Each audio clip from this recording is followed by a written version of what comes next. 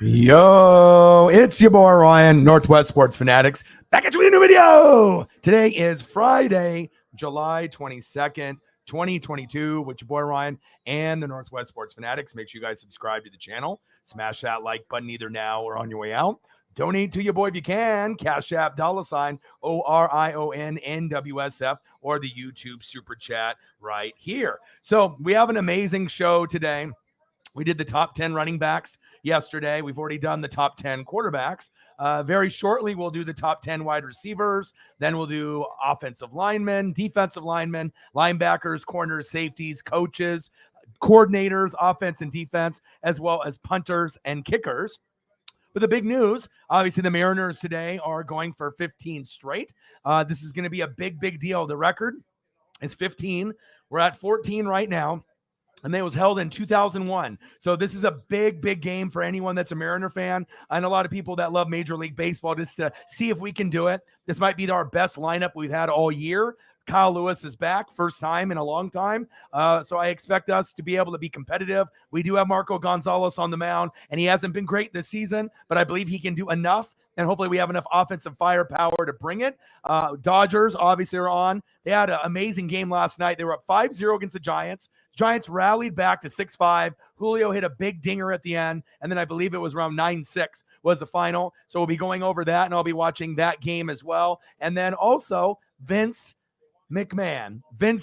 Kennedy McMahon. Obviously he said he was going to step down, but we already knew that he was still going to have creative control. Whether he's not in the public eye, he can say whatever he wants, and then they can have someone else run it, right? Laurinaitis and anyone else that they want. Khan. Now it seems like that the stockholders have pushed him out completely. So he, on Twitter, supposedly is retiring and walking away. Will he still have his fingerprints, on the storyline? It wouldn't surprise me if he does. You know what I mean? They can say, oh, Stephanie's running it. Tony Khan, obviously, you have certain Khan family members. Obviously, Tony Khan's in AEW, and then you have another Khan that's running the show with Stephanie as well. But, I mean, I don't know. It just seems like Vince always loves to be in the mix with everything. Is he really willing to step away completely and have no creative control? I'm not sure. But I do know if Triple H and Stephanie and Khan are running it, and then maybe Shawn Michaels does NXT,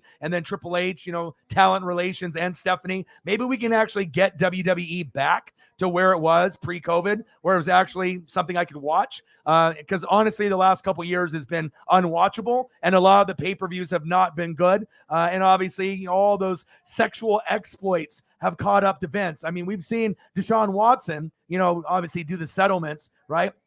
And we already know that if he's paying money, then more than likely, guess what that means? If you're paying money, it typically means that you are what?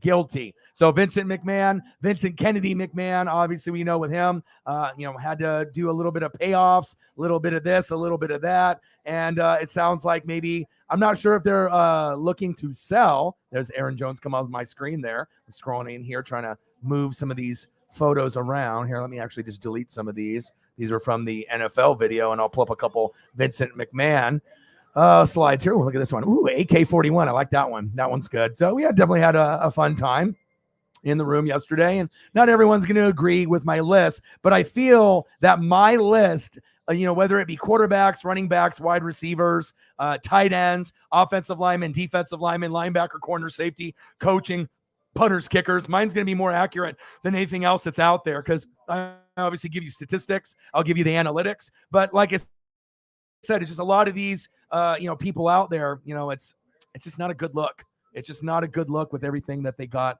going on. So one sec here. Apologize for that. Looks like there's just, I got to delete some of these files too. Seems like one sec here.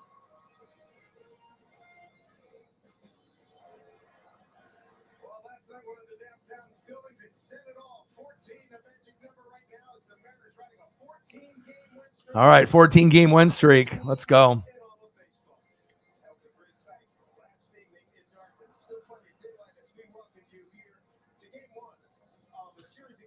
All right, here we go. Just had to make a little bit of room here. And let me pull up a Vincent McMahon. I know I probably have quite a few Vinces. And we're already on our way.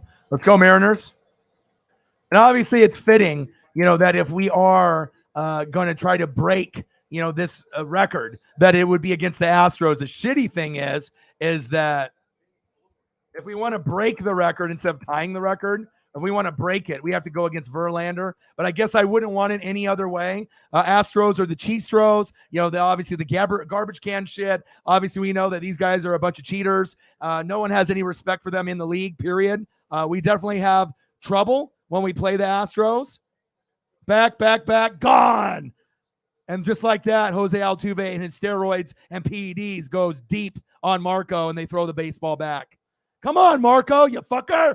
You can't be fucking giving up a home run on the first fucking batter. Come on. Marco sucks this year. That's bottom line. Guess what Marco is? He's not this. Marco is not money. And obviously you saw all their batting averages drop. We already know Springer is on, Springer's already on the Blue Jays. He's gone. And then obviously Correa, on the Twins. So they still have some of their core. And as long as they have Altuve and Verlander, they're still going to be very good. And honestly, if there's any team that represents the American League other than the Yankees, and if they have a hard time with one opponent, it's the Astros. So don't be surprised if it's Yankees or Astros from the American League. National League, I still think the Dodgers are the best team, and they'll find a way. But, dude, a home run just like that already? Marco. Come on, buddy. Popped up. Get that winker. There we go. But I hope everyone had a fantastic day. I went on 2 hours of walks with Paisley today.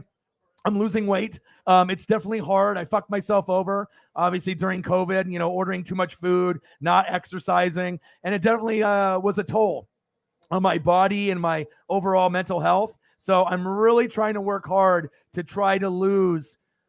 20 pounds was kind of the goal by October. And I'm already about 8 or 9, 10 pounds there already. So it feels good. There he is, Vincent Kennedy McMahon. I wouldn't necessarily put him in the same category altogether with Deshaun Watson, but there has been a lot of kind of suspect and questionable things he's said and done, and probably things that we don't even know about over his career of power. But supposedly he is stepping down forever. I don't know if that's true. And even if he says that, hey, I'm no longer in control, I'm stepping down, I'm no longer CEO, who's to say that, he's just like, all right, Stephanie, you're the face of the company to make it look like, I'm not in the mix anymore. But who's to say that Vince isn't actually still pulling the strings as far as, what's happening in the matches and having creative control. So I'm not sure if I really believe it. We'll see what kind of storylines we get, and we can kind of see if it's got Vince's fingerprints on it or not.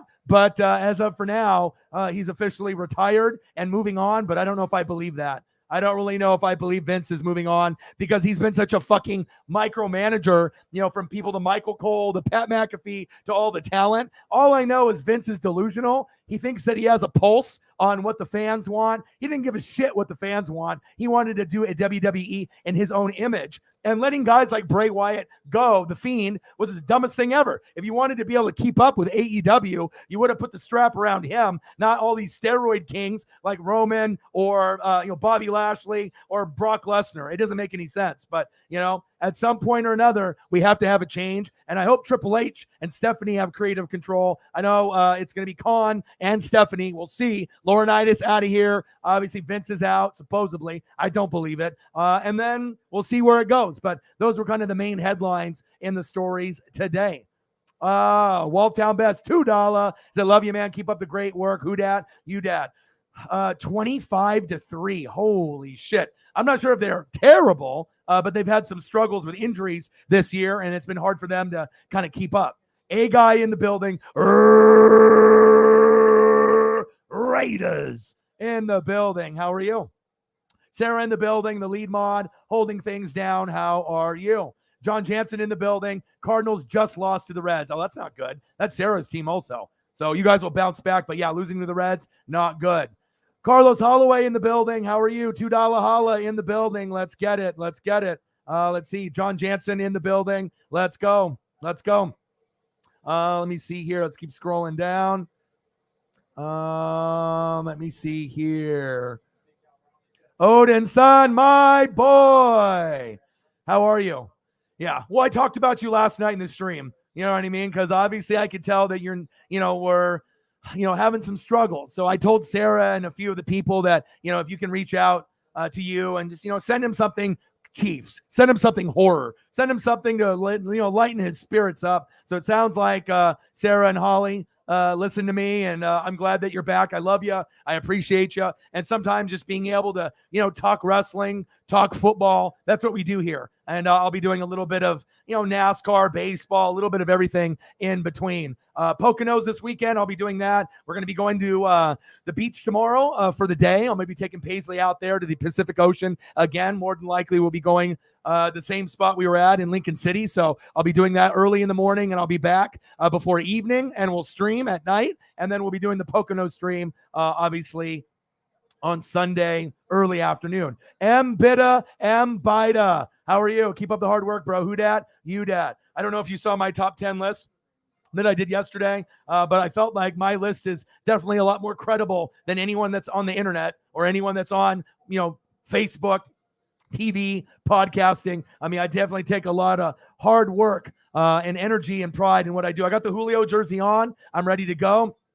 Andre Furman, let's go, Mariners. Let's get it. I'm excited. Let's get this going, baby. Let's go. Let's go. Mbida, what do you do? Walltown, how are you, buddy? Let's go. Yeah, good vibes. I mean, obviously with Marco, let's be honest. Back in a few years ago, Marco was a decent pitcher. He was probably like normally second, third, fourth best pitcher. At some point back in the day, he might have been our best pitcher for a year, which isn't saying a whole lot because we weren't very good. But now he's one of our worst pitchers, unfortunately. And he just hasn't been able to find the strike zone. I don't think he's lost confidence, but we're going to need a good performance from the bats tonight to be able to tie the record. I think we are going to win tonight, but tomorrow we might lose because Verlander's pitching. And whenever Verlander pitches, 9 times out of 10, you're going to lose. But if we're going to break the record, I wouldn't want it to be against anybody else besides the Astros or the Angels. Obviously, we have a bitter rivalry with both, and if we can beat the best of the best in the American League, not named the Yankees, and our number one rival, the Astros, I'm all for that. And it's going to be super sweet to say, hey, we beat the 2001 record of 15 straight wins with number 16 against fucking Verlander. So let's get it, baby. Let's go. Let's go. Hope everyone is having a fantastic day. I'll be doing a little bit of Dodger coverage for my dad also. Big win against the Giants yesterday. You were up 5-0. White is one of their worst pitchers. And then you went up 5-0. Then you were down 6-5. And then Mookie came up. Bang! Big 3-run homer. Big dinger. Okay? And then you had a diving catch at the end of the game. Love it. And then another star. We already know who it is. Julio. Julio. Julio. Your boy already got a foul ball in April in the 9th inning. So my life is complete. My life is good. We're going to bring the heat. We're going to bring the fire. We might hop in the DeLorean for some old school stuff from the 80s and 90s. Hey, we got Edgar. We got Randy. We got Griffey. All right. We got Julio. And then a little bit more and a little more. Julio.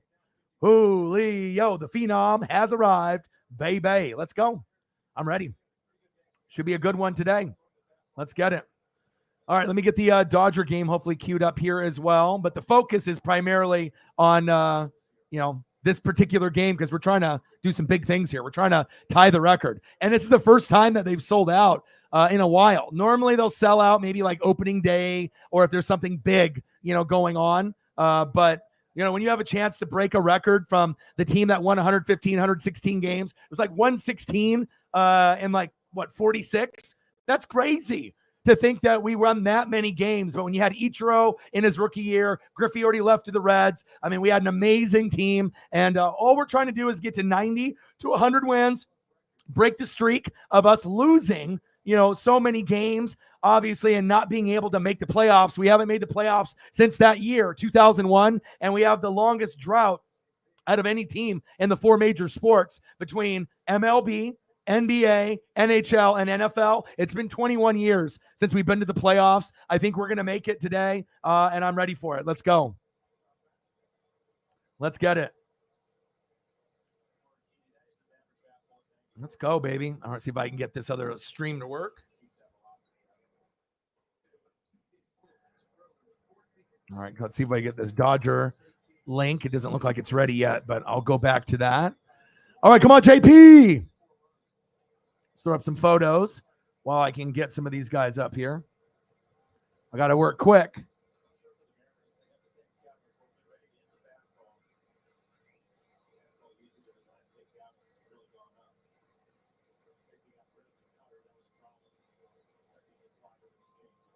Come on, JP. Come on, JP. Oh.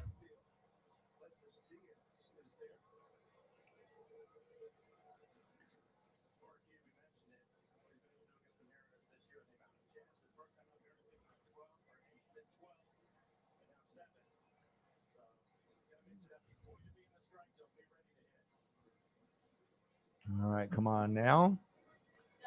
Done. Good.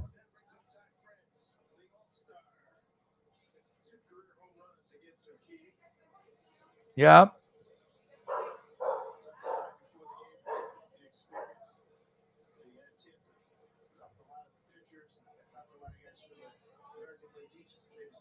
Yeah. Ty France is up.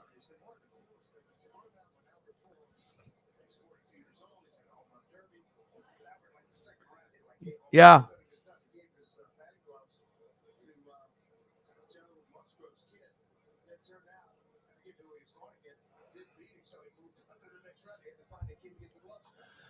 Let's go.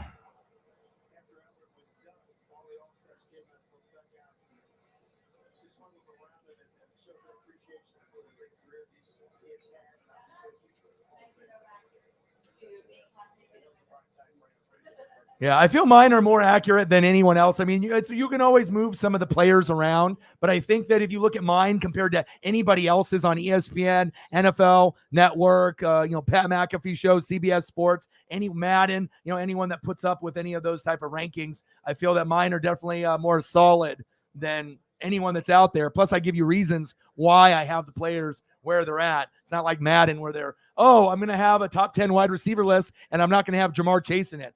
It already is garbage if you don't have him in the top 5, let alone the top 10. So no credibility there whatsoever.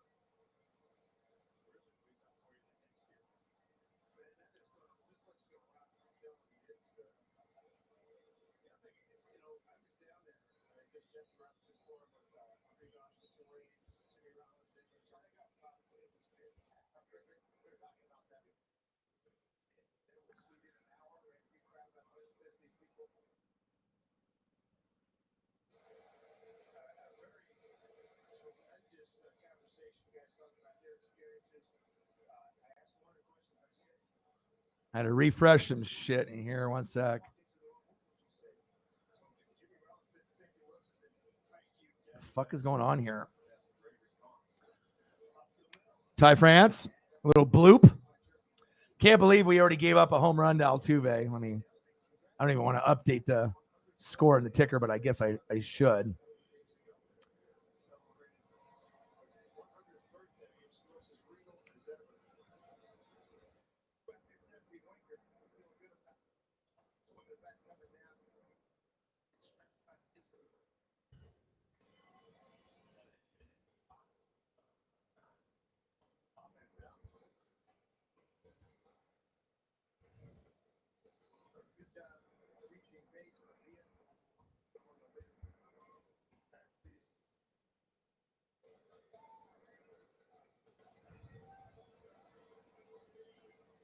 All right.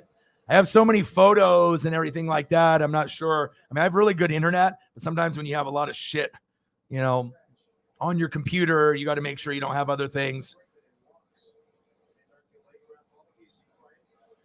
Yeah, Julio was supposed to be up there. Hopefully he's okay. Yeah, not having Julio, is he not even going to be playing tonight? Hopefully he didn't pull anything.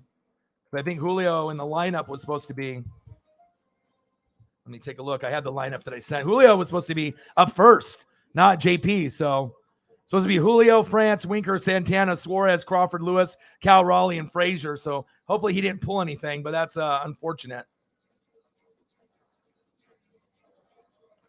Yeah, and then obviously Brock Lesnar upset that Vince is gone. Then it was going to maybe be like Goldberg. Yeah, we don't want that. Goldberg shouldn't even be wrestling. Nobody wants to see fucking Goldberg, period. So I'm a little disappointed that we don't have Julio. It's going to be a lot harder to win this game now without him. But, it is what it is. So it's good to have Lewis back. Yes, absolutely, Andre. And I've been following the Mariners. It seems like you're new to the channel. You probably found me based off just the thumbnail or everything that I got. But I've been a Mariner fan since a little boy. I'm 40 now. I met Ken Griffey Jr. when I was 7 years old, and I already knew it was going to be one of the most famous people that I've ever met in my life. And I knew the significance in first grade of this meeting. Still have the autograph to this day. Me and my dad go to games. My dad's from LA, and obviously he's a big Dodger fan, so I cover the Dodgers as well. And then I ended up meeting Sandy Koufax, best left-handed pitcher of all time, in 92 when I was 10, met Griffey in 89 when I was 7, and the rest is history. And that's how the Northwest Sports Fanatics was born. So your boy is here. Your boy is ready. I'm going to give you the best visuals on any stream on YouTube. We do baseball, basketball, football, and then a little bit of pop culture, for things that I like Step Brothers or Tommy Boy or Beverly Hills Ninja. We'll definitely discuss a lot of things. And we'll have to make sure everyone's mental health is on point. And I usually try to do this on every stream just to make sure that, people understand it's okay to not be okay. But also you have to hold yourself accountable. Jim Carrey said it best. He said, I believe depression is legitimate, but I also believe if you don't exercise, eat nutritious food, get sunlight, get enough sleep, consume positive material, listen to music, surround yourself with support, you aren't giving yourself a fighting chance. So remember that with your mental health. Anytime you're feeling sorry for yourself or you're not, giving it your all. If you're not doing any of those things, chances are you're probably going deeper into the depression hole. So you got to make sure that you find a way to climb out and check those boxes off. If you're, doing those things. When I lost my job and I was in the hole for about 3 weeks with depression and anxiety, I didn't do any of those things. No music. I didn't talk to anybody. Woe is me. I slept all day, and it just wasn't a good feeling. I didn't exercise. I wasn't eating good food. It was like Grubhub and a bunch of bullshit. I wasn't getting sunlight. I was getting maybe too much sleep, not enough positive material, no music, and not a lot of support. So no wonder I was in that hole. So remember that mental health is important. It's okay not to be okay. And like I said, you just got to be able to try to, be in a good routine. That definitely helps. All right, we're in the top of the second. I got my Julio jersey on. I'm ready to go. Can't believe they fucking homered already. But I guess I can because it's fucking Marco. He's not very good. He's not very good this year. It's actually one of our worst pitchers this year. Not trying to rag on him, but it's just facts.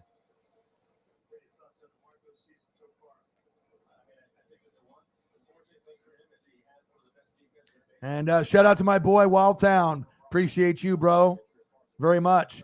And my dude Mbida. Let's go.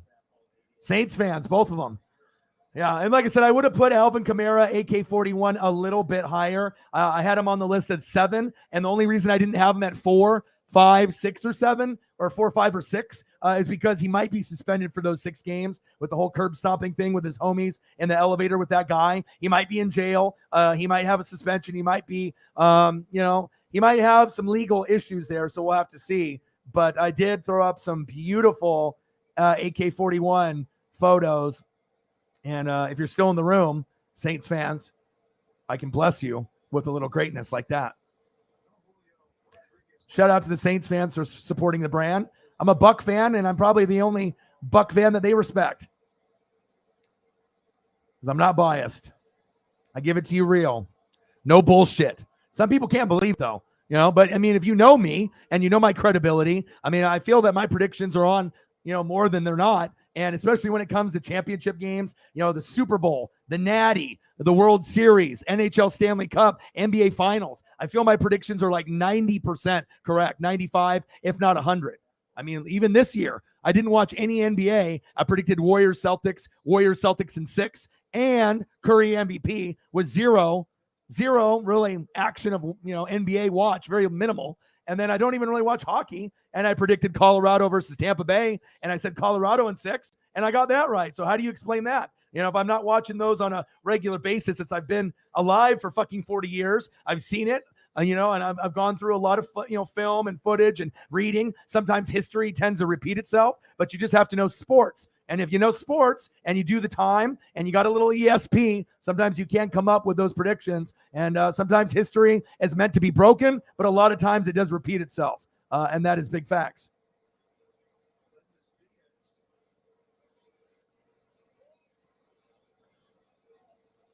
Let's go. I know.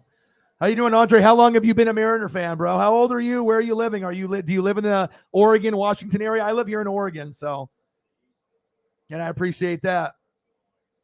The thing is, you know how I feel about Kyler Murray? It's popped up. Get that. Let me throw up a photo of him real quick. There we go. Good job, Mariners. Cal.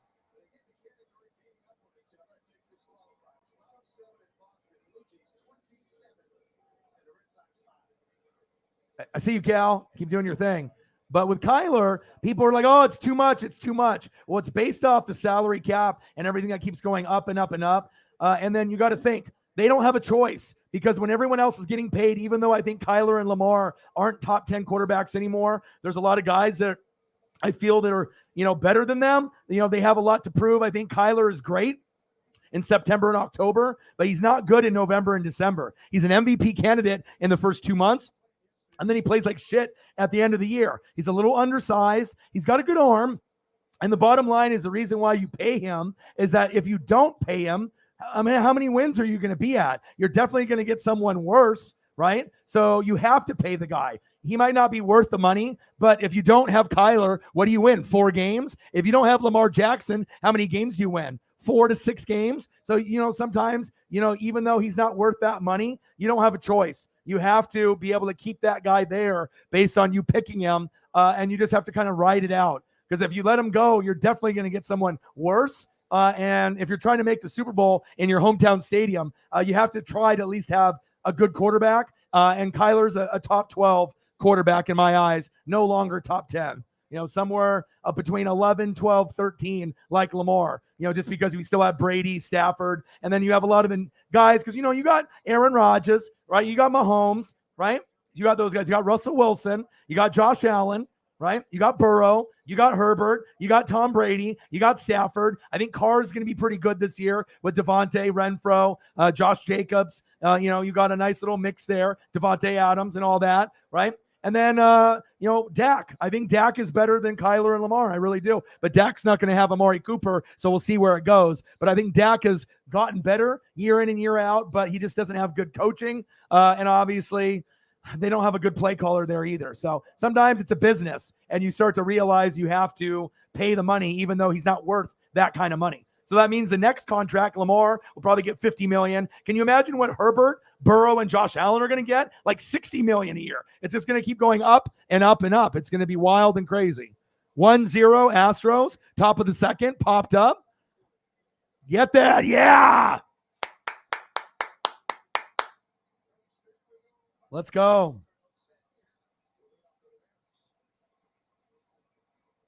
All right, got Carlos Santana coming up.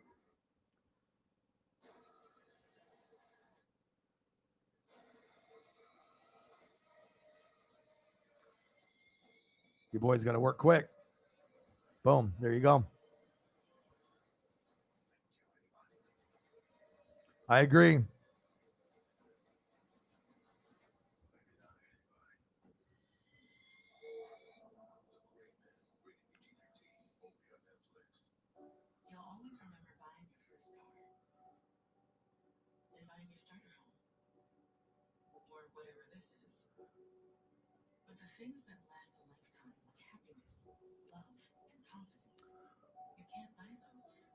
And there's the Julio ball from April when we played the Kansas City Royals.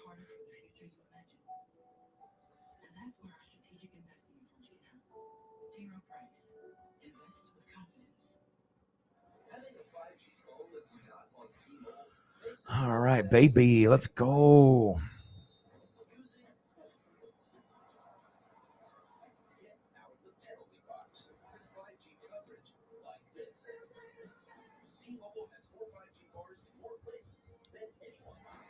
I hope everyone's having a fantastic Friday.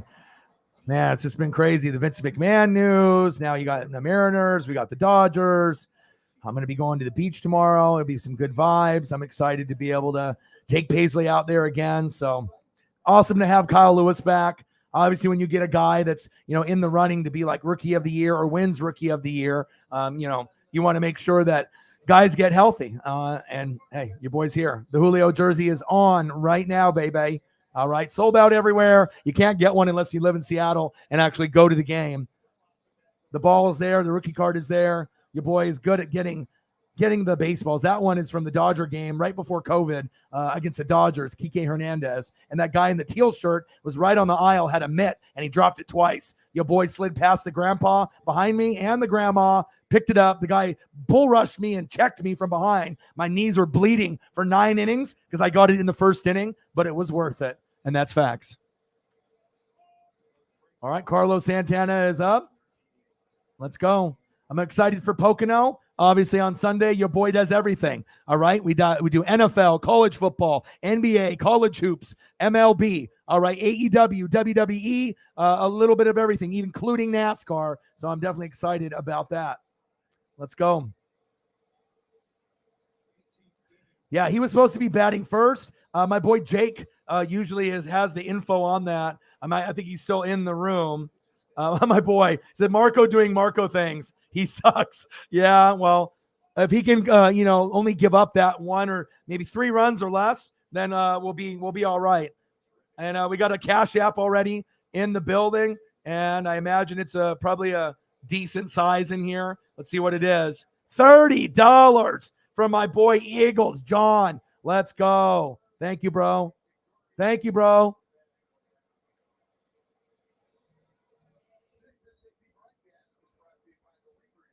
Stream Washougal Motocross. I actually worked that event, the motocross championships up there. I actually worked that event when I was hanging out with this model girl like 10 years ago, 15 years ago. And we rode in Toyota Tundras, and we picked up people at the bottom of the hill and dropped them off at the top. And all I did was have to mob around in a big circle, get paid $25 an hour, mingle with people as they're drinking and just hanging out. And I love going there. I haven't been there since that event, but I'm going to the beach tomorrow, so I won't be able to do that. Burnt Balsecki. But we'll see what happens. Obviously, when I get back, I'll stream at night.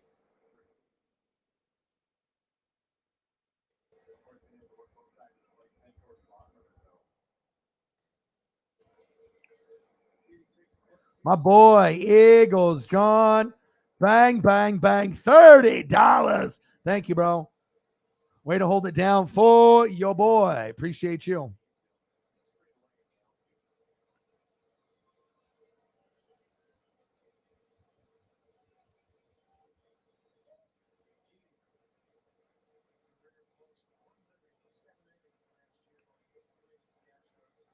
Thank you, bro. Fly, Eagles, fly. And I noticed you guys debuted a black helmet that you guys are going to be rocking, which is very cool. Yeah, Suarez. Go, baby, go. Go, Suarez. Go for 2. Yeah, 1 out double for Suarez. Eugenio Suarez. And I'm going to give you the best photos on fucking YouTube. That's facts. I work quick, okay? When you got like 10,000 files, you can't be slow. You got to be able to be very, very quick on things. Let me see what's going on.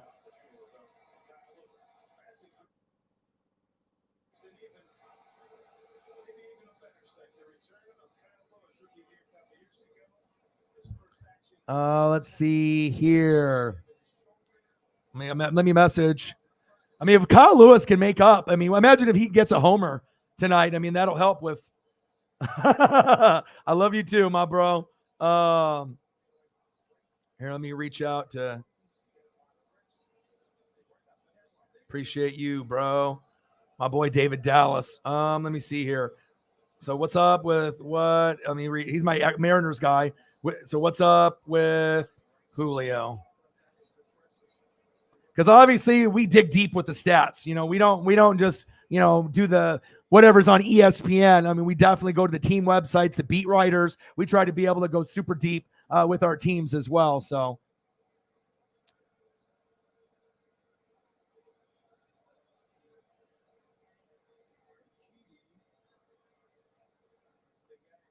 Absolutely. Appreciate you, dude. The weather is crazy here in Oregon. Let me read it to you, bro. You guys are in the Midwest, so and the East Coast. So, you guys don't need to feel sorry for me because you guys are, always having 90, 100, 105-degree temperatures. All right. Today, pretty chill, 78. Tomorrow, 79. Sunday, 91. Monday, 95. Tuesday, 97. Wednesday, 98. Thursday, 99. Friday, 99. Saturday, 96. Sunday, 94. And some of those were in the hundreds, but they just adjusted it. So that's wild. I'm so happy too, man. We love you, bro. We love you. It's all good. And even if I do a baseball stream or a NASCAR stream, that's not going to be the only thing we talk about. 27-4. Woo! Geez, Louise.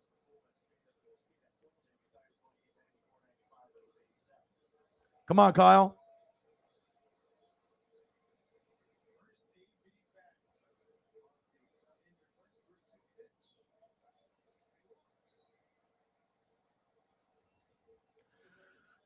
Let's go. We got something brewing already.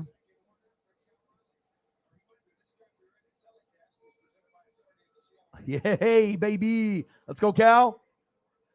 27-4. Woo, woo, woo, woo. Man, absolutely. And we love you.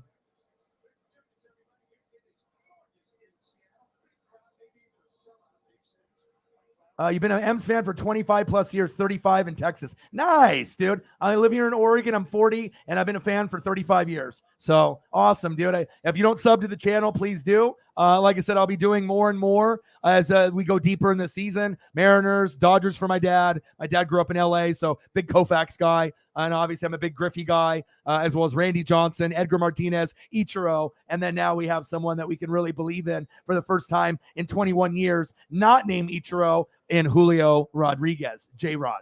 So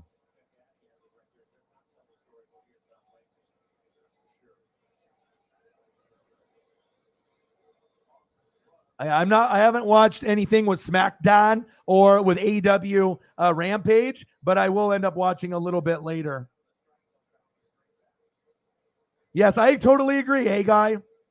Yes, and that's what happens. It just one guy, gets big money, and then it resets the market. And then guys that aren't worth it, like Kyler and Lamar, they get paid. And they get paid because they just have to follow it. It's the agents. That's how they work the system. They're like, look at this guy. Our guy's better than him. So it's all about that arguing back and forth and whatnot. So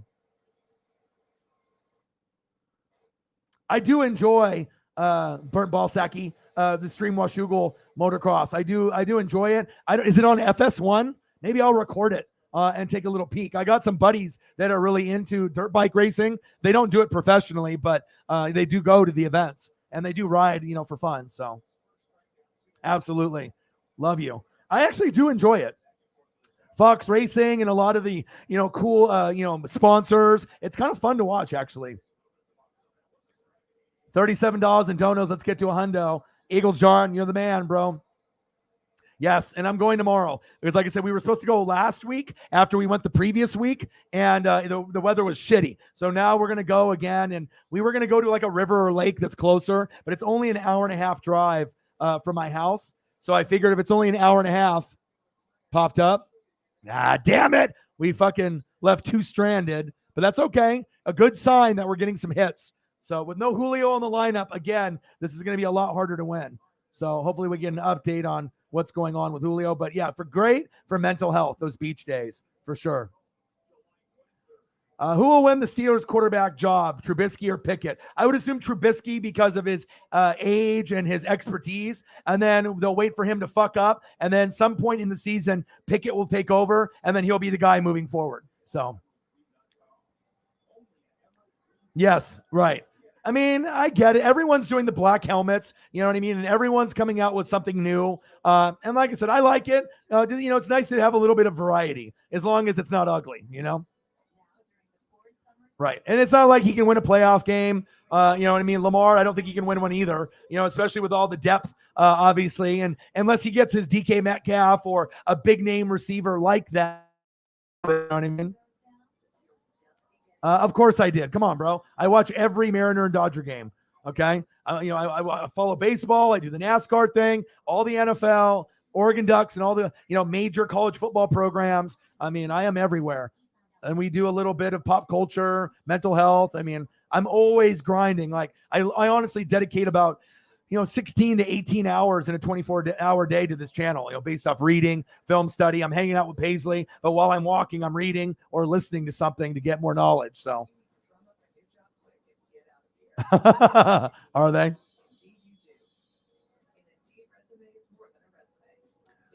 1-0 Dodgers. Keep me posted. The ass boys. Yes.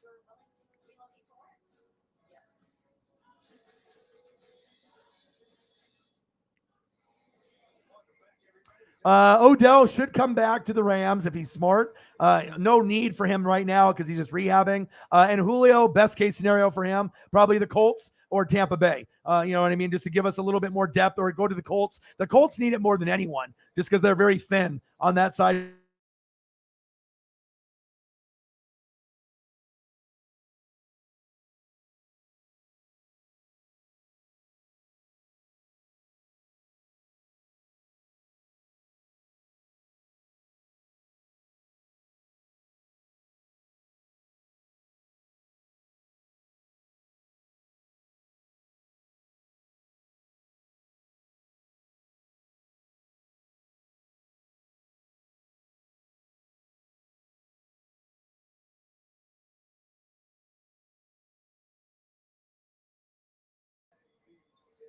Whoa. The heck is going on here?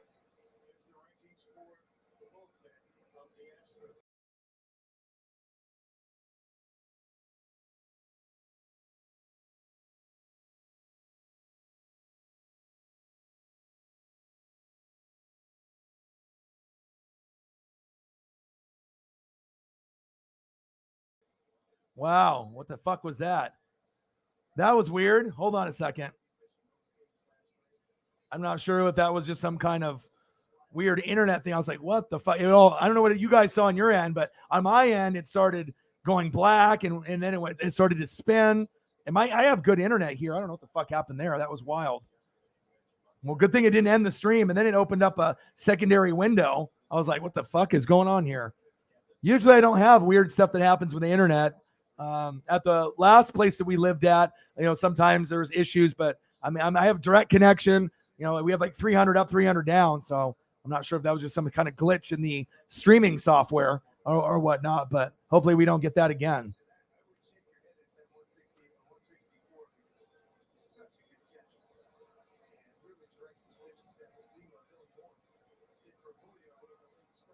Well, I mean, compared to Pickett, you know what I mean? And Trubisky's actually record isn't that bad. I mean, if you just want to be a hater, and just be like, oh, Mitchell Trubisky sucks because he was on the Bears. But if you actually look at his skill set and look at his, his actual overall stat line and his wins and his losses, he's actually not bad. He's kind of like a Jimmy Garoppolo, Baker Mayfield kind of guy. He's kind of stuck in like mediocrity, like game manager. But I mean, Trubisky's ranked probably somewhere between 16 through 25. He's not the worst, but he's definitely not the best. He's somewhere in the middle. So.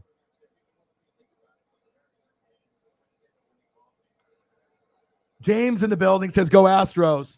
Well, for all the cheating that happened, from a few years ago, we out here in the Northwest, we got no respect for the Astros.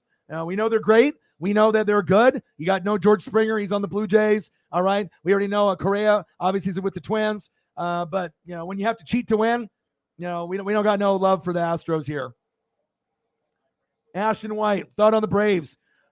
Solid team. They've had a lot of injuries. They had most of their superstars going up and down. No Freddie Freeman. It's definitely going to be an adjustment for them. So we'll see where it goes. But, I'm not sure if they're going to have a deep run this season. They have a lot of competition, and that's facts.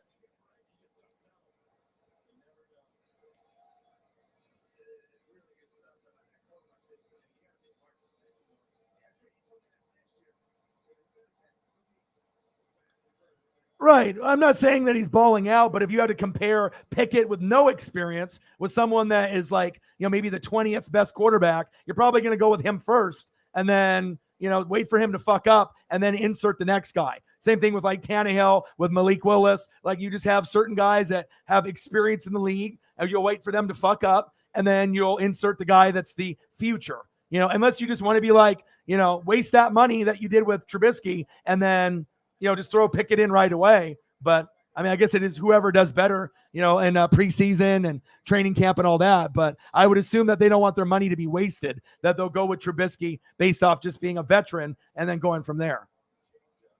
You see what I'm saying? Don't try to twist my fucking words around. A guy, come on, man. Raiders. Come on now. I ain't no fucking scrub. I ain't a lot of like these motherfuckers on YouTube that don't read, that don't know what the fuck they're talking about. Come on, A guy. And I'm the only motherfucker on planet Earth that gives the Raiders a little bit of love and respect. And you know that. Even me being a Bucks fan, no one's giving Raiders any type of respect or love. And I can at least give Carr love. And I've already given him love over the years as well, when everyone else was like, he's not that good. He's always been good. He's better than Kirk Cousins. He's better than Tannehill. He just wasn't a top 10 quarterback. I had him at 11 almost every single year. And then now he's going to be in the top 10. So I know. I love you. I know I love A guy. But he says, I don't love his team. And I'm not a hater on any team, so. But I get what you mean. I mean, Trubisky, I wouldn't really want Trubisky on my team or Baker or Jimmy G. But, I mean, if I had to have them for a year to see what they would do, I guess I would be willing, to maybe consider it. But there's a lot of other guys that are fucking 1,000 times better, But just because a guy, was, okay on one squad doesn't mean they can't go somewhere else and have a little bit of success like Ryan Tannehill, bouncing around. Sometimes you have to find yourself. And you got to move around, like if you're on your second, third, fourth team, then maybe you're not going to get that much better like Ryan Fitzmagic. Sometimes great, sometimes 4 picks. You know what I mean? It's like sometimes he'll throw for 450 yards and then he'll have 4 touchdowns and no picks. And the next game he'll throw for 0 touchdowns and 4 interceptions and a pick 6. It's just, it's all about consistency. 1-0, bottom of the third. This is going to be really hard to win without Julio. This is like the worst timing ever to not have Julio.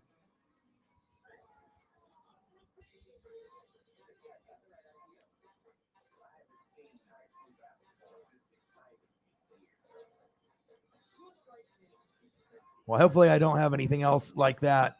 Like I said, I'm not sure if it's the platform or whatever, but sometimes there's some stuff. Let me see. Let's see what I got from my Mariner guy. Says, I'm not sure, not a whole lot of news through the beat writers. Pulled before first pitch. He was at the ceremonial first pitch with Mike Cameron and Brett Boone. I saw that.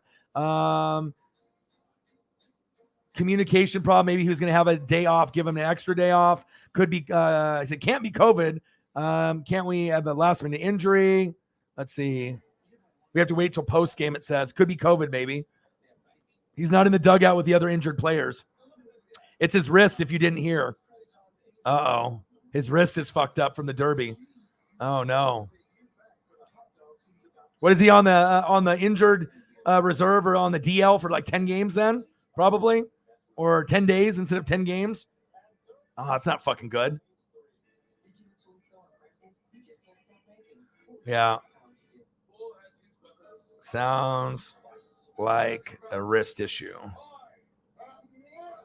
Well, that fucking blows. I mean, that's my guy, All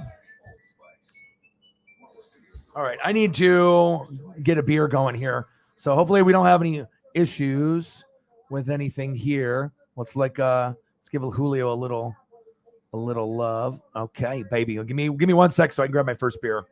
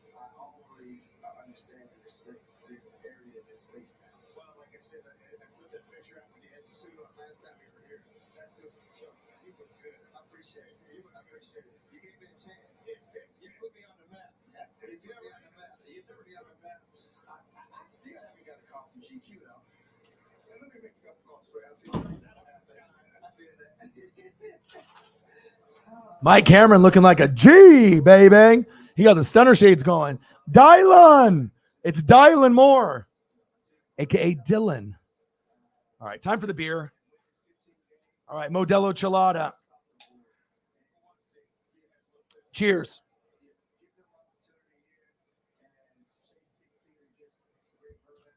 Ooh, that is good.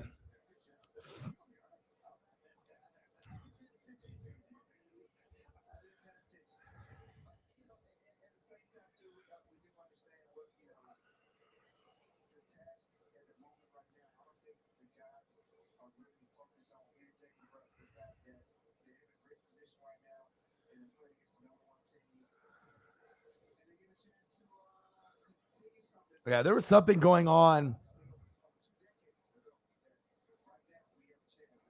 There was something definitely going on with the internet connection or something for sure, because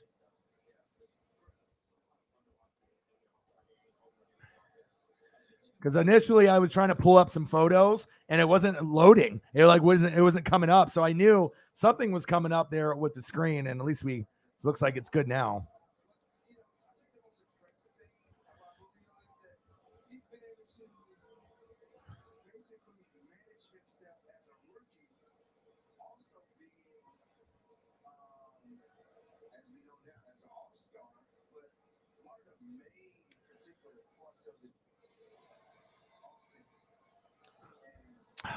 Bottom of the third, Dylan Moore. I thought the lineup was really good. Let's see here. It's a nice photo. That was the photo I was trying to bring up, and then all of a sudden we had some issues with the internet. I'm always going to give you the fire photos there, as HD as possible for sure.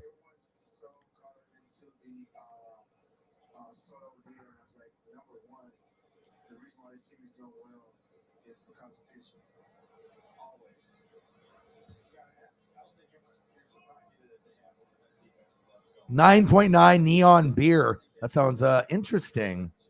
Holly Hundo in the building. How are you? I know that was weird, huh? I don't know what was going on, but all I know, I was trying to bring photos over, and right when JP Crawford was up in the beginning, and I was noticing some weird stuff going on. I was like, uh-oh. And then after that, then I was like, oh, okay. Well, then I tried to pull up Vince, and it was being a little wonky. Oh. JP gets thrown out. 2 outs. 1-0, bottom of the third. No Julio. But hopefully we can find a way. And then after the JP wasn't loading, then my face froze. The ticker was still going, but then I was like, oh, shit. And then I didn't know what was going on. Because even if the girlfriend is watching Hulu or Netflix, it should still be okay. But it looks like it's just wrist soreness. So it shouldn't be as bad as we think. But, yeah, 82 home runs. He said my wrist would hurt too. Yes. Ooh, tropical beer hug. That is sweet looking, dude. What's it taste like? Is it like an ale or what is that?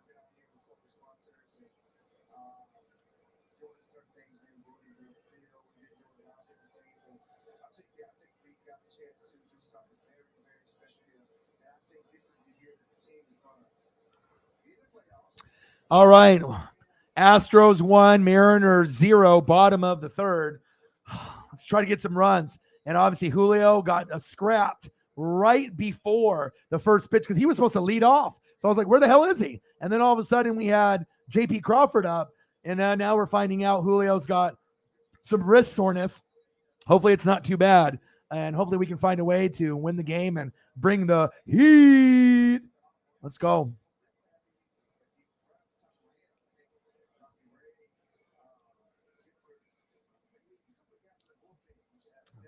I know.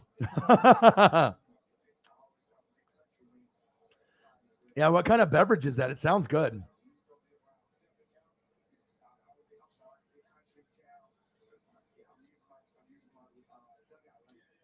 All right, come on, Mariners.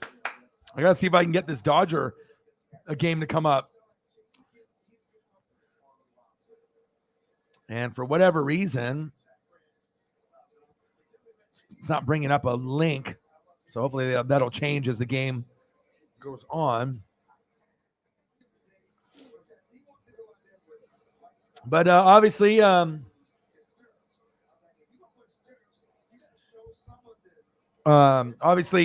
was a good day for me. Lots of exercise. I'm already about 9 or 10 pounds down than I was. I mean, it's like I've really fucked myself over by COVID and eating, Grubhub and Uber Eats way too much. And I gained probably 30 pounds, mostly in my stomach area, which was not good. And, I don't want to have the moobies. I don't want, girls have the boobs, you don't want to have the moobs. And that's the man version. I don't want to have to go from a bra to a bro. It's like I need to be able to try to thin out a little bit, obviously just for my mental health. And I used to do 25-minute walks with Paisley. Now I'm doing 45-minute to an hour walks. And I did 2 of them today. So I was walking with her for 2 hours. So I feel if I can keep up, an hour to 2 hours every day. And as long as I'm not, drinking too much and I'm watching what I'm eating, I think I should be able to get to my goal of about 20 to 30 pounds by October. So it's tough. I'm never going to let myself go like that ever again. And then, like I said, once you hit, 30, 35, 40 and up, it's a lot harder to lose the weight. Anyone that's in the room right now that's 30 and up, you know exactly what the fuck I'm talking about. It is not easy. Yes, the interwebs. I noticed something was weird because, like I said, my face froze early. I said, uh-oh. And then I tried pulling a photo, and then it wasn't. And I was like, oh, shit. And then all of a sudden it went black. And then I went out of the stream, and then I came back in, and then it did the double thing. So, but it looks like it's good now. Every once in a while, it might have been just a glitch in the internet. But like I said, I have a direct connection, and I have like 300 up, 300 down. You got to be able to have good internet to be able to stream. If you have like Comcast internet, you can't really stream with that. I mean, you can try, but with the upload and the download, usually it'll cut out. So I don't want the guys talking about my breasts at the beach, my moobies. Yes.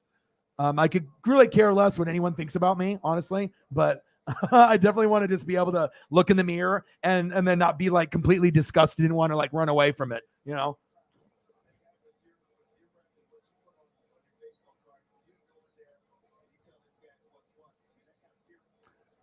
Holly, how are you?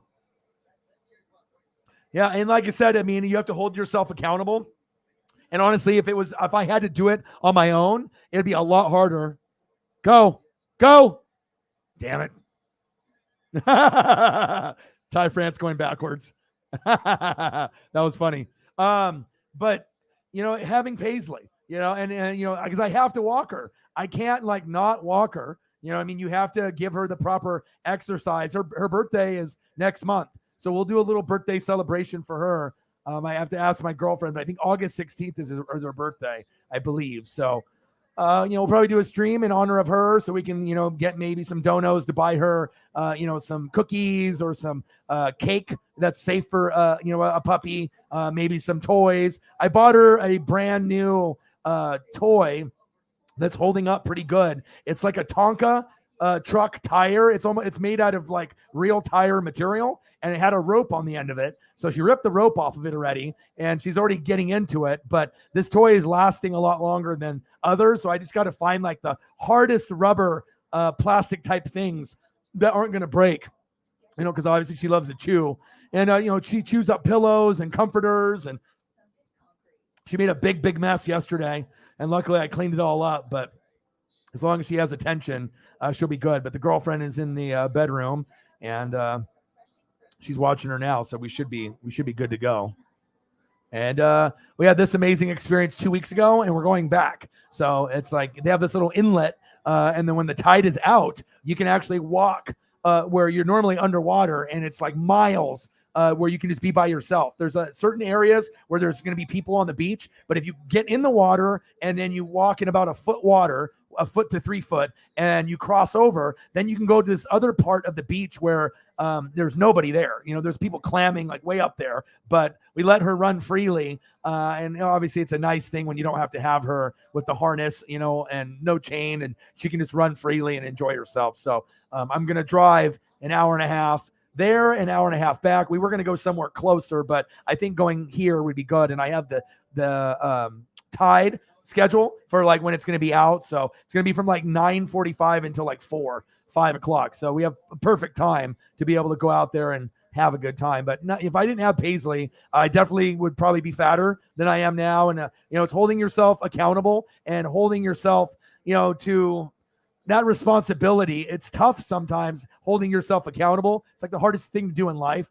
But having her, I have no choice. I have to take her for a walk. So, and I know she gets happy, when we do these walks, and just seeing the smile on her face. I mean, that's what it's about, She's 11 months old. Can't believe she's already this old, and she's the love of my life. And besides, obviously, you guys in the YouTube channel. And obviously, she's a fucking blessing, because obviously with my depression and anxiety and a lot of the stuff that I was going through, she definitely saved me. And I feel better than I ever have.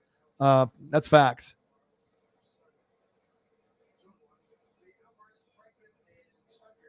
I appreciate that. That's a good question. Who knows? Whoever needs receivers, right? $37. Let's get to a hundo. Alvarez, damn it. Gone! Motherfucker. Alvarez is a good player too. Fuck. Marco, you suck. 2-0 Astros. Son of a bitch. We need Julio so bad. Without him in the lineup, we're not the same. We're not, you know what I mean? That's the whole reason, you know what I mean? Everyone's confidence went up. Damn.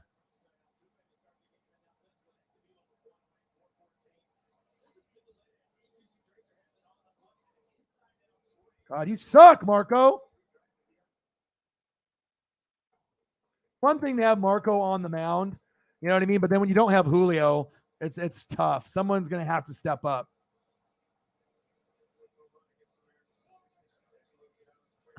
Spell cheek, Holly. It must be Friday. You need to grab a glass of wine or 2 or 3.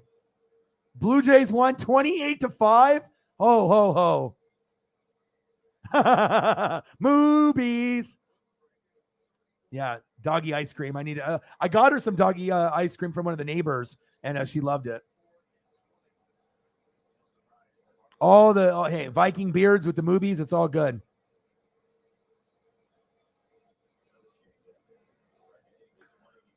Two liters.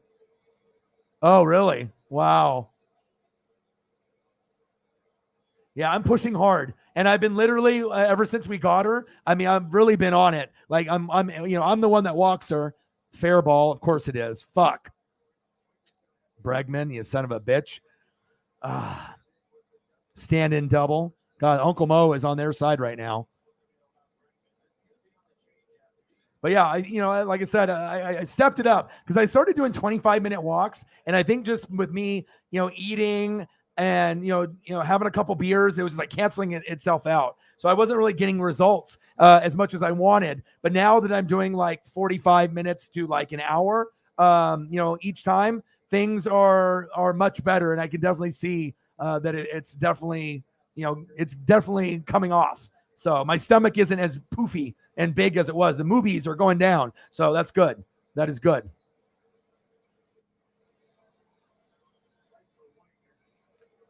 American Staffordshire. So it's kind of like in the Pity family, but it's not.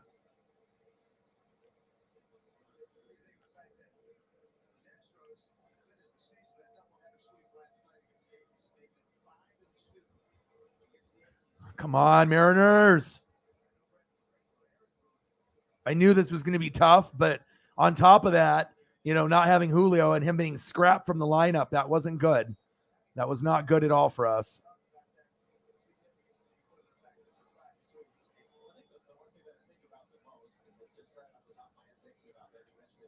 Two zero, top of the fourth. Runner on second, Bregman, and Paisley Pup. Cutest thing on planet Earth. The love of my life.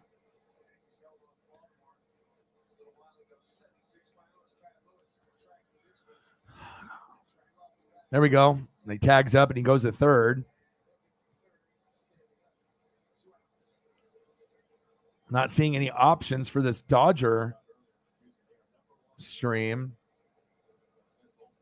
So usually it'll give me a couple options, but hopefully they'll have an option for that Dodger stream at some point.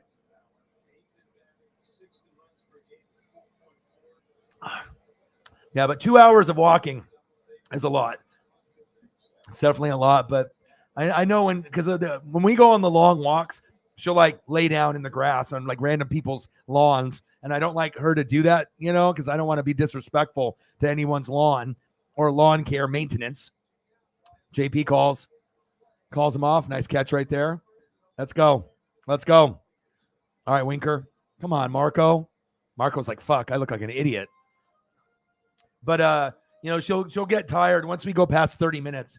She'll lay down and I'll be like, let's go. And she'll give me that look. And sometimes I have to physically pick her up. I'm like, all right, let's go. And then she'll start going. But I know she gets tired. And obviously I take care of her with water and treats and everything. But yeah, it's a life of having a puppy. Yeah. Trim down just in time. Yeah, for the wingies. Yes, absolutely. All right, let me take a quick peek here. So they haven't said how bad it is for the Julio injury. Wrist soreness. Apparently he's playing tomorrow, so that's good. So I don't know if you remember in Texas, he jammed his wrist trying to steal second, but I guess it's the same wrist he fractured in summer of 2020. I think he's going to be okay. All right, good. It's my boy Jake.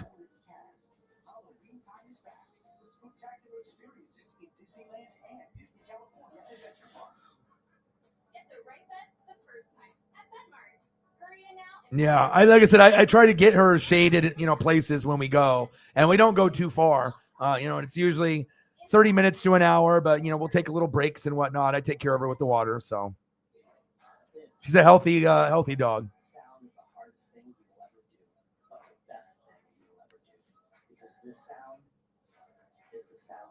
Oh wow. Oh, that's all good. Broke a crown. Oh, I'm sorry about that. Took a pain pill, CBD oil. There we go. That'll do it. The CBD stuff, THC, CBD. I mean, I got some right here. I got a couple of them. So, when you got the THC, the CBD, the gummies, and that kind of stuff, yeah, it'll get you loopy. Even if it's something that's like on the skin or like a gummy. I mean, just because you're not smoking it doesn't mean it's not gonna make you feel a little loopy and whatnot, a little spacey. So no worries. We're glad that you're here. I love you, and I appreciate everything that you do. She didn't at first, but she doesn't necessarily swim. She likes to chase the waves. Like when the weight comes in, she tries to bite it because she thinks it's an animal. Brett Boone in the booth. What to do? But she does get in the water now, but she doesn't really swim yet. It's usually just kind of walking in the because once it gets up to her neck, she kind of feels a little uncomfortable. But she did get to a point where she was walking through the water. The tide was coming back in, and I had her on the leash still, and she was trying to swim, but she was struggling a little bit. So JT in the building. What to do? All right, bro. I love you. Appreciate you. And if you need anything, you reach out to me anytime. Love you, bro.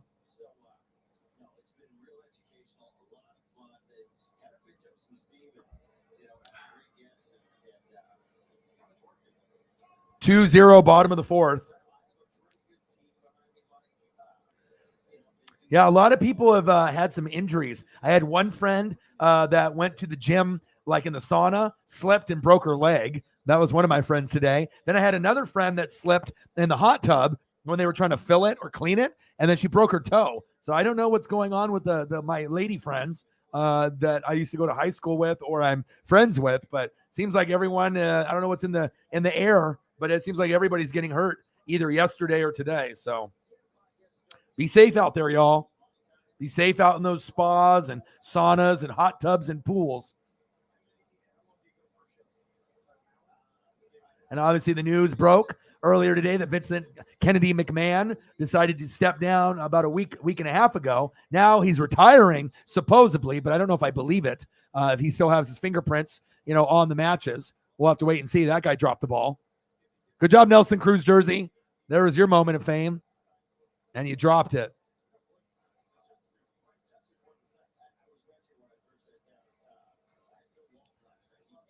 But we'll see. We'll see what happens. Triple H, Stephanie, Khan, Laurinaitis is out. Vincent Kennedy McMahon is out. We'll see where it goes moving forward. Carlos Santana popped up. Go foul.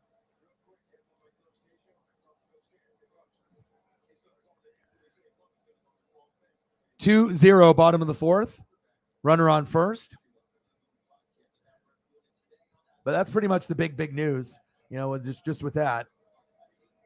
Vincent Kennedy McMahon. Then obviously Mariners game, Dodger game. A few other headlines, but nothing too crazy. I'm going to take a quick peek to see if there's anything else.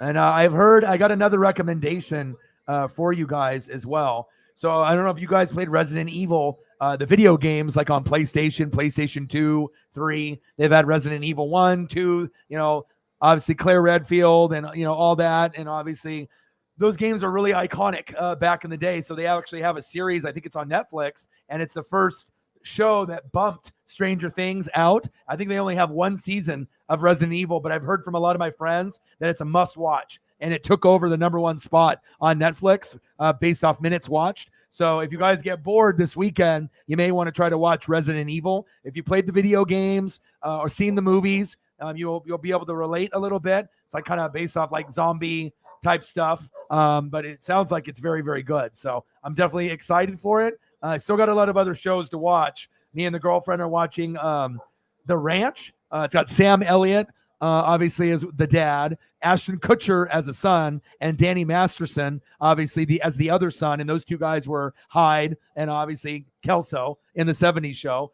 They only did like one season because I think Danny Masterson is like, Scientology. Then he had some like accusations from the women of doing like fucked up things, and I think they had to cancel the show based off his behavior and stuff that happened. But Sam Elliott, he still looks amazing. He's got that really good deep country voice, and every kind of cowboy movie he's in, he always slays it. I love Sam Elliott. And then you got Ashton Kutcher, and that's it's kind of a comedy. They actually Sam Elliott's actually really funny. It's the first show where I've seen him where he's not serious all the time. It's a lot of like sarcasm and jokes. But if you're looking for something to watch, The Ranch is actually kind of funny. So it's kind of like a sitcom that they only did for one season. And then there's also a few other shows that have returned recently too. I know the girlfriend is watching as well. So.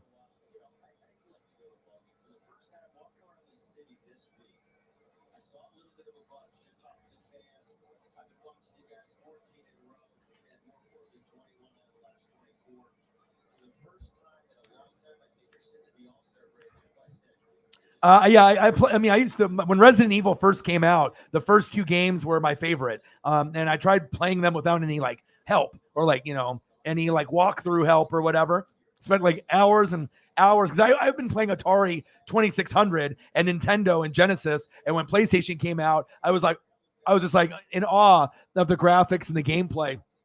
I haven't watched all the movies in entirety, and I have played the games, but I guess the series is awesome. So I'm really excited to see what they have done with it. So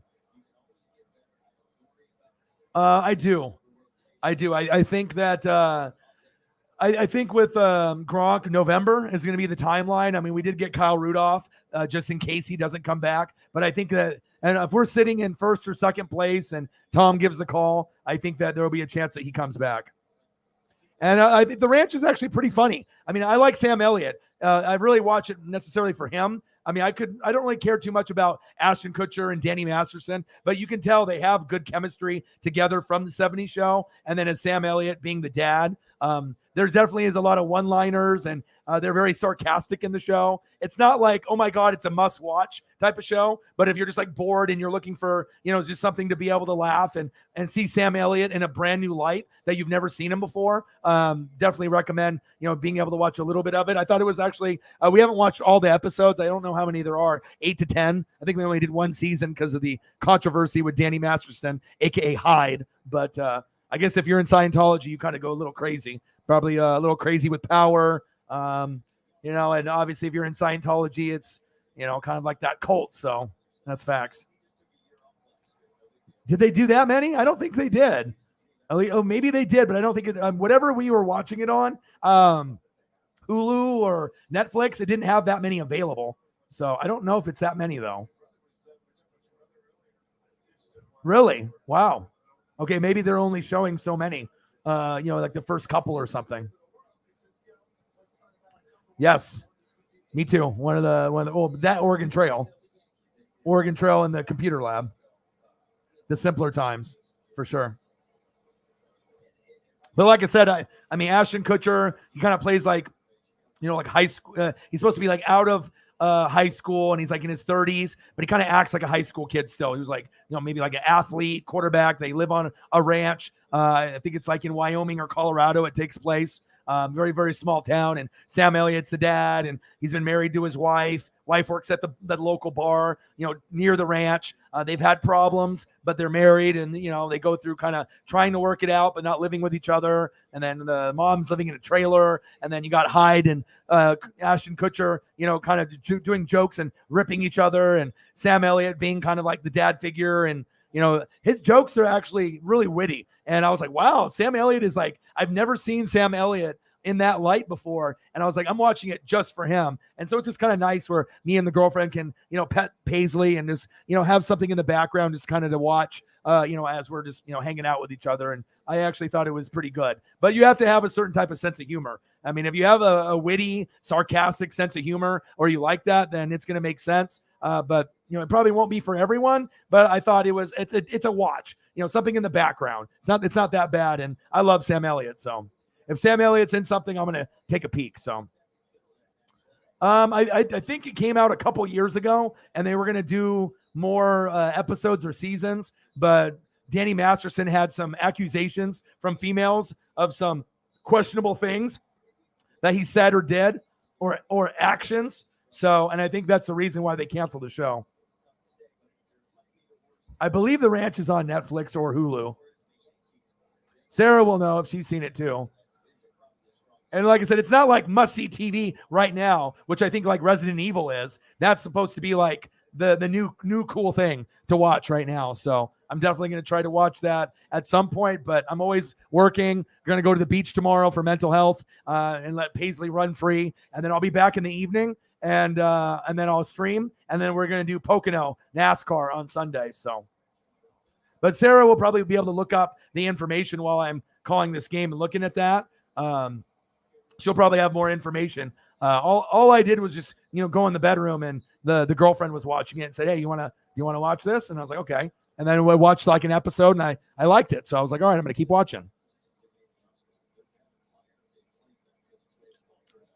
I don't know. I like sitcoms, Goldbergs, there's just certain things that make me laugh. It's like Seinfeld and Friends aren't going to be for everyone. I like it. You know what I mean? It just depends on your personality.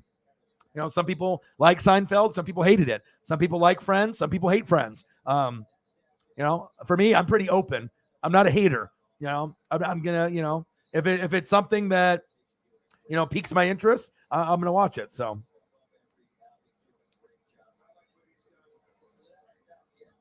Yeah, The Ranch, I think, is an old show. They're no longer filming it anymore. But the Resident Evil is the new one, and that's a TV series that they made, I think, for like one season. And I guess it's really, really good, but I'll have to be able to watch it to come up.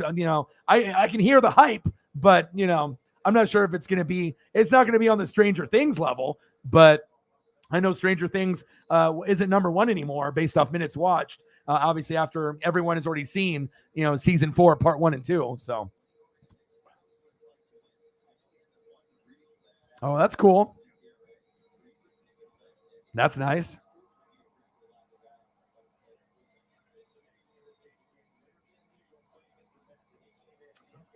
All right, come on, Mariners.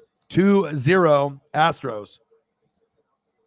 Vincent McMahon retiring as WWE chairman and CEO. I don't know if I believe that at all.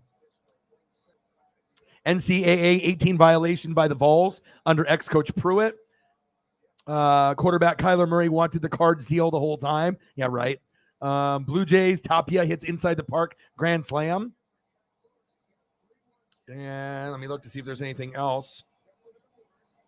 Come on, Mariners.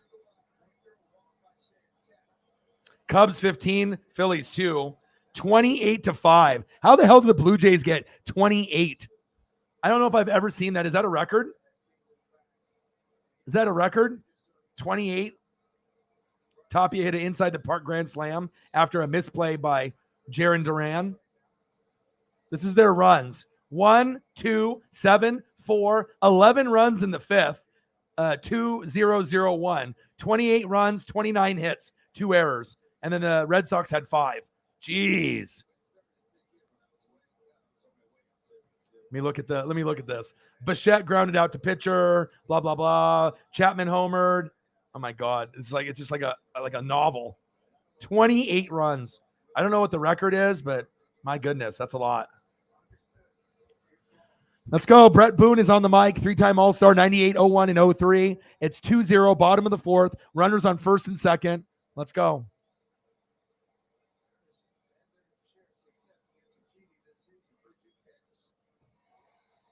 Damn it. Double play. Fuck. Oh, we're leaving run stranded. That's what happens when no Julio's playing. And you know the real shitty thing is that if the fans knew that Julio wasn't playing, they wouldn't have sold out. I mean, it's cool to be able to see if we can tie the record, but the game wouldn't have sold out. I mean, they did that based off, being able to tie the record. But, I mean, let's be honest. A lot of people go there just to watch Julio. So that's sad that they didn't, mention it. But, it is what it is. So.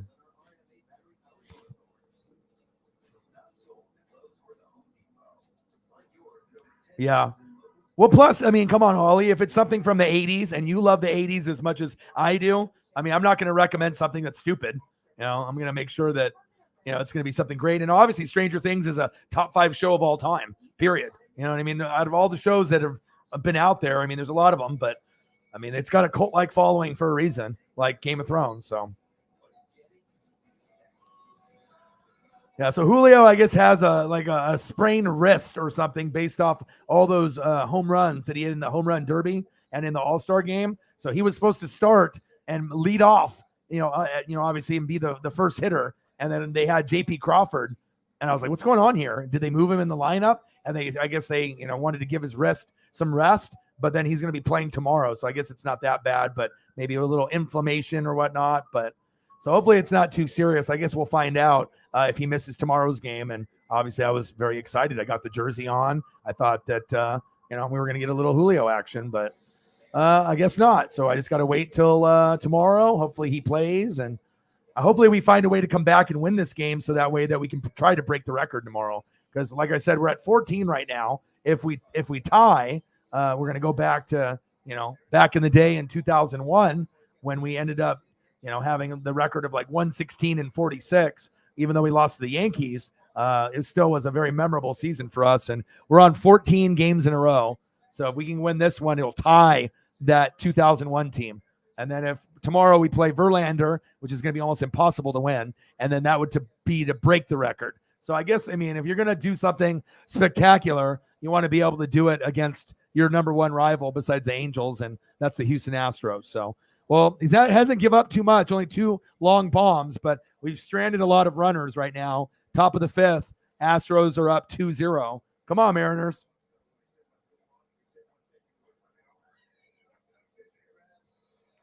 Yeah, probably a game.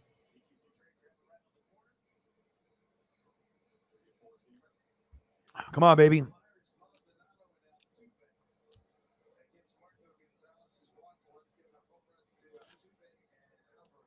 Mitch Haniger, RBI single in his first rehab start. Awesome. And I got to ask my buddy, what is he in? Single, double, or triple A?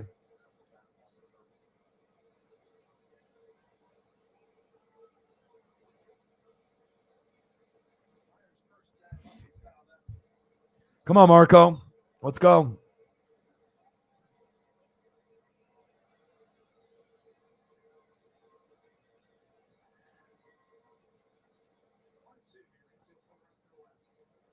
There you go, Marco. Finally. Is that his first strikeout? First of the evening. Jesus. It's not good when you get your first strikeout in the top of the fifth.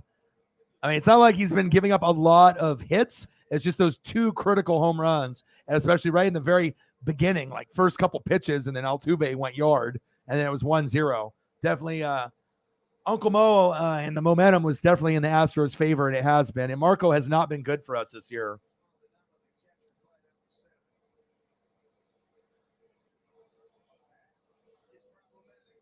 Damn it. Back, gone. 3 home runs on Marco. You suck, bro. You suck. Fuck.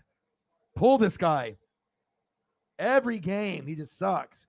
Every single one. Maldonado with the fucking home run. 3 single dingers. They're booing now. Boo. You know what I mean? We have it's like we want to compete, but that guy jumped for it. He didn't get it. Asian guy jumped up, and obviously he's not Ichiro. He did not get it. Went over his head. Marco sucks. Yes, he does. Yes, he does.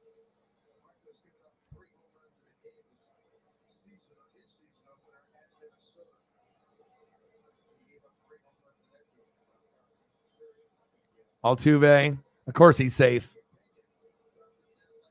Rough.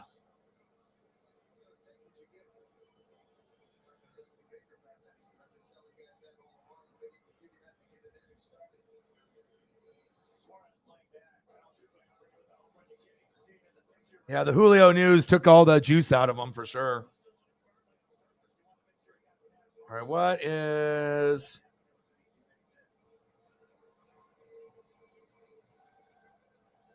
I said, what is Marco's record? Like 5-9?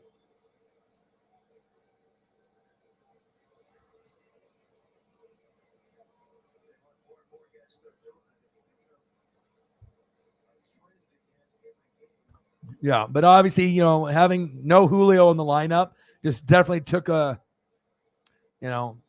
the momentum that we had, and now it's like they're not even trying. They're just like, and the lineup overall was pretty good, but it's like the Astros are being the Astros, and the fans are getting upset.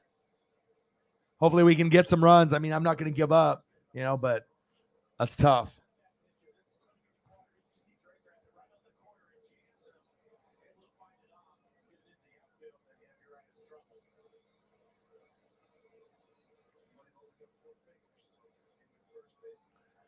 So we're on 14 games right now. So if we win today, right, we tie our all-time record of wins in a row for 15. And that's in the history of the Mariners. And then we did that when we had our 2001 team. And that was like the best team that we've ever had. 116 wins, 46 losses. And we probably should have went to the World Series that year and won it, but we played the Yankees and lost. So Alvarez is good too. 311, 28 homers. This guy's a G.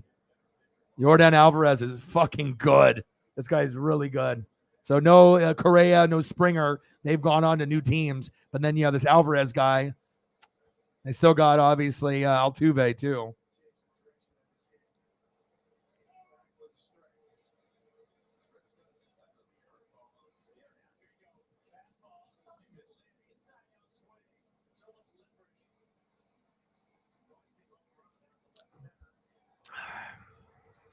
Yeah, no Uncle Mo.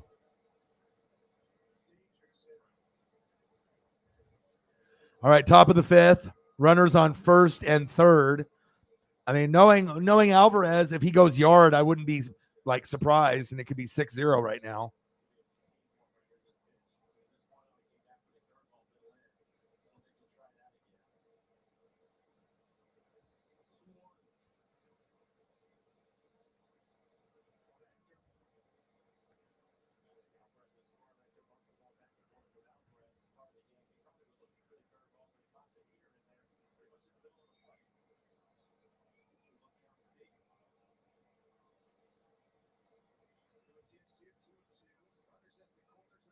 No problem. No problem. I appreciate you. Ooh, nice catch by Winker. They tagged up, though. 4-0 Astros. Bang, bang, bang.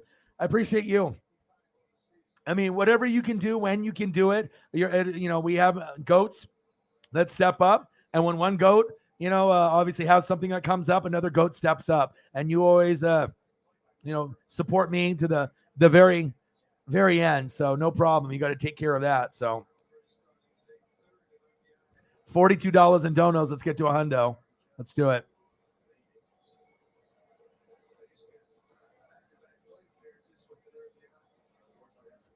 Holly always bringing the heat. Appreciate you.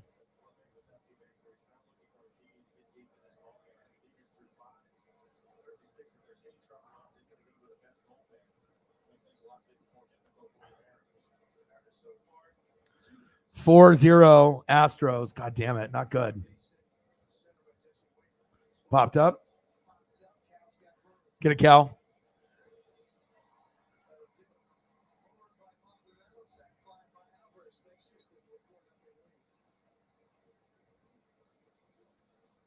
Appreciate you, Holly.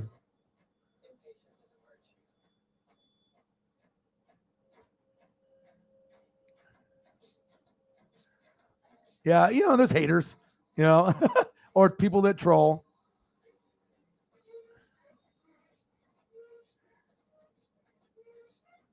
Yeah, I'll give you some Space Kitty. It doesn't have to be a 50 to get the Space Kitty. I'll take care of you. Yeah, and like I said, I still have like 500 that I still have to pay off. Taxes and stuff like that. With everything that I got going on. So I was only supposed to pay like 5, and then they sent me a letter saying that it was 7. I was like, I don't know where, and it wasn't interest for the other 2, so I don't know where the hell they came up with that number, but I can't argue with them. So I've already paid off 2, $100 a couple weeks ago, another $100 like last week. I just got to be able to pay rent and bills, so I'm not really spending any money on myself until I get things taken care of. So obviously, I just got to pay it off in $100 increments, and hopefully by next month, then I'll have that done. So, and most of the time, I'll get something back, or if I do owe, it's only a little bit. But I guess it all depends on, how much money I'm making, with the jobs that I'm working at and whatnot. So, sucks, but there's only a couple things that are guaranteed in life, and that's death and taxes. So, got to take care of.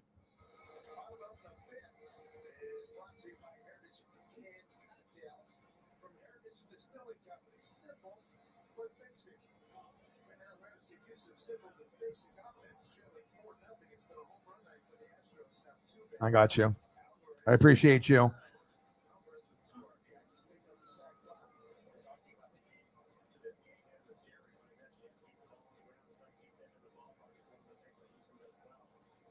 Seattle easy.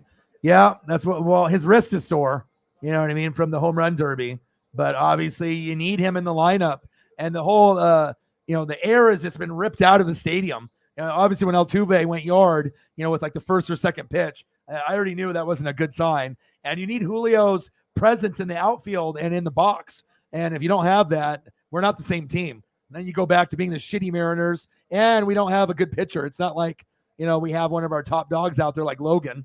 You know what I mean? So I was really thinking that this could be a win, but with no Julio in the lineup, it's not looking good.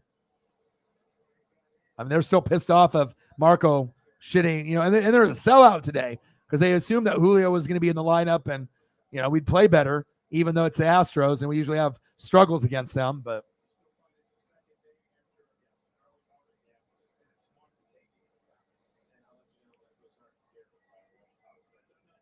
yeah, me too. They did change shit. Like I always would end up getting a refund or like, a little bit, like maybe 500 to 700 on one, and then maybe like 100 on the other. And then it started being like, I would owe on one and then I would get something back. And then lately, the last couple of years, it's like I owe on both. I'm like, boo.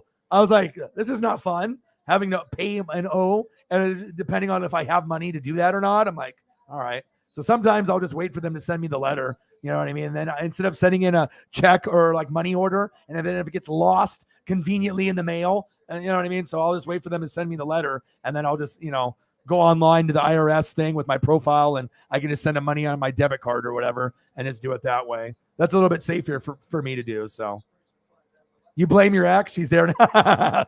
Yeah. Man. And like I said, I've been a fan for a long time, since the 80s. I was like, this is me and Ken Griffey Jr. in 89, in his rookie year. And I still got the autograph to this day. Me and my dad go to the games. He's from LA. And yeah, I just was really thinking that this could be, something special today. But, if you don't have the face of the MLB in the near future, he'll be on MLB The Show. He's going to be right up there with Trout and Aaron Judge and Ohtani. I mean, if he's not already there already. So, but yeah, it was a very shocking thing, but we'll see what happens.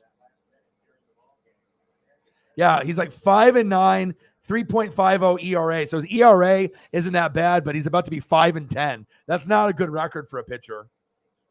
He's given up 17 homers. And Bumgarner's doing the same shit.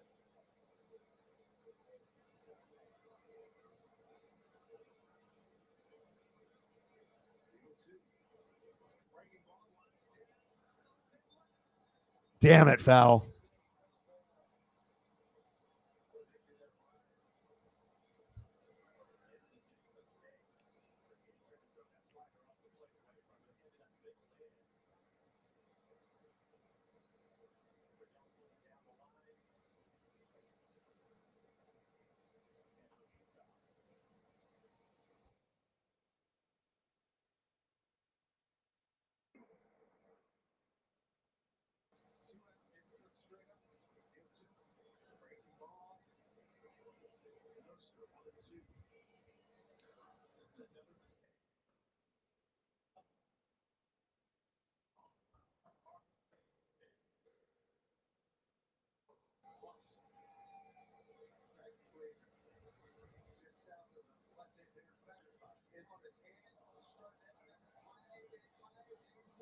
Safe. There we go.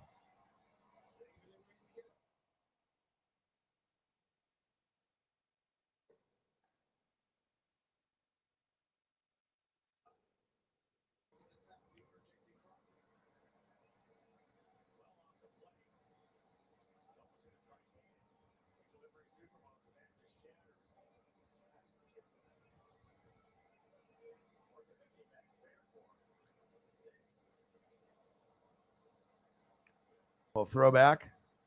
Randy. I like that jersey, the old school one. I might buy the Griffey back then, the 89-90 jersey. Pretty slick.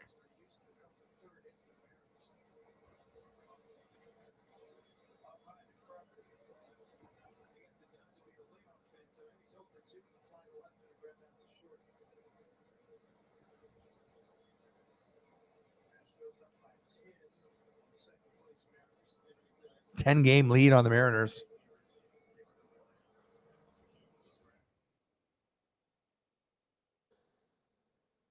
Maybe this throwback will help us get some runs. Come on, baby. Come on, JP.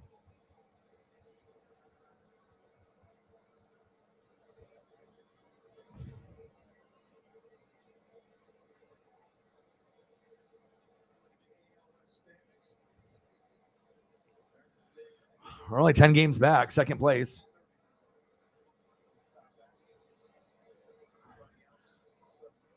I see you, Randy. Big unit.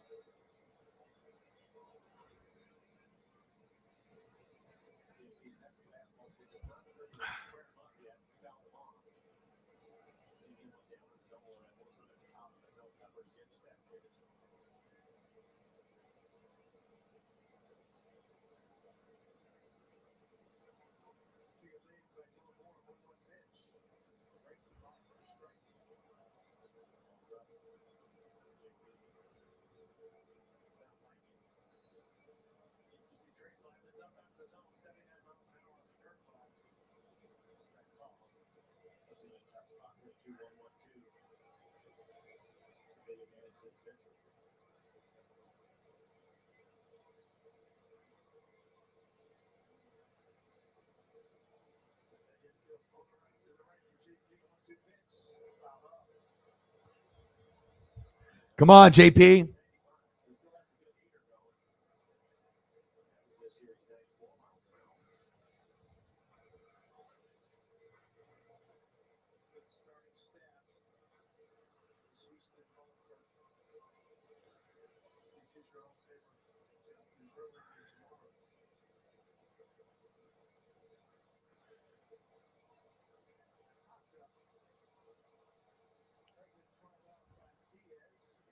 End of the fifth. God, this is brutal. Just the whole vibe with no Julio, it sucks. It's like it gives me these nightmares of how we used to be, like before Julio, like just shitty, just not good. Imagine if you paid top dollar for your seats too, and there's no Julio, you're gonna be like, I want a refund.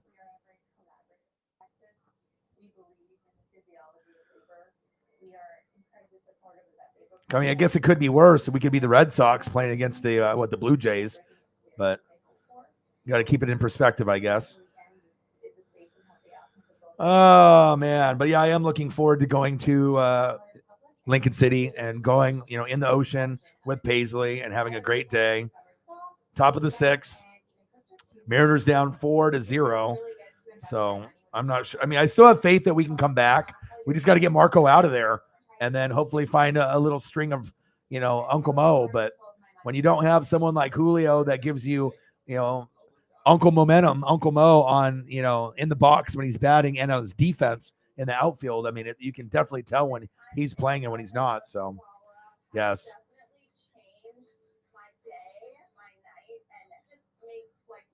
Yeah, it's the first time that they sold out.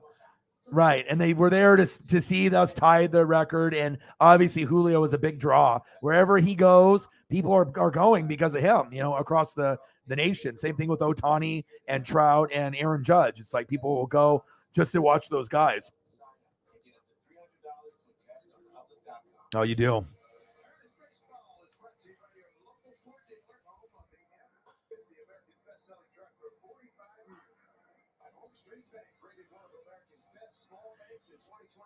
Looks like this stream for the Dodgers isn't giving me any options for a home or away. So I guess I can't watch the Dodgers. But is the Dodger game on FS1? Let me look. I think it is.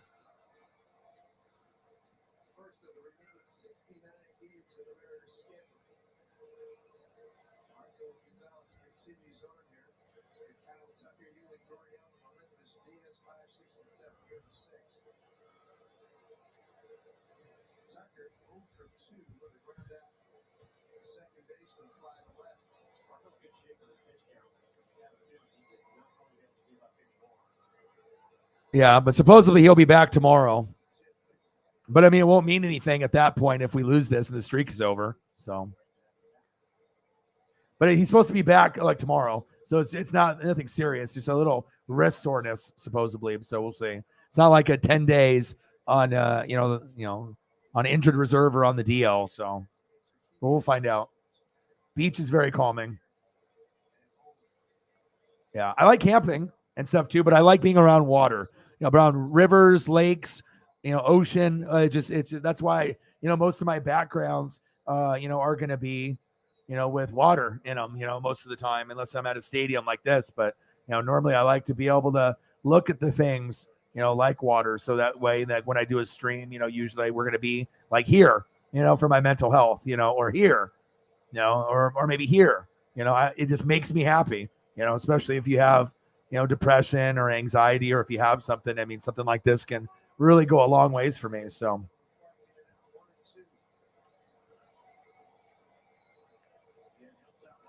yeah, had to look at the long term. I'm just excited to be able to spend some time with Paisley so she can live her best life and she can, be in the water. And I found a little toy boat, when I was out there in the Pacific Ocean and stuff, which is pretty rare to find a toy plastic boat just out there. So obviously I took it with me and had to have that memory, of her and obviously the beach. I do want to get one of those motorized boats, like remote control boats. I think those would be pretty cool to have. Like you can get remote control car, and you can use one of those, but they have, ones that have like gas that you can put in that they go really fast. I've had friends that have, had $200, $300, $400, $500 like RC cars that you put gas in it and it goes like 30 miles an hour or more. Those are awesome, but they get damaged really quick too. And replacement parts can be spendy, but a toy boat A remote control toy boat would be really cool. But I don't really go to too many water places to make it worth buying. So, yeah, it is. A water, like I said, if I'm around the water, I'm good. I am good. Like all my problems just melt away. You know what I mean? I just feel like a new person. I could be depressed or have anxiety, feel like shit, and then I go to the water for a day or a weekend. I come back, I feel refreshed and I feel great. And I know I'm not the only one. Sploot sploot.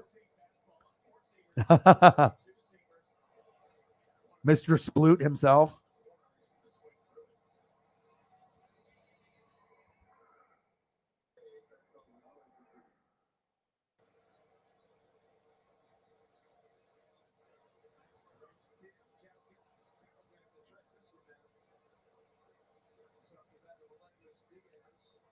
Do you have an idea who your next picture is going to be that you're going to be working on?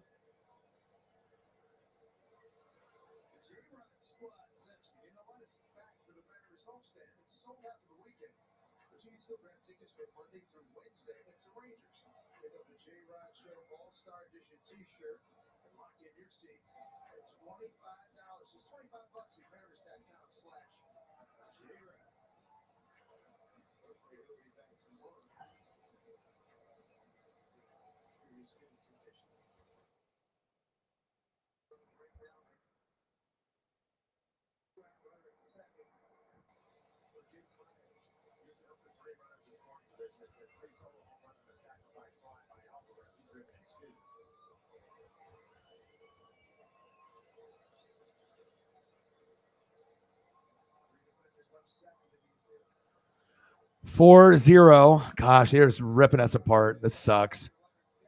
5-0. Let's look at it. Sploot, sploot.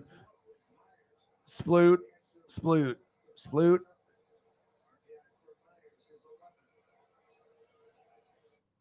Sploot, sploot. 5-0. Damn it. There's Holly's cat. Sploot, sploot, looking relaxed. Good old Victor.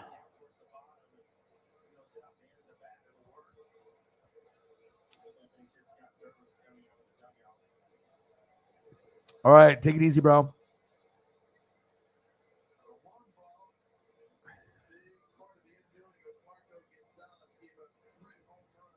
Yeah. Do you have like a drawing easel or whatever to be able to put your stuff on? Yeah, you can't have it. We got to make sure we get you like more of an area to do that. Ooh, that would be cool. I know you'd be able to get the hair down perfect too. I got you. All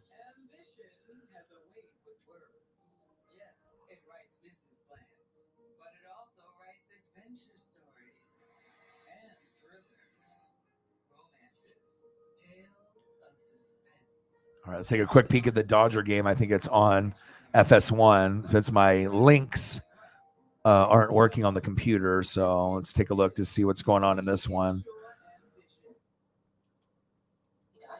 Oh, it's commercial.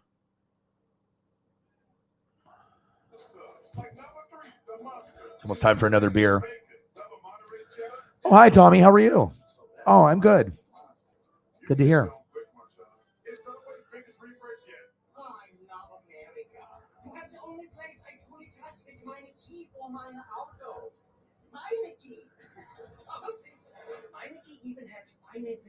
My file names for Tommy are so crazy. Is that Tommy? Tommy fake punt, Tommy Tommy girl, Tommy high school, Tommy T, Tommy Town, Tommy Townsend, Tommy Winchell, Tommy Winch, Tommy Winch, Tommy Winchy, Tommy Winchell, Tommy Degree.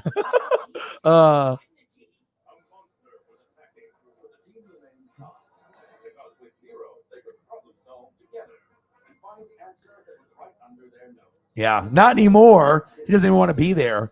Greedy dog. Ooh, animal pick would be good.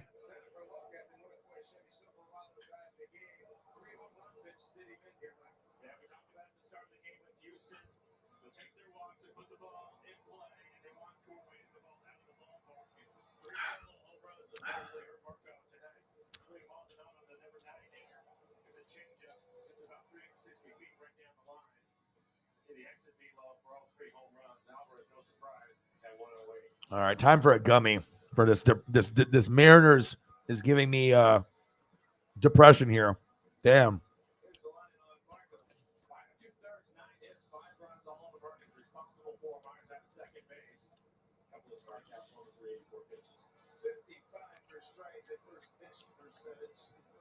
Five innings, 9 hits, 5 runs. That's not good. 2 strikeouts. Damn. They finally pulled him. Let's see if we can come back now. We're down 5-0.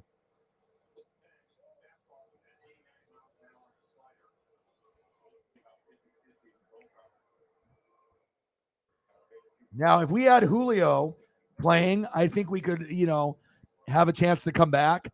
But, like I said, unless you're the Dodgers or the Yankees, when you get down like this, most teams are just like, it's over. Unless you can just eat away at it a little bit, get it to like 5-2, 5-4. You know what I mean? But when you're the Dodgers and Yankees, you don't give a shit. Like, you're going to come back. But when you're the Mariners and you've been so bad for so long, this one might be too far out of reach. So, yes.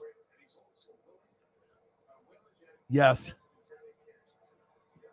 They are file names for your Tommy picks.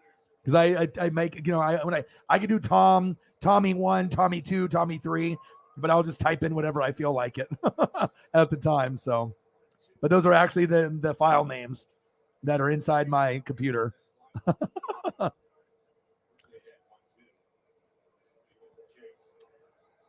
I hope everyone's having a fantastic day. It's been a long week for a lot of us. Popped up, Maldonado.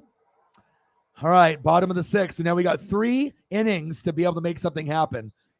6th, 7th, 8th, 9th. Well, 4 innings technically. Let's go.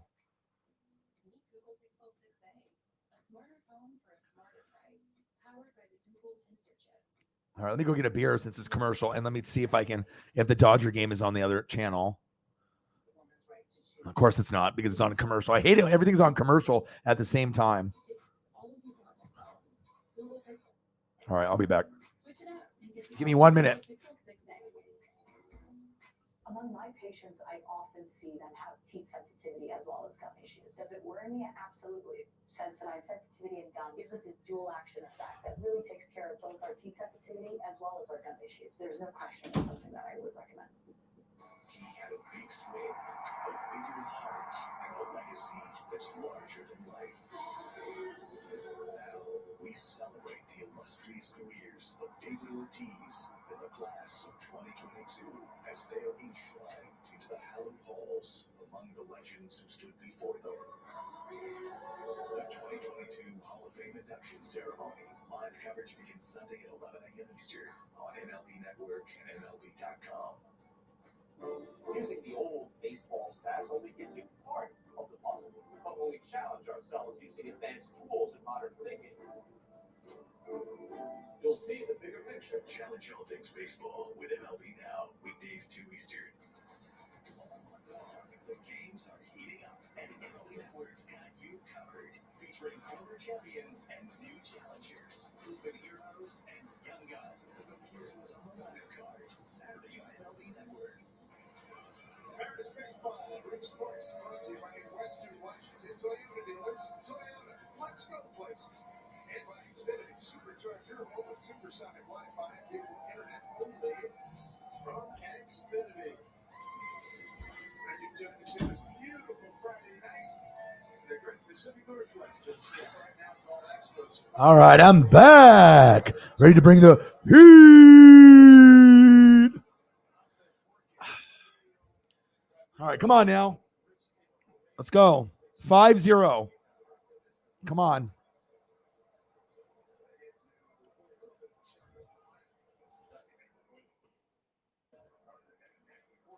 Oh, 5-0, brutal. Like the worst possible outcome. The pitcher sucks. Julio went out before the game started, right before. And we're losing 5-0. Boo. And it was a sellout. Good thing I didn't go to this game. I would be pissed. I would be so mad.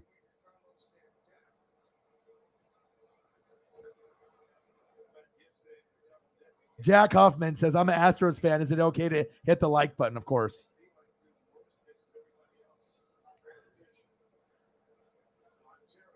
Yeah, give me some motivation for being consistent, even if I don't do my best. Yeah. Oh, yeah! Woo!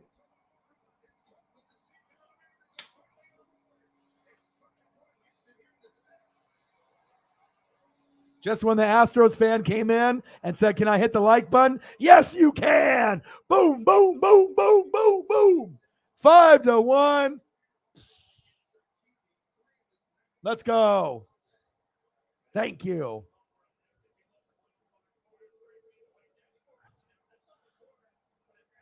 Yes, there we go. There we go.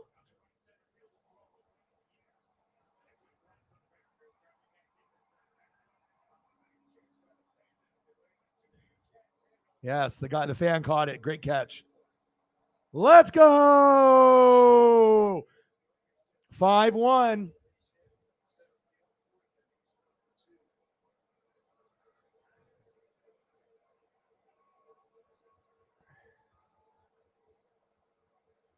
Let's go, baby. Ah. Winker.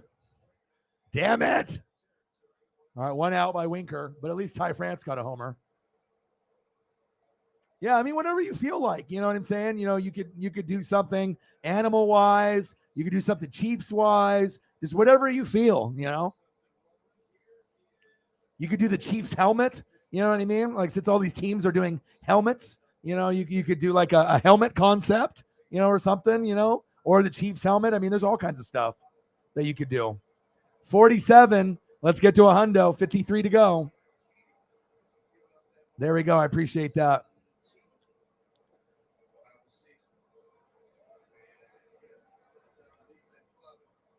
Oh, that would be very sweet of you. Seattle, let's go. Come on now. We got to play with some pride, right? Damn it. 2 outs. But at least we're not going to get, you know, goose egged. All the Mariner fans are like, Julio's not there. I'm just going to drink. Like, all these people in this crowd right here, they're not even interested. They're all just getting drunk. They're like, whatever.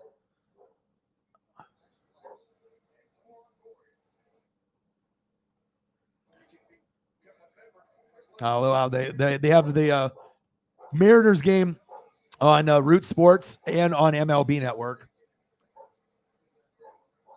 All right, come on, Suarez. Yes. Seattle, yeah. Ty France hit the dinger. Yes. And then Winker popped up, and then now we're at Suarez. Yeah, at least it's not a shutout. Exactly.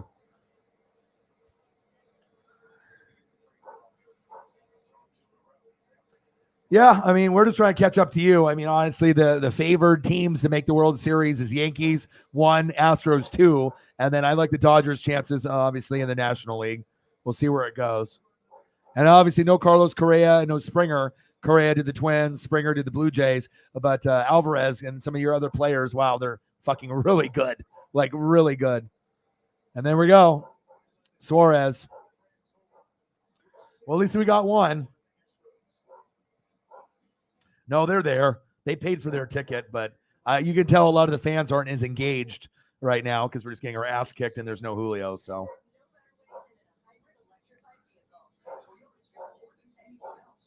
yeah, but it's tough being a Mariner fan. You know what I mean? Like a lot of people, you know, it's like if you're a bandwagon fan or, you know, if you're a fan of a team that's always winning or you're changing teams, like you're a Laker fan and then all of a sudden they start sucking and then, oh, I'm a Warrior fan. And then the Warriors, Klay Thompson got hurt. No, I'm a Laker fan. Oh, I'm a Warrior fan. I mean, anybody can hop around and be a bandwagon fan. But I mean, obviously like the Mariners normally suck. The Blazers normally suck. The Ducks are pretty good. I can be proud of them. You know, we can win Rose Bowls, but we can't win Natties, but hopefully we will before I die. Buccaneers obviously 1-1 pre-Brady and obviously with Brady. And Paisley's going crazy outside, barking at something. Let me take a look to see what's going on here. What is Paisley barking at?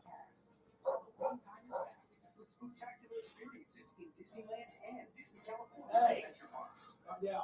This is Lincoln. Thanks. with CCCU. He loves hanging at home with his family, making homemade bread, and playing with their two dogs. Lincoln just purchased a house with a home loan for CCCU, and it was easy. If you're looking to purchase a home, check with CCCU first. That's what I did. And they were fast. Made the whole experience simple. From customer to customized. Bank locally, live simply. With Consolidated Community Credit Union.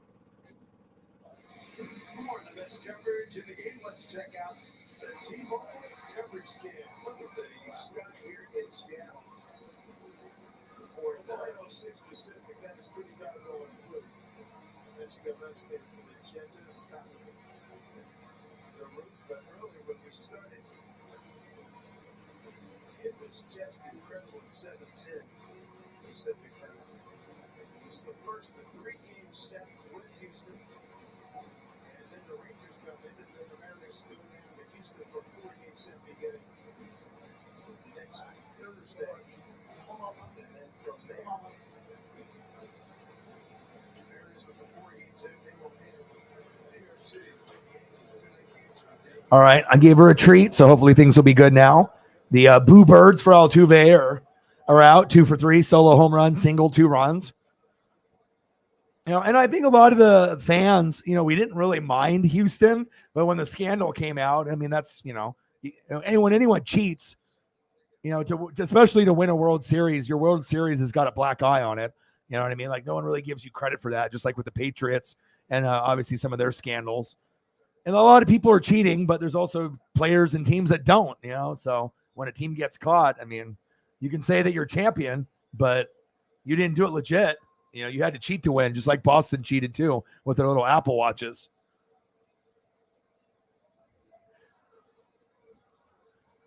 But I will give Houston credit. They are playing a good game today against us. Our shitty pitcher, Marco Gonzalez, did not do good today.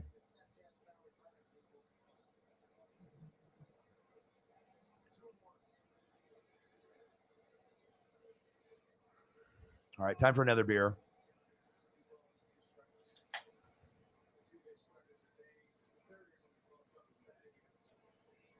Oh, when a beer is like icy cold, right from the freezer or the fridge, it's like water. When it's just like icy, it's just perfect. 5-1, top of the 7th.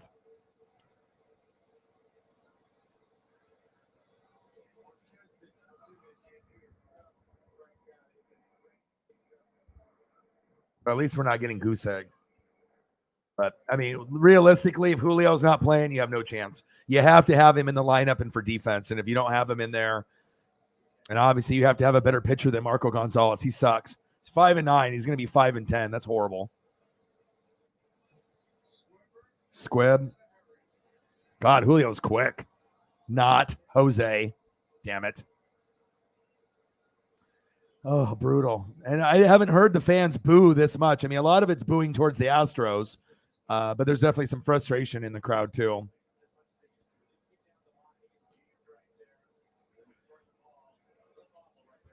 Lots of the boos are towards Altuve, obviously. Well, he's playing tonight. Are you watching the game?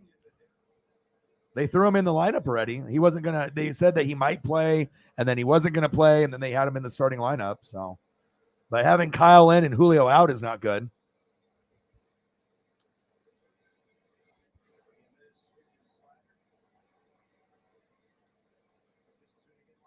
Yeah, Julio's in the dugout now.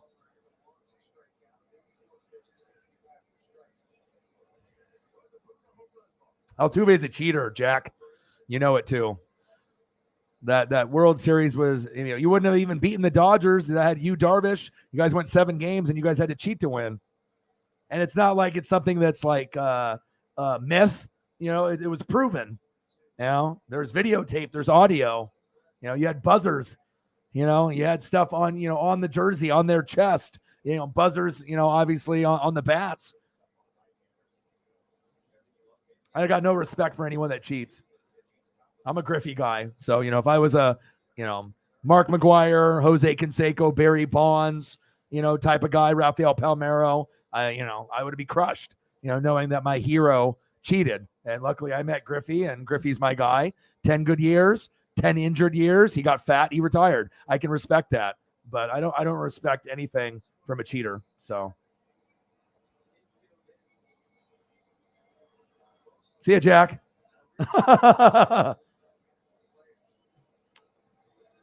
You can go deal with that Astros bullshit somewhere else. One. Nah, I only got one. You know, and anyone that tries to defend the cheating, you know what I mean? Like it's okay because they won the championship. I got no respect for you. There's like Patriot fans, you know, acting like they didn't cheat to win some of their Super Bowls. I mean, get out of here. Get the fuck out of here with that. It's, you know what I mean? It's not like a myth. Like everything was proven. There's like documentaries about it. It's like there's video, there's audio. You cheated. Your shit wasn't legit. The Dodgers would have won. You know what I mean? You had to cheat to win. So Boston cheated too the year after. So, I mean, and I would take all the responsibility if the Dodgers cheated or the Mariners cheated. I would be embarrassed. I would admit it. But when you get those people that try to act like, oh, you know, you're living in the past, it didn't happen, or, you know, we're champions, you know what I mean? Fuck out of here with that. You know, I can't respect anybody that's like that. You know, at least admit that you cheated. You know what I mean? You can still be a fan of the Astros if you want, you know what I mean? But they cheated. Point blank. Your World Series rings, that shit does not mean anything. It maybe means something to you, you know, because you cheated, you know what I mean? But no one else in the league recognizes that championship. Zero. Nobody recognizes that. Why do you think people bring trash cans to the stadiums and throw them onto the field? You know? Seriously. Just like, you know, and I actually had respect for Correa and Altuve and, you know, Springer. But after the scandal came out, nope. It's like Lance Armstrong. You know, it's like, oh, I thought Lance Armstrong was great until I found out he cheated. You know what I mean? I got no respect for the people that cheat. But it's always funny when you get those people that cheat and they get caught, they know it, but then they act like it didn't happen. You know what I mean? No accountability. It's like talking to a fucking little 5-year-old. Yeah, you can go do that shit somewhere else. Yeah. Especially if you're having to use, you know, an Apple Watch like the Red Sox did, or you got people stealing signs, you know what I mean? And then, or, you know, someone that has, you know, binoculars and they can see the sign of the pitch from the catcher. They relay that information to someone else by phone. They hit the garbage can twice for like a fastball, you know, 3 times for like a slider. And if you know what pitch is coming, right, that's a huge advantage, And that's why they won. You know what I mean? If you don't know what pitch is coming, that's baseball, right? But if you know what pitch is coming every single at bat for every player, that's not a fair playing field. And for Astros fans to think that that didn't matter, fuck out of here. Jack can go watch some Astros somewhere else. You can take back his like. And obviously it's not liking the video, but liking that the Astros are ahead. Fuck out of here with that. Yep, exactly. And I got no respect for people that do that. Patriots, you know, and usually Patriot fans are, you know, most of the time, you know, if you get the people that live in Boston, they'll be like, yeah, Boston, we're the greatest. You know, they won't admit. But if you get Patriot fans that don't live there, they usually will admit, but they don't want to. You know what I mean? And you got to think how long the cheating possibly has been going on. You know, Bill Belichick obviously is the mastermind of cheating. You know, not necessarily Tom Brady. You know, because Bill is the one that's doing whatever it takes. Film. You know, obviously when they have the communications go down and key points in the fourth quarter, you know, there in Gillette, that wasn't by accident. You know, it was a coincidence. No, they did that shit on purpose. You know, like if you have communications, right, and then the coach is trying to relay the play to the quarterback and the quarterback helmets doesn't work, you know, based off the frequency, and then if the Patriots scramble it, that's cheating. You know, bottom line. You got guys watching, you know, walkthroughs, you know, to be able to find out what plays you're running. It's cheating. You're good enough of a coach and team where you don't have to do that to win. But guys get greedy like that. So,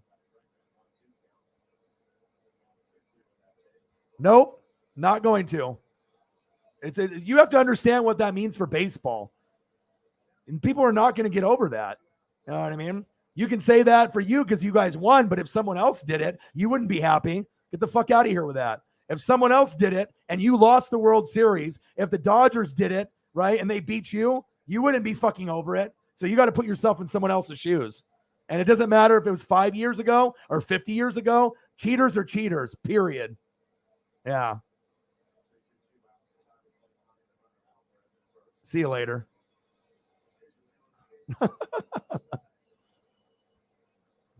I love it when people try to defend themselves.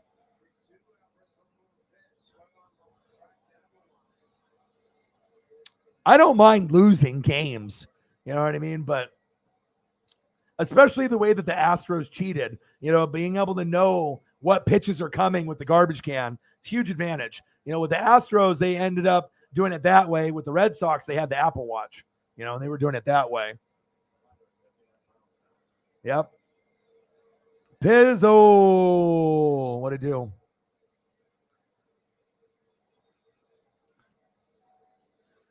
(5-1) Astros. And you got to think like the amount of cheating that they had buzzers on their chest. They had buzzers on the bat, buzzers in their hand, the garbage can stuff. You know what I mean? They went full, for it. You know what I'm saying? And if they didn't get caught, then what? You know what I mean? But they got caught and then try to act like, nothing ever happened or it wasn't a big deal. But you got to put yourself in the other, team's shoes for sure. Yeah. Fuck out of here with that bullshit, dude. Trying to, get over it. Yeah, easy for you to say when you got the championship that's tainted, but you still think you're a champion. You know what I mean? But if he was flip-flopped and the Dodgers cheated, do you think the Astros fans would have forgiven that? Fuck no, they'd be bitching on forever. Exactly. That's what people say when they're insecure. You know what I mean? And they don't want to admit that their team fucked up and cheated and got caught.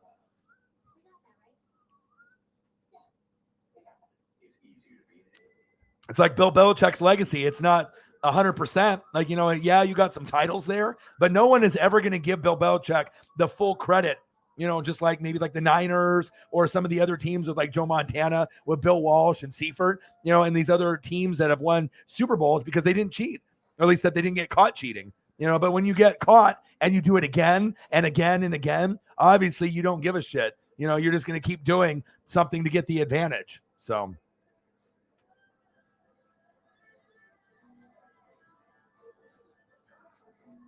Yep. And it's funny, too, how people can only see things from their point of view. They don't want to see it from the other point of view. If the Dodgers would have won that, and if they did the same thing, people would not be forgiving the Dodgers forever. And the Astros fans would be bringing it up forever, as well as the rest of the league. And it's not like Dodger fans are the only ones that are upset at the Astros. Every team is upset with them because that was like a real extreme way to, to be able to cheat. So. Seattle easy. I mean, like, we can win games and we can lose games, but anyone that is like that, like these Houston fans or people that are trolls, you know what I mean? It's like your championship doesn't mean anything. Zero. Nobody gives a shit. Like, it doesn't count. So.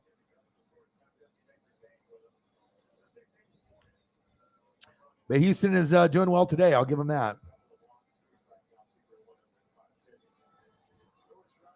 Well, it's more than tainted the legacy, somewhat tainted it a lot. Ask fans, obviously, and you got to think the cheating happened after the first 3 Super Bowls, supposedly. And they won the Super Bowl to the Rams by 3, right? The Panthers by 3, and then the Eagles by 3 in 01, 03, and 04. And in 02, my Bucks won. So if you only won Super Bowls by 3 points, 3 points, and 3 points, what are the chances that he cheated in those? Pretty likely. Because a lot of the accusations came after 2004. You're a cheater. Once a cheater, always a cheater. His legacy's tarnished. It's facts.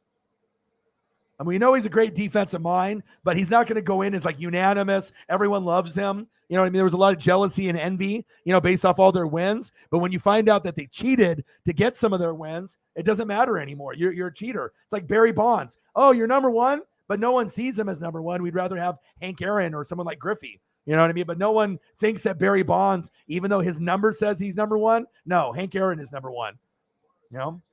It's facts.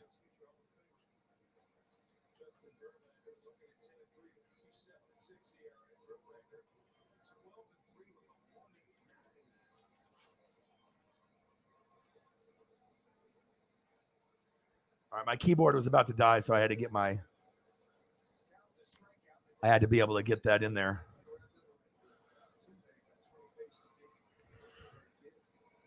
Yeah, but for like the Patriots, they're like habitual cheaters. Yeah, but most of the time that people, with the Patriots, if they're fans, they don't give a shit about Bill. It was about Tom. You know what I mean? So I'm not sure if a lot of people they tried to like push it aside when Bill got caught with a lot of these things. But I mean, most people watched Patriots and, love them or hate them because of Tom, not necessarily Patriots and Belichick. The hating part really came out, obviously, after all the accusations and the facts came out in the video. So he said, fins up, baby. Let me get you a photo of a Dolphins player.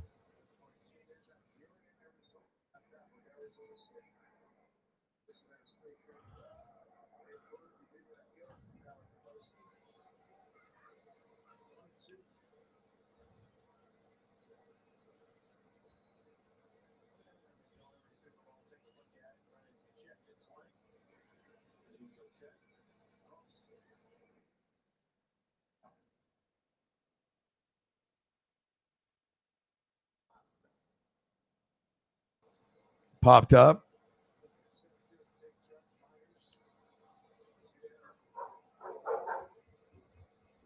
Calm down, Paisley.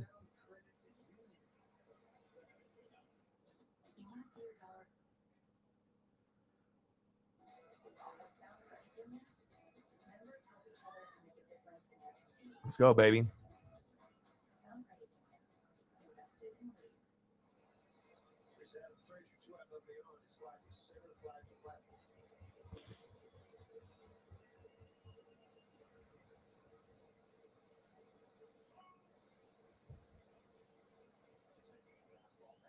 Fins up, baby. From the new to the old. Pizzo. Nope. All right. 2 outs. At least we got a runner on first.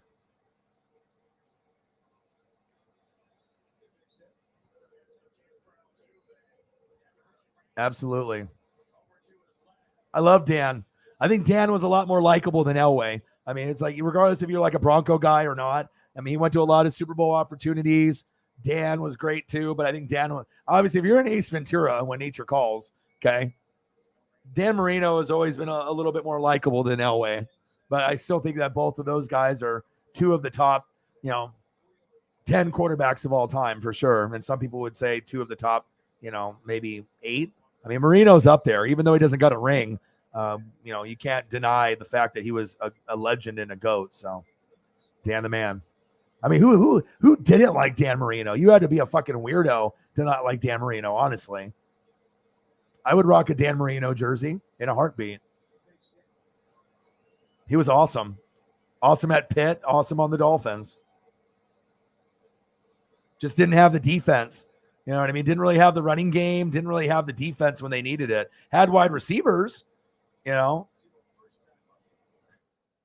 but just didn't really have enough quality. Number one receiver, number one running back. Offensive line could have been better. Defense wasn't good enough, but had a great career.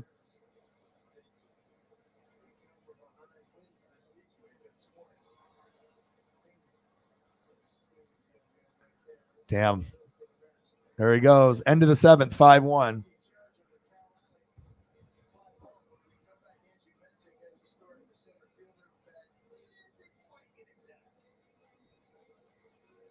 And if I'm going to give you white jersey Dan Marino, I have to give you the other one, right?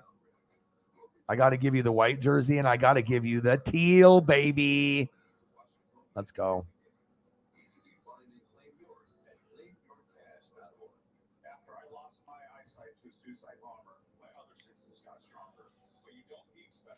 Yeah.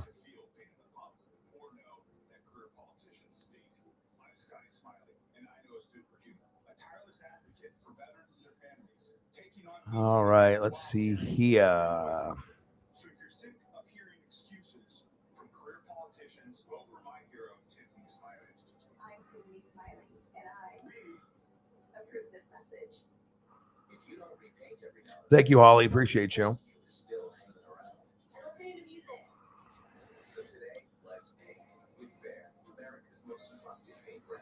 mean, best case scenario at this point, we have to try to see if we can get to 3 runs before it's over for at least pride. But, when you don't have Julio and he gets scratched right before the game starts, I mean, the chances of winning the game is 0. So, it's all about momentum and vibe and defense and offense. And if you don't have your best player going, then you have no chance. So, end of the 7th. All right, top of the 8th. Astros 1. Mariners down 5-1, top of the 8th. Time is running out. And obviously, having like our worst pitcher pitching didn't help either. So, but 14 wins in a row for a team that traditionally is crappy is pretty good for us. You know what I mean? Like, we've been waiting 21 years to have a guy that we could be proud of, and now we got one with Julio. So, and a lot of the other guys have actually played much better than anticipated. I mean, if you would have told me going in that like Cal was going to be a good player, and we just got Santana, he's done well, and Suarez and JP Crawford, and well, it's nice to be able to see some pieces pan out. But pitching is very critical, and obviously we need better pitching for sure.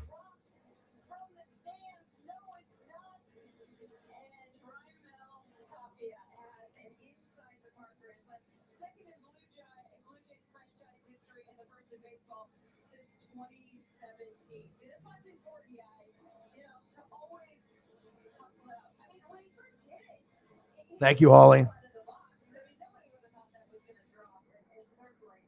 Yeah, no kidding. Yeah, me and Sarah were talking about we might have to ban some people, or it's like we can talk to them in the chat and then we can put them in timeout. But I don't want the vibe to go down based off negativity or negative stories, stuff that you're typing in the chat. So yeah, we're gonna have to evaluate, and we had to talk about it and whatnot. But I mean, it's always nice to get new people to join the stream. It's always nice, to be able, if they donate, that's even a bonus. But I would rather not have any donations and, not have that headache. If it's going to be a problem on every stream or people are going to be annoyed, I want to make sure that the mods and our regulars are happy. And it's either you fit the mold or you don't. You know what I'm saying? Some people know sports, some people don't. You know what I mean? That's the bottom line. Some people think they know, and some people, they know, and some people don't. Some people are delusional. That's just how it goes.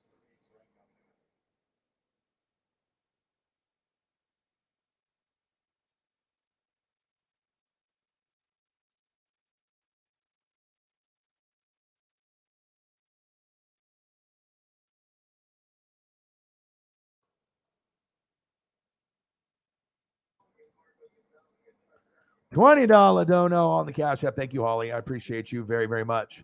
This game has been tough. Paisley's not even happy about the end score, but hey, Tommy's got no degree. University of Florida, Tommy Townsend, Bachelor of Arts in faking punts. He's really good.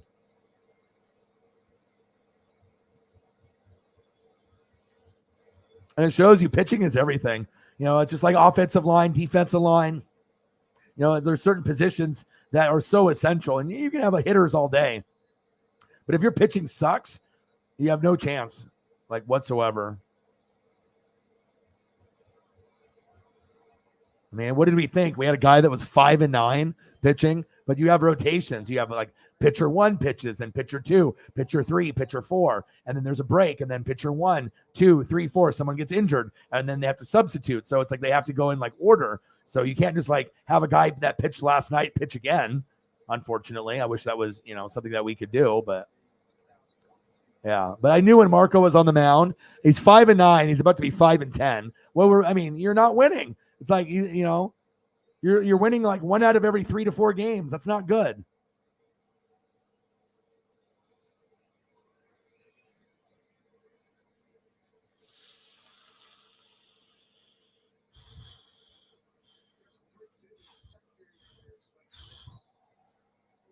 Appreciate you. Holly Hundo with a 20. Getting closer now, $33 to hit our goal. Yeah. Takes a lot of skill to play that. See ya. Fuck out of here. All that bullshit. just because they know they're winning this particular game. But if they're not winning this game, Astros fans don't come in here. Little kids, be better. It's like Mariner fans. We don't need to be petty and go into someone's Astros stream and talk shit. You know, some people are. That's what happens when you have a fan base and a team full of cheaters. You know. Yeah, he's gone. I already gave him the boot. Gave him the Hollywood Hogan boot. Yeah, anyone that's an Astros fans coming in talking shit that's never been here, they're here to talk shit. So.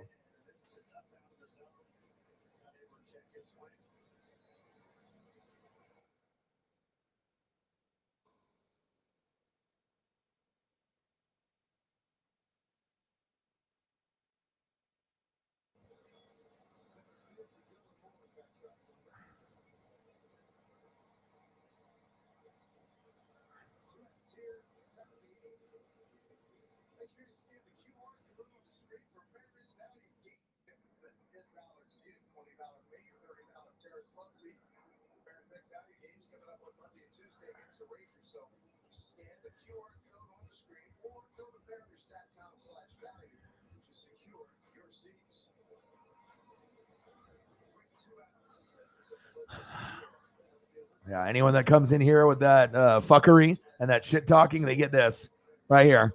You think that I'm just going to put up with that I need your sub or I need your donation that bad or, I need that view? No, I don't. I could care less. I don't need your money. I don't need your sub. I don't need your view. Okay? You get right there, right to the chin. Das Boot. Well, you know what I mean? There's plenty of channels that are out there, and I'm proud of what we have here. You know what I mean? We have our own little clique. You know what I mean? And a lot of people want to be a part of it. And guess what? I mean, it all depends if you fit the mold. I mean, it's like if you're a cool person, yeah, you're witty and you have passion for football or whatever sports it is, and you can be respectful and that's just the bottom line. But even some people that are nice and maybe that they don't know, it might not be a fit.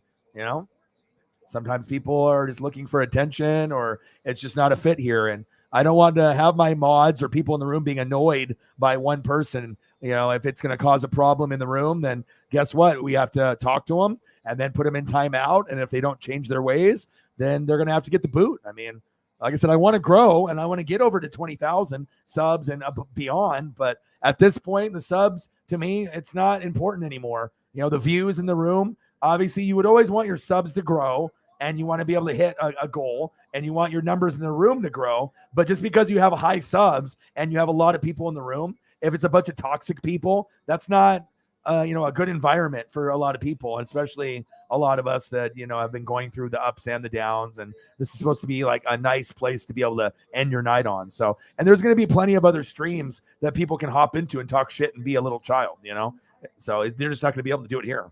So. Wow. Yeah, we were supposed to have a few days of really, really hot temperatures. This is what the weather is supposed to be like, Holly. I read it off earlier. We were supposed to have 4 days of 100, but I think they just adjusted it. Because those weathermen and weatherwomen are so right. They're like Stephen A. Smith. They just say shit that's wrong all the time, and they get paid a lot of money. What a job, huh? It's like, oh, you're wrong. You know what I mean? But you don't get fired. You get promoted. Okay. Yeah. I like 70 to 75. Anything that's above like 85, I'm like, boo. Okay. Today was 78. Tomorrow's 80. Sunday, 92. Monday, 96. Tuesday, 97. Wednesday, 100 to 99 to 100. Thursday, 99 to 100. Friday, 100. Saturday, 96. Sunday, 94. This is the biggest heat wave we've had. We've only had three to 4 days of 100 this year. So, or high 90s. That's really hot for us. It's like as soon as it is hot for a long time and then it rains for the first time here in Oregon, everyone drives like an idiot. They're like, oh my God, rain. And they always like go, the speed limit's 30. They go like 10, right? And then when it gets really hot, Oregonians don't know how to act sometimes, like we can handle the rain, like camping and doing all that. We don't need umbrellas out here, but definitely when the weather changes, you see people freak out. either when it's too hot and too many days in a row because we're not used to it, or if it's hot, hot, hot, and then we get rain, people don't know how to drive. They turn into fucking. But I'll tell you what, people that live in Washington and California are much worse drivers because when I see those California and Washington license plates, there's some crazy drivers in Oregon, but I mean, the speed limit in Washington on some of their highways and freeways is higher, but they don't adjust when they come into Oregon. They cut you off and they go all crazy. And then I don't know. I guess everyone that is from California, and if they come to Oregon or Washington, they think it's Fast and the Furious and they think they're Vin Diesel or something. I don't know what it is. Come on, baby. 5-1, bottom of the 8th. Yeah! There we go. Nice little single. Let's go.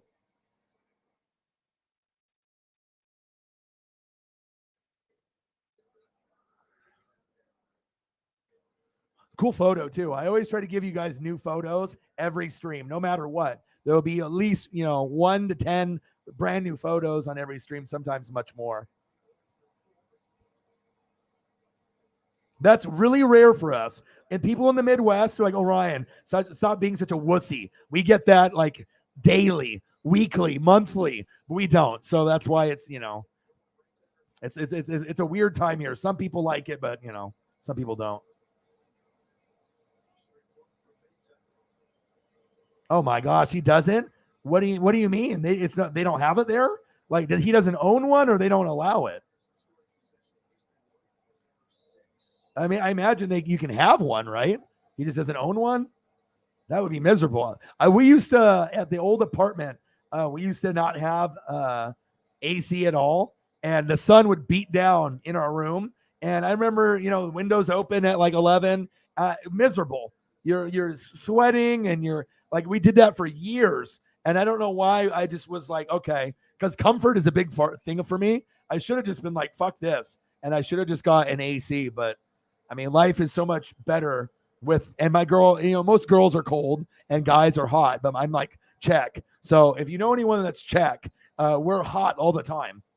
My dad doesn't wear pants. Neither do I. I literally own one pair of jeans because I was forced to buy it for work, for warehouse work. I don't like pants. I always tried to get away with wearing cutoff tee and shorts. And if they wouldn't let me wear a cutoff tee, I would wear a t-shirt and shorts just because I get too hot and uncomfortable and it's miserable for me. Because my natural body temperature is like 10 to 20 degrees higher than, probably a normal person. It's just uncomfortable for me. Like, that's why I cut off the sleeves on all my shirts. I don't like having that restriction. I don't need to be like not wearing a shirt. You know what I mean? I don't need to be like that, just be shirtless or bottomless. But I need to be able to like, this is the exception. If I wear a jersey, then I'm like, oh, I'm sacrificing a little bit of my comfort level for representation of the team. But yeah, it's crazy. So they don't have air conditioning because they never need it. Not used to getting hot enough to. The climate has never been hot, really. You would think it would be nice to have, though. I mean, even if it was 50, 60 degrees and you open up the window, but just having that air blowing on you, like with a fan it feels good. I mean, it's very comforting for me to be able to feel that cold air on my face or on my body. I like it a lot. I like it a lot.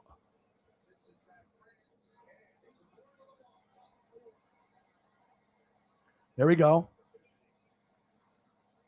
He just walked him. We got a guy on first and second now, bottom of the 8th.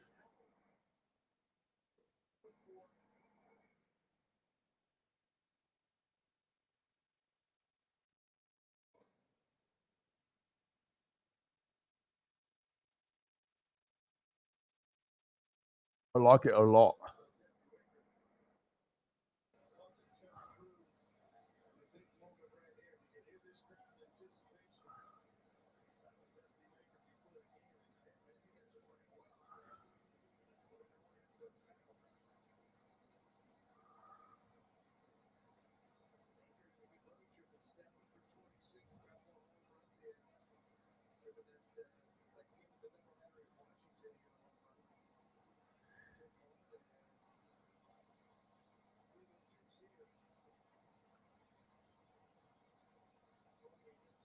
Come on, baby.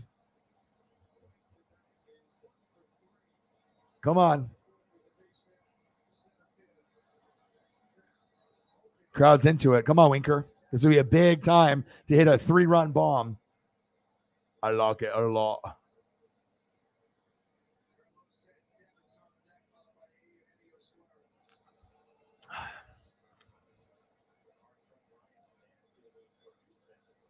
All right, come on, Winker.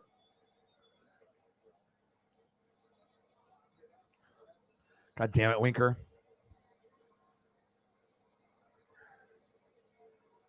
Wow.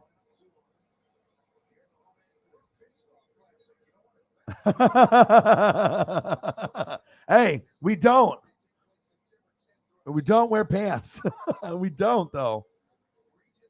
Just wear natural AC.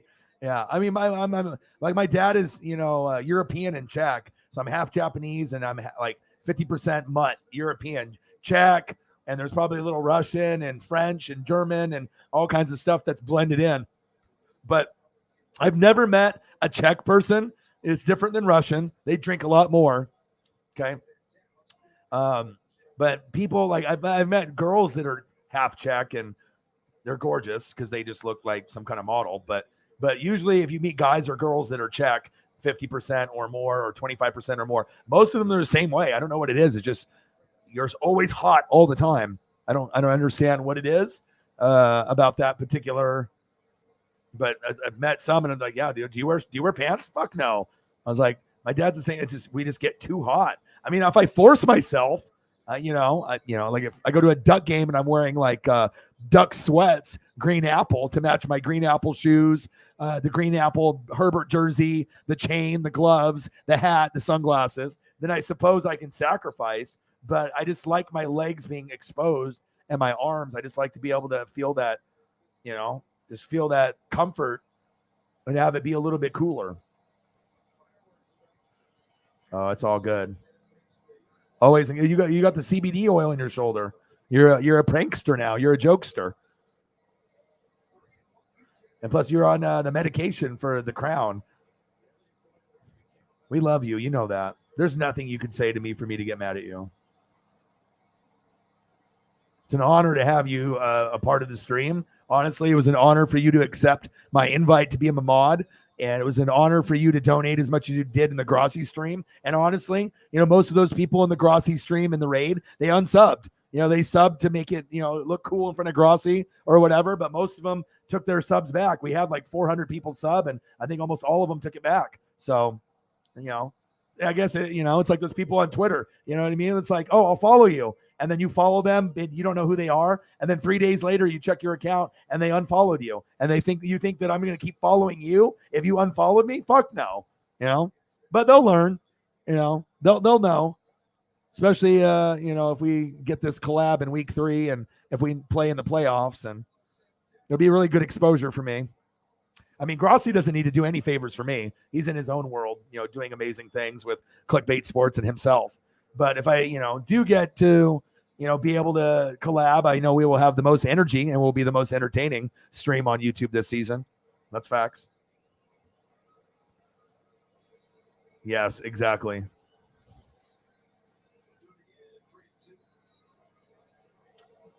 (5-1), bottom of the 8th.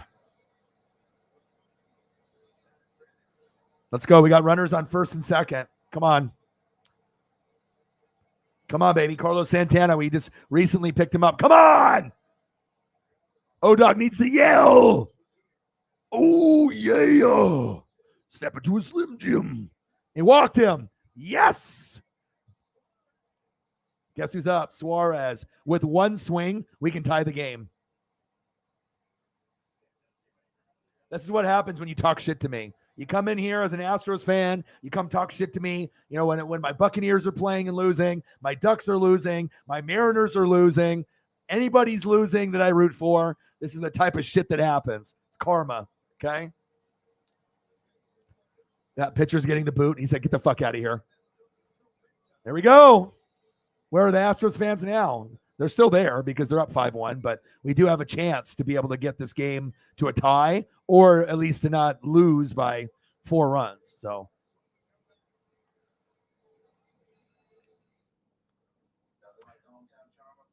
well, I think the sub part, it means something for people on YouTube because for whatever reason, it's a big thing. You can follow someone on Facebook. You can follow someone on Twitter or Instagram or Twitch or TikTok. Those don't mean anything. But if someone subs to you on YouTube, they have to not only like you, they have to love you. And, and then obviously if they share your stuff, they donate, you know what I mean? That's like the ultimate sign of respect and love. But the people are critical on YouTube and they'll take their subs away. You know what I mean? Like, I think it's the hardest platform to grow on because I think YouTube fans are fickle. You know what I mean? So sometimes, they'll sub and then they'll unsub. It's a very common thing to people to do, almost like Twitter. Someone subs to you and then follows you and then they unfollow you. It's just ridiculous. It's like, why, and then people think that you could be like this, like, Joe Blow, normal, person. And then you have, let's say, 90,000 followers. I don't know. You think you're a celebrity because you got a bunch of bots and a bunch of people that you followed in follow trains? Like, no one gives a shit who you are. Not to be mean, but like you're just a normal dude or a normal girl, and then you do a bunch of these follow trains or have these like bots, and you have 90,000. I mean, do you want to get a medal or an award because you got 90,000 people that don't give a shit about you? And when you make a post, you get 5 likes out of 90,000. It happens all the time. You know what I mean? So it's like, oh my God, I'm at 90,000 followers on Twitter, and you have people like 5 people are interacting. So obviously people don't give a shit. It's not a real platform. I like it. You know what I mean? I get all my information there. I like it's my favorite platform, but the way that the followers go, it doesn't mean anything. You know what I mean? Like Twitch and YouTube, that's more like reality, but like Twitter, Instagram, and Facebook are fake. Those things don't matter. They don't matter at all, period. There's Julio. I thought so. But I think it's really hard, for whatever reason. And then you have your options. You can sub to a channel, but get no notifications. You can turn on notifications. You can customize it, or you can do all notifications. And the funny thing is on YouTube, even when you go into your settings through all your channels and you select all notifications, you still don't get them. It's hilarious. They have this button for people that are hardcore that want to see all of your stuff, and you still don't get it. What's the point of having it then? All right, let's go. Come on, baby.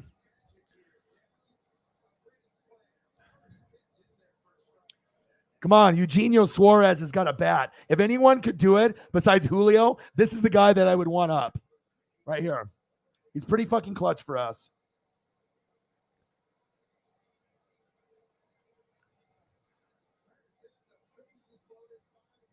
What up, Eagles John?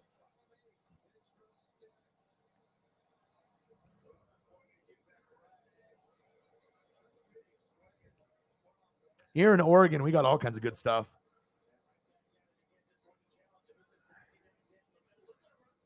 Yeah. Holly's feeling like O-Dog on a daily basis, huh?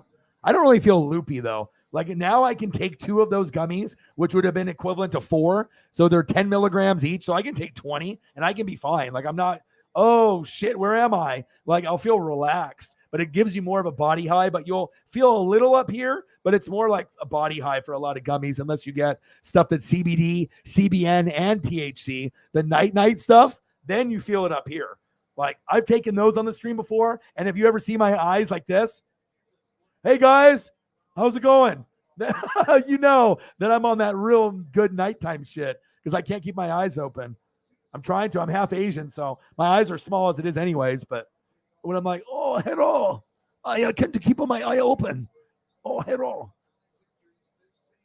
Have me looking like Uncle Roger, my idol. Love me some Uncle Roger. Have you watched any Uncle Roger recently? I haven't seen any of his stuff in a couple weeks, so I wonder if he's put out anything new. But you know what's crazy that I just saw? Joe Coy was with Handler, the comedian, the blonde, the raunchy one, and they broke up. That's not really a couple. I mean, I can see them being together. Chelsea Handler, she was on E, and she does a lot of raunchy comedy. And Joe Coy's, Asian and Filipino, and he does like comedy as well. I never really saw them as a couple. And then I was like, wow, they were together? And then they broke up recently or whatever. But, I mean, Joe Coy doesn't seem like the type that would date someone like her. Not that she's bad or anything, but just kind of a weird couple. I mean, the comedy is the reason they got together because, they have that witty sense of humor. But, yeah, it was crazy. How's it going here, Whitey? One of my homies to the end. Someone that loves wrestling as much as me and Sarah and Odin's son, and we've gotten Holly on board a little bit, so that's always good. It's a fun thing to watch. The more wrestling you know, it becomes interesting, like Chiefs for you. Like you'll know, okay, this guy, you know what I mean, or you'll know his history, and even though it's scripted, it's still entertainment. The ending is scripted, but what happens from the beginning up to the end, you never know what you're going to see. 3-2 count, bottom of the 8th. Okay, 5-1. Suarez is up. Hopefully we can take the walk here. I don't know if he's gonna. Is she? I mean, Joe Coy seems like more genuine and a cool guy. Chelsea Handler kind of seems scandalous to me. The vibe about her that I get is not good. She seems like someone that would like cheat on a boyfriend or a husband. I don't know. She seems like really funny and witty and loyal to her girlfriends, but she doesn't seem like the type of person. I don't know. I just get a weird vibe from her. I don't want to label her as a cheater and a bad person, but I think Joe Coy just seems a little bit more laid back, kind of more of a chill dude. There's a weird combo for those two. Ball. Yeah! 5-2 Mariners. Let's go. Yes. I don't think she's funny at all. And even if we lose this game, that's what happens when, the haters and the trolls come in. You can do that to anybody else on YouTube, but if you do it to me, 9 times out of 10, something happens for the positive for me. Let's go. 5-2 bases loaded. Could you imagine if we hit a grand slam right here and we go up 6-5? I will literally jump out the window. Let's go.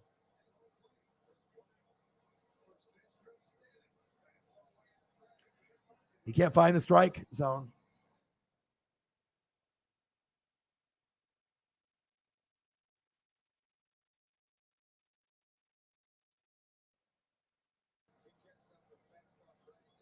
Come on, baby.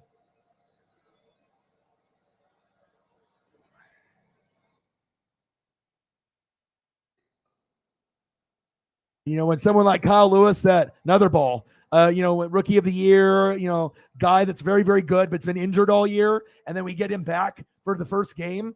You know what I mean? Even though Julio, obviously wasn't able to play, this would be a huge moment right now. Now the manager comes out, or the pitching coach. It's 5-2. It was 5-1. It's bases loaded. They've changed a bunch of pitchers. Astros fans came in here talking shit. And what happened? All of a sudden, now the Uncle Mo is on our side. This is the first time they've been into the game. They've already walked in a run, and they have bases loaded with 1 out.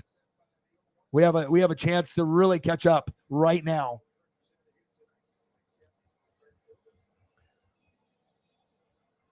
I love it when people talk shit to me prematurely. Premature. Because sometimes it just seems like it's over. I get it.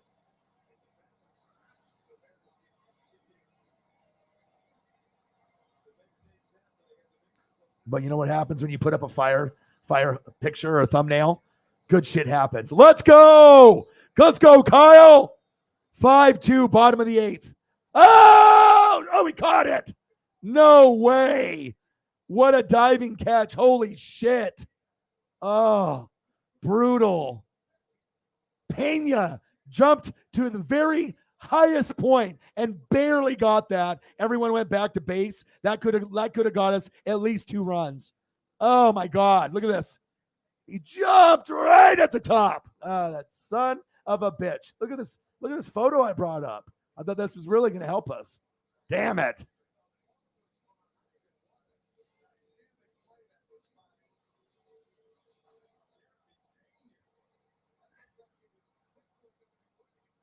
Yeah, well, a lot of people's bullpens are, not good. It's probably the thing that's the weakest in every single, Major League Baseball team. Not many have a great bullpen. It's like, having a good punters and kickers. It's not something that happens that often. All right, Cal. I got a photo. Let's go, Cal. Let's go. 5-2, bottom of the 8th. No Julio. Scratched right before the game with wrist soreness. 2 outs. Bases loaded. Come on, Cal. Come on, baby. Let's just get this a little closer. It doesn't have to be tied. Oof. Just get maybe like 2 more runs, 1 or 2 more, make it 5-3, 5-4. It doesn't have to be boom, grand slam up 6-5. I mean, I'll take that. Just like when the Dodgers were up 5-0 and the Giants climbed back to 6-5, and then Mookie hit that 3-run bomb and then had that diving catch to end the game. Let's go, Cal. Come on, baby.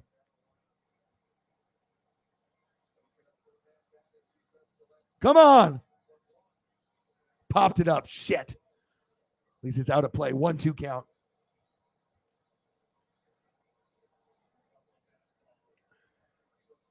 5-2 Astros. Come on, baby.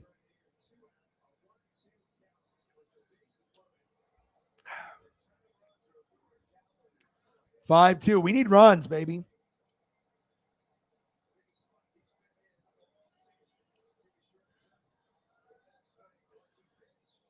Oh, low. 2-2. Come on, baby. Come on, Cal. Let's go, baby. Let's go. Come on, Cal. Bases loaded. 2 outs. Astros been dominating from the very start. It's 5-2. Cal was 0 for 3 tonight. Come on. Lock in, Cal. I know you can do it. You got that power. Come on, man. Come on, Cal. Come on, Cal. Come on, Cal. Struck out. Fuck! Good job by the Astros. I'll give them credit. That was a nice heater right down the middle. 5-2 Astros. See, if I'm a homer, I'll just be like, fuck that, But, you got to call it how you see it, so.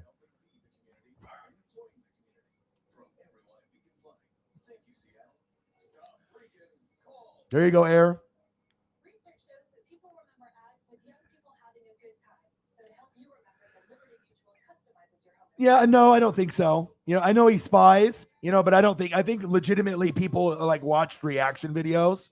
I think people, watched reaction videos for the first, couple years and maybe stopped watching or whatever. And so I obviously I know, there's been some questionable things, but I mean, obviously fake profiles can be created, but I definitely know that things are spied on here, So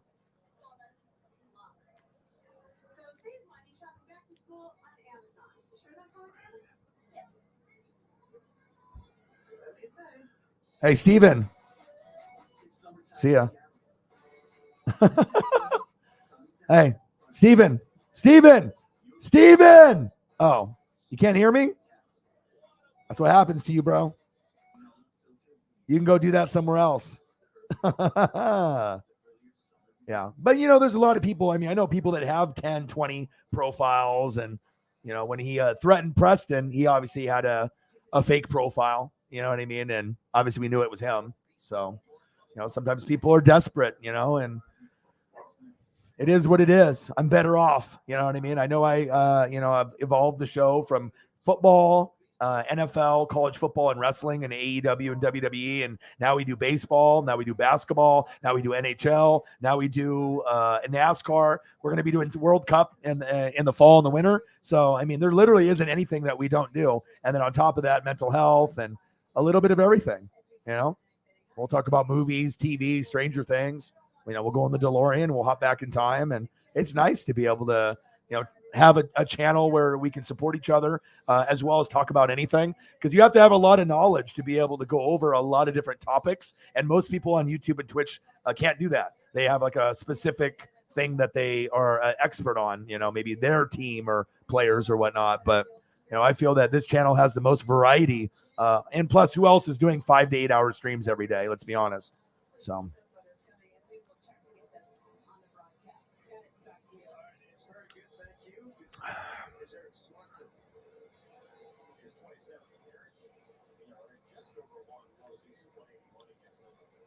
Yeah. 5-2, top of the ninth. Gotta shout out the Astros for just playing fantastic today, but it really was due to bad pitching.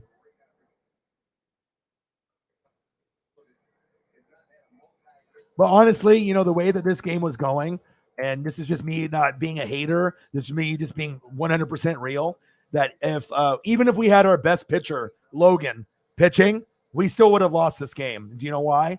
No Julio. You got to have him in the lineup. The energy in the crowd, the energy when he's up to bat, the energy when he robs home runs, and when he's just out there, you know, with the big smile. You know, he's like Trout, you know, Aaron Judge, Ohtani. He's a game changer. And it's like, if you don't have that guy there, it's a big impact, especially because we haven't been good until we got him. And then we got him, and now we're good. You know, it's like, you know, it's one of those things. He's a really important piece.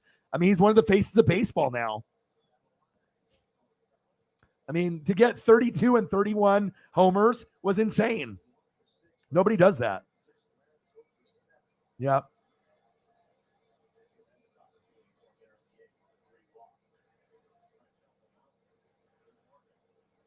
Yeah, I don't know. I mean, that's YouTube and their like configuration or whatever and stuff. So, I mean, also too, you got to think I've done 1,400 videos since 2017. More than 1,400 live streams, reaction videos, uploads, you know, whatever it is. So, I mean, I have a lot of content that's out there. But we just need to be able to get to like, we're over 3.5 million views. I'm trying to get to 5 and then 10, and then to go from, you know, just under 20,000 subs to get to 22, 25, you know, 30, 50, 100. That's obviously the, you know, the end game. You know, if you can get to 1 million, that's like the ultimate, you know, goal. But, you know, even getting to 100,000 or more is, you know, I think that's once you get to that number, you're considered a big channel. Anything under 100K is, I guess, considered a small channel. I mean, if some people have millions, I guess, but what's up? What? Okay. Let me know. Hi, Paisley. Love you. Girlfriend says she's going to watch Resident Evil without me. That's quite okay. All right, to Eugenio Suarez. Thank you, Ollie.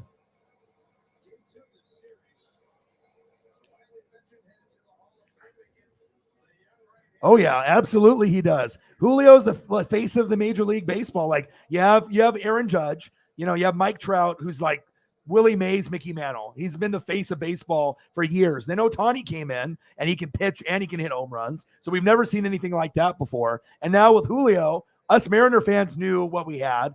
Now all the people that don't watch Mariners that saw him at the All-Star, you know, home run derby, now everyone knows. And he's going to win Rookie of the Year. And then every year after this year, he's going to be like known as a top 5 player. I feel like Soto. There's a lot of other players that are great, but I feel with Julio and his personality, he's really likable, and people will buy his jersey, buy his merch, buy his memorabilia, and he will be a guy that'll be celebrated in every stadium across the country. Like people go to games to see Mike Trout if they don't give a shit about the Angels and Ohtani. They're on the same team. People see the Yankees sometimes for just Aaron Judge. And people will, you know, go out of the way to watch the Mariners come into town, you know, if Julio's playing. Because, I mean, you got to think he's stealing bases. He probably will end up somewhere between 30 and 40 home runs and probably 30 stolen bases. So 30 and 30 is possible, you know, and that's a big stat. I think there's only been like one other person to ever do that in MLB history, obviously, as a rookie. So Mike Trout, obviously, is one of those G's. So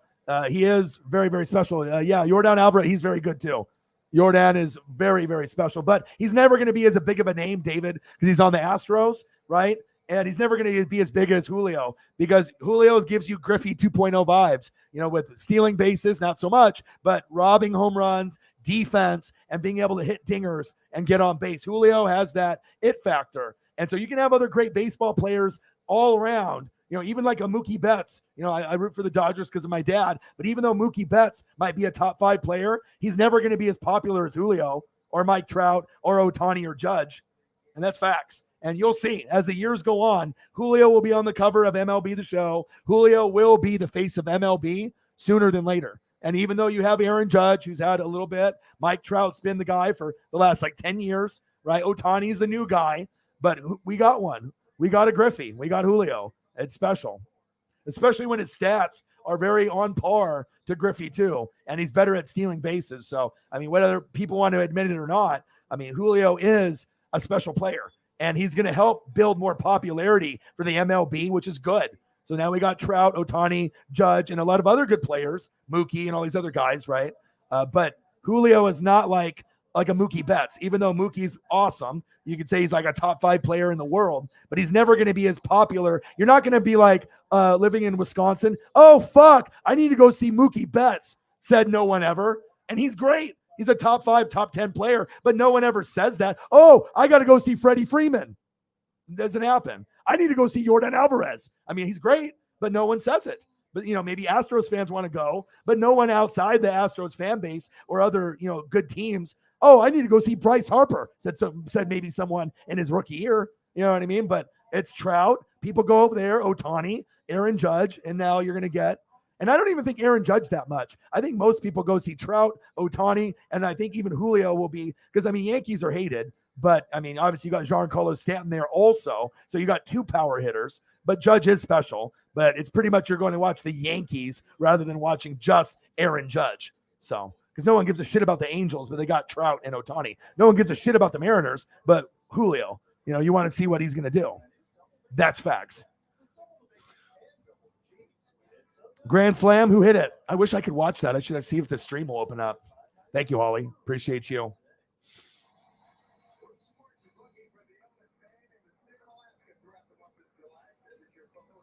Still no link. Wow, that's crazy. Usually they'll have a link that pops up, but 77 in donos. Appreciate you.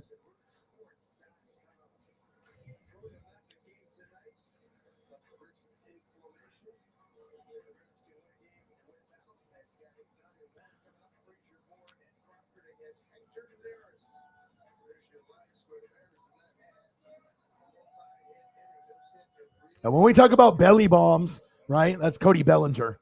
So we're giving you the nicknames. It's the CBD and the CBN. Yeah. That's when we talk about belly bomb. It's Cody Bellinger when he hits a home run. There's all kinds of lingo. How NFL has lingo, for certain things, and you can understand the MLB and the NBA. There's terminology that if you don't watch the sport enough, you won't pick up on the lingo or the nickname stuff that's out there. But if you follow enough, you'll know those things. But of course, you don't watch Dodgers besides watching me on here. But it's not something that gets talked about a lot. But when belly goes up, people in LA talk about it. Belly bombs. We talk about it out here in Oregon because we're on the West Coast. We understand. My dad's a Dodger fan, so I know belly bombs. So Belly and Yelly, Bellinger and Yelich. Yes. So you learned something new here.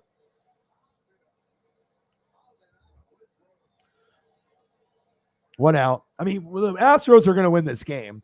Our best chance was that last inning, but if you have to wait to the 7th, 8th, and 9th, and you're not the Dodgers or the Yankees, you're fucked. You probably don't have a good enough mid-reliever, or closer, and your hitters probably are already dejected, and there's no Julio. So you can fight Uncle Mo on the other side, Uncle Momentum. But if you're not the Yankees or Dodgers and have that belief that you can come back 5 runs or more in any game that you're in, then a lot of teams, they don't give up, but they just can't do it. So, and not having Julio in the lineup we're a totally different team. His vibe, and just the way that he is out there. And obviously, when Mike Trout doesn't play or Ohtani's not out there, or if Aaron Judge, they could still win, but you definitely feel the hole in the lineup and in the outfield or wherever they're playing. Now, trust me. I'm a good evaluator of talent. That's why I usually get championship game right and a lot of the World Series predictions and, NHL, Stanley Cup. I don't watch anything in the regular season, and I can predict who's going to win in what game. You can kind of have a feeling. And if you watch a lot of college or if you watch a lot of single A, double A, triple A, and you're a hardcore fan, this is the biggest prospect since Ichiro. So obviously we knew it was going to be a big thing, but we just didn't know if it would be year one. Even though he got drafted in 2019, when you get called up, it's a nervous time for the athlete to get acclimated to the, not AAA scene. Foul.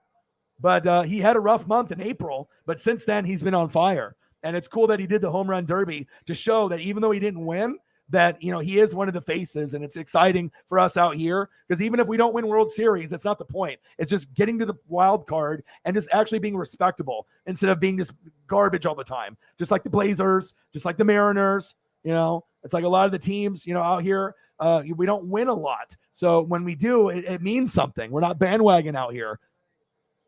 Oh! Oh! Oh! Oh! Just foul. Oh! That was going to be big. Oh, it's about to lose it right there. Belly bong. That's when Bellinger hits a home run and you take a bong rip. They do that in LA and Oregon a lot here.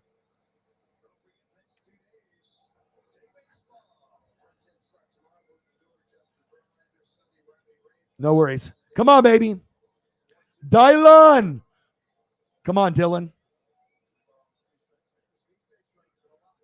Come on, baby.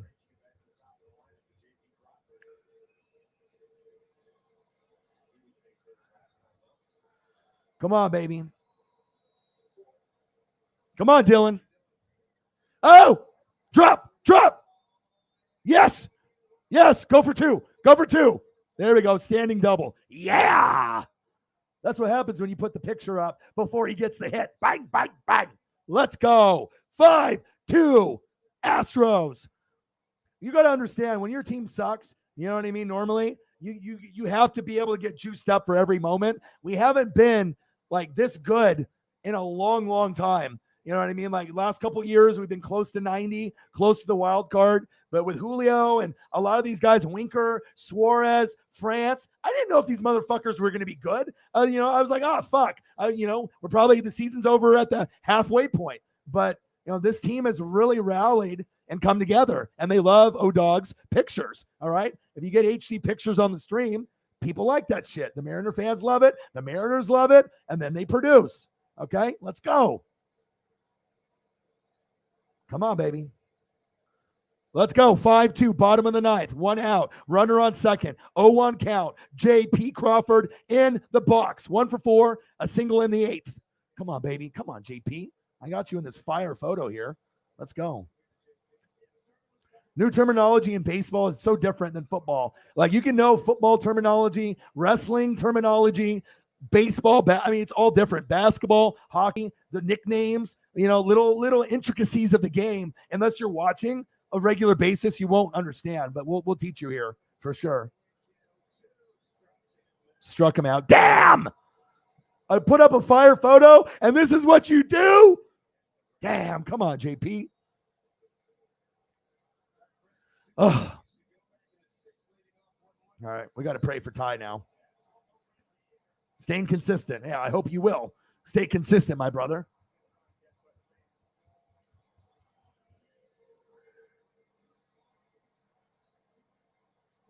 All right, come on, dude. Solo home run. Come on, baby. 5-2, bottom of the ninth. Us Mariner fans, we know what it is. If Julio plays, we still might lose. Marco Gonzalez sucks. All right, he was 5-9. He's not good. It just so happens he was in the rotation, and he stinks. All right, us Mariner fans can admit that. It's like being a Duck fan, right? Anthony Brown, the LeBron lookalike last year at quarterback, sucked. Worst quarterback we've had in 20 years. All right, I'm not going to sugarcoat it and act like he was good. He sucked, and Marco sucks. But it is what it is. 308, 12 homers, 50 ribbies. Good eye. Come on, Ty. One swing, it's 5-4. The chances of actually tying this game is like 5%. Winning the game, 1%. Losing the game, 95%.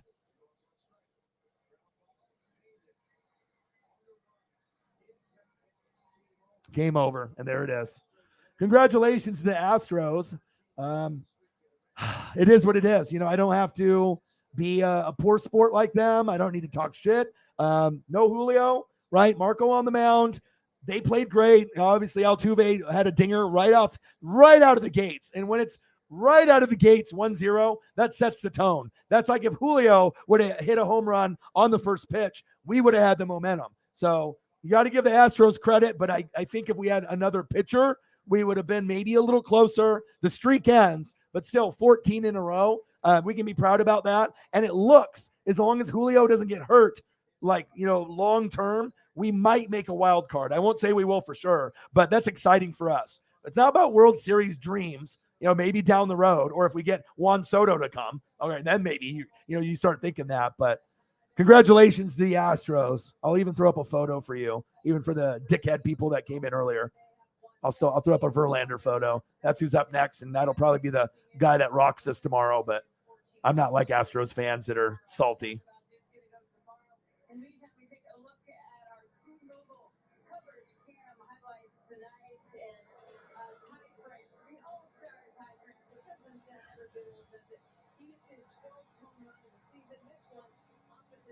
This is the one guy on the team that I actually like.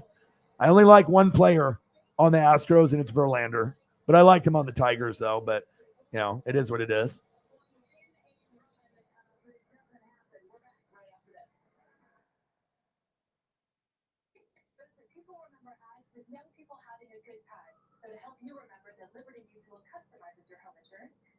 My girlfriend's watching Resident Evil right now without me. Supposedly that's like the new hot thing after Stranger Things is no longer really a top show anymore. Everyone's already watched it. If you haven't watched it, you probably are living under a rock. But we'll see where it goes. Let's give some Justin Verlander love. I mean, how many channels that represent the Mariners would do something like this? None. So I'm not like most people. I appreciate greatness, and that's one of the greats right there. Like first ballot Hall of Famer, arguably the best right-handed pitcher in this generation. I mean, if there's a lot of good left-handed and right-handed pitchers, but if you said Verlander in this generation, post roids, like this guy is definitely one of the top that's still pitching today. Like he kind of reminds me of like as far as like a vibe, like a Randy Johnson. Like, when he's in there, he's winning 9 times out of 10. He's always on. But also when you have a supermodel wife, that kind of helps too, I see you. Was hoping for a little bit more out of Kyle Lewis, but at least we saw that. We definitely gave the Hogan boot to, how many Astros fans that were haters that were just coming in here to talk shit for? It happens. It's all good. But I can still throw up a nice Verlander at the end to be happy about it. I was hoping that it was going to be better than that, but, stuff happens. The better team won.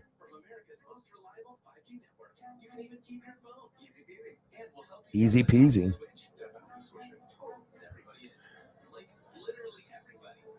I'll even throw up another Verlander because I like him so much.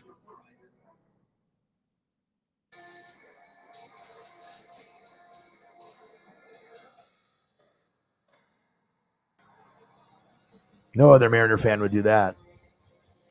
But hey, you got to appreciate greatness. It just didn't line up for us. Too bad we didn't play the Rangers like 2 or 3 more times. Then we would have got the win for sure, or the Angels, or the A's. But honestly, if we were going to tie it or beat it, this is who you'd want to play. A really solid team. So next matchups, it's not good. Ready? Houston, Texas. That's good. Houston, bad. Houston, bad. Yankees, bad. And then Angels. And then after that's Yankees. And then I'm going to Seattle. So it's going to be we're going to go on a losing streak pretty soon. Like it's going to be tough. We're not going to be up 5 or 10 games. We'll be probably around 500 at the end of the month. So it's going to be rough. I mean, but I'm hoping that we can have a few lucky moments, but we'll see.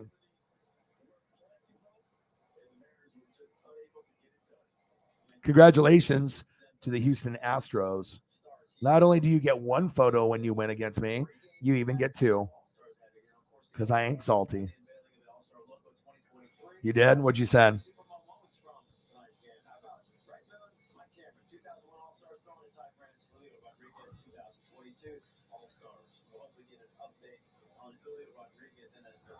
The belly and yelly. Yeah, I like that. Okay, I need to see what else is on now. We're 3 hours and 14 minutes in. I usually do 5-hour streams. I'm going to be going to the beach probably tomorrow. Ooh, motorcycle racing. What's this? American Flat Track, Laconia Short Track. Ooh, let's take a look at this. I know they've been doing some fucking racing on dirt bikes and cars, in Italy, which is pretty fire. Let me see what's on football. There's got to be something good. 80s Stanley Cup. Oh, shit. Okay, but I'd rather watch football. Chargers, Raiders from last year. Guess what? I'm watching it. Good. Chargers and Raiders. Okay.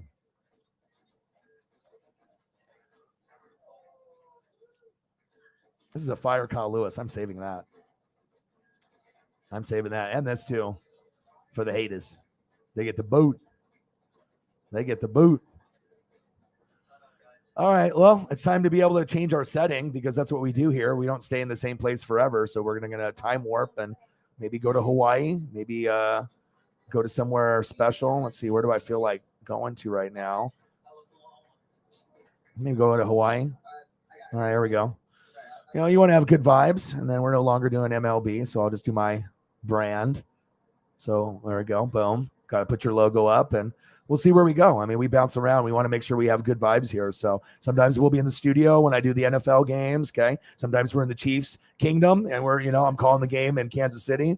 And then other times, you want that low key vibe, maybe you've, smoked a little bit or drank a little bit and you want to be low key and just chill. And this one kind of gives you like that chill out vibe, sunset, some drinks, right? Some smoke, having some fun. And then if it's earlier in the day, if I stream, maybe we're somewhere tropical or we're right on the beach, it just kind of depends. Or maybe we're in the front row at the Duck game when I go, because that's usually where I sit, front row behind the Duck bench. Sometimes we'll be here. And other times we'll maybe be in LA, for my dad. So we'll see where we go, but it's always about good vibes. And I like this vibe. I mean, Hawaii's good, but it's kind of nighttime now. So I think I'm transitioning and I kind of like this vibe. This vibe is kind of cool. This one's nice too. Nice little sunset. Nice vibe. Put you in a good mood. It's all about mental health too. Like we all have our sports and wrestling and baseball, but you got to, for me, being around water and spending time with my puppy is really big. Having depression and anxiety and obviously being able to fight that and talk about it on here and enjoy sports or wrestling. It's fun, or pop culture.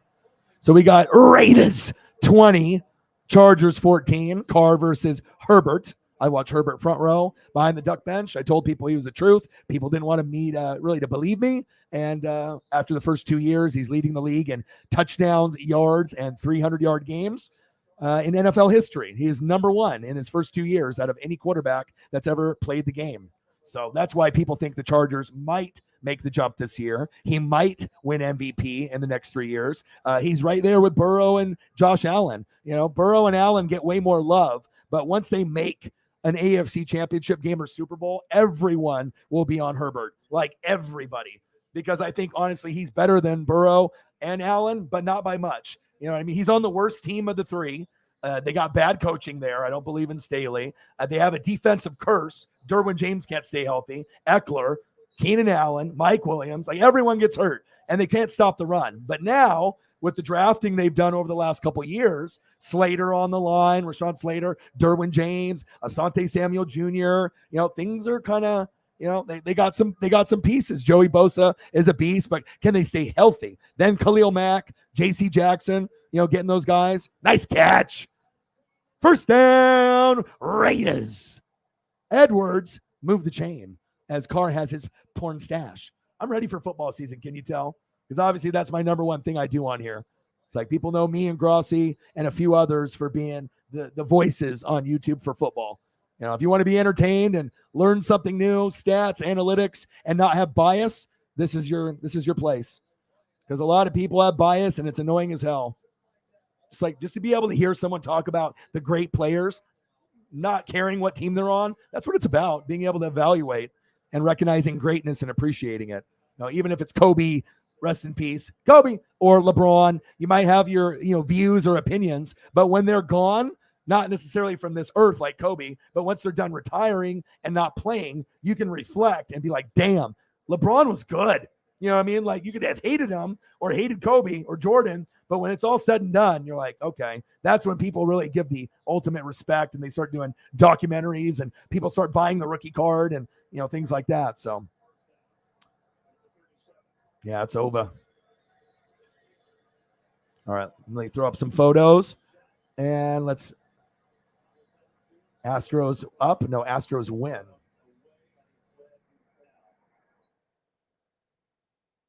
Good game by Houston. And, and like a lot of times when you have rivals, people don't want to give credit because people are so fucking salty or biased or they're like 10 years old, right? But to be realistic about it, us as Mariner fans, did we want to win that? Yeah. Are there bad Mariner fans out there? Of course there is. There's bad every fan out there. It's not just Cowboy fans that are annoying or Patriots. There's other fans that can be annoying to people, right? Sometimes Saints, Eagles, they're everywhere, right? But you have good ones too. But one thing that I can say, and if I was a complete dickhead or hater, I wouldn't say, the Houston Astros have the best shot to dethrone the Yankees to go to the World Series, period. There's no other team that's as good enough as them and has the will to win as them. Even what happened with the garbage can shit, that's fine. But in reality, if the Yankees don't make the World Series, the Astros will represent, and that's facts. You can tell. They are very confident. They're very deep. And when you got a guy like Verlander, honestly, a guy that can pitch 3 games and win them all, that's rare. When you got a guy that is still in his prime, even though he's at the end of his career, that you could pitch him twice, game 1 and game 3, but you could also pitch him game 7 and win. And there's not a lot of guys, even Kershaw, you can't count on. And that's me and my dad's team because we represent the Mariners and obviously the Dodgers. My dad grew up in LA. I mean, I met King Griffey Jr., so this is not like some child's play shit. You know what I mean? Like, I had hair.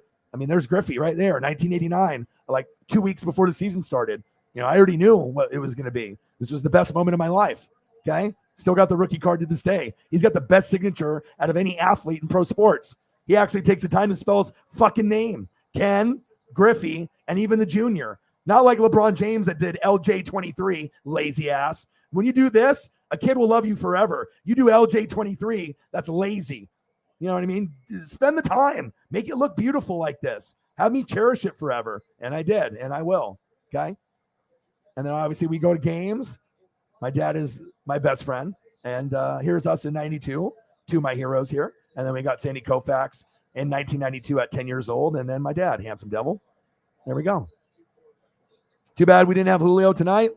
But rumor is the Phenom has arrived, but he might be back tomorrow. So, I mean, the streak is over, so it doesn't matter. And if you're playing Verlander, you're losing 99% of the time. I mean, I don't give a shit what other people want to say, but it is what it is.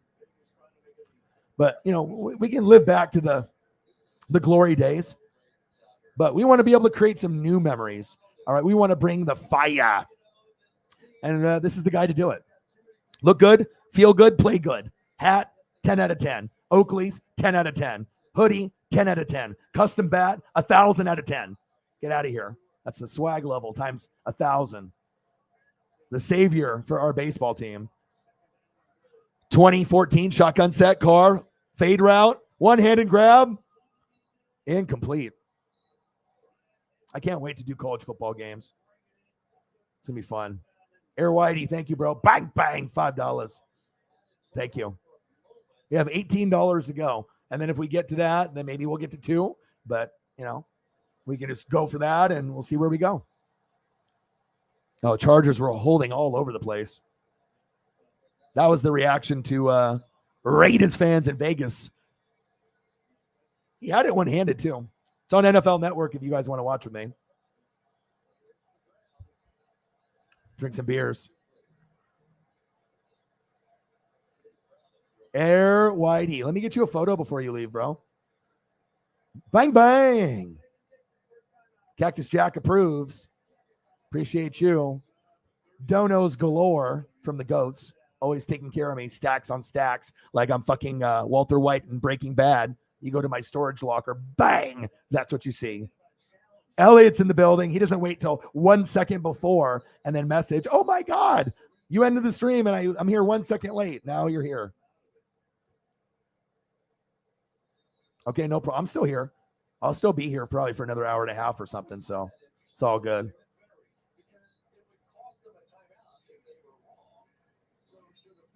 How's Resident Evil? Good? You haven't watched it yet? Oh. Red Sox. Jesus, that was crazy. Did you see that? The score, Elliot? You normally wouldn't even give a shit or even check the scores, right? And then for someone that hated something for no reason, and then all you had to do is just hang out with the homies, right? And have an open mind and go to the game. And once you go to your first game, your life changes. It doesn't matter if it's Ducks, Cardinals game, Padres, football, Saints. Like when you go, things change. It's a different vibe. And that's how you get hooked. People get hooked on like drugs and shit, drinking. You can get hooked on football. You can get hooked on sports. Like, going is so fun. Especially if you have fun people to go with to share the memory. Anyone can go to a game by themselves, not as enjoyable. I'll still have fun with high-fiving and chest bumping in the crowd with strangers. But if you can be with at least 1 to 3 other people, then it really makes it special. And Elliot had that special moment. He went from fuck baseball to now he's in like 5 fantasy baseball leagues that like no one plays because it's so hardcore. Even I don't play. And it's nice to be able to see someone give something a chance and then take it to the next level. And like pretty soon, Elliot's going to be like a fantasy baseball wizard and like winning money like based off the baseball leagues. I mean, that's how it starts. Fuck this, expert. And then you'll probably be really smart in baseball. You know how you have your soccer knowledge? Now you're doing fantasy baseball. Now you're already smarter than 90% of America, that doesn't even know anything about baseball. You feel me? Appreciate you.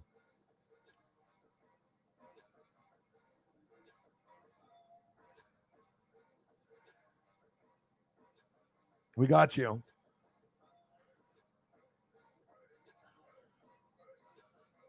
Gang, are you ready for me right here in the Discord?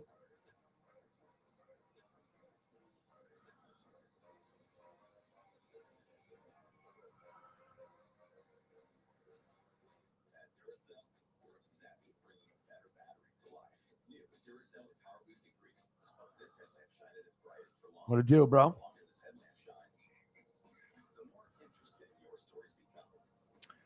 Oh, I like this background. This one is nice. This is one of the best backgrounds to me. I like the palm trees. You get a little bit of that vibe. The water is right in view, and you get a kind of a nice sunset in the background. It really has all the elements for you. You can kind of see yourself or picture yourself in a wooden chair or a camping chair or some kind of chair, feet in the sand, beer in the holster, Corona with lime, and just listening to the waves crash. You know what I mean? Like, yes. Is it okay to call me Mom? Of course you can.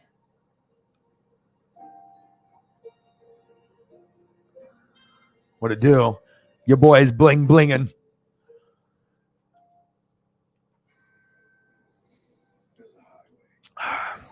Damn, I wish we could have won that game, but shit happens.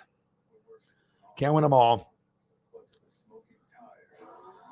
But obviously when Julio got scrapped in the lineup, I honestly feel that would have given us a better chance, but just the flow of the game and Marco pitching, even if Julio played, I think probably 95% chance we still lose just because Marco was that bad, and he's always bad. He normally is our, 3rd or 4th best pitcher, and now this year he's the worst one, and it sucks because he's been with us, through all the good and the bad, and mostly bad. He just doesn't have placement anymore. And you can't count on him. And I think he's gotten into his own head, which any pitcher would. All you're trying to do is throw strikes and get strikeouts. And when you don't get your first strikeout until like the 5th inning, it's not a good day. And you're going to lose the game for your team unless your team can come up with 5 to 10 runs usually. And sometimes that's just too much for baseball players. Baseball is the hardest sport, I feel, on planet Earth. I think golf seems like it could be very, very, very difficult. I mean, basketball and football, I think it takes, athleticism, to do those. But I think as far as skill, baseball and I think golf are the 2 hardest. It just seems like, and you can drive, like obviously Adam Sandler and Happy Gilmore, but what about putting though? Carr, Mariota with the keeper. Nice tackle by the Chargers. Top 10 games of 2021. This is number 2. Number 2. We've had to boot a lot of people out, Elliot. Like some people come in here to talk shit. They like doing that. Or some people aren't a fit. You know what I mean? Like there's certain people that are a part of this clique and it's a fit. And then some, it's just, I don't know. It's just maybe just not a fit here.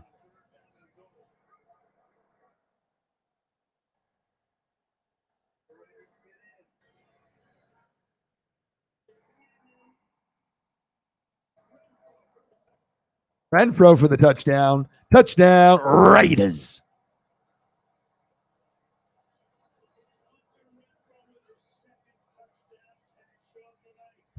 Hunter Renfro, the most underrated wide receiver in the NFL. And now, as you watch programs on NFL Network, ESPN, Pat McAfee Show, all the Good Morning Football, everyone will be saying it now. They'll be like, oh, Hunter Renfrow, the most underrated, right, wide receiver in the NFL.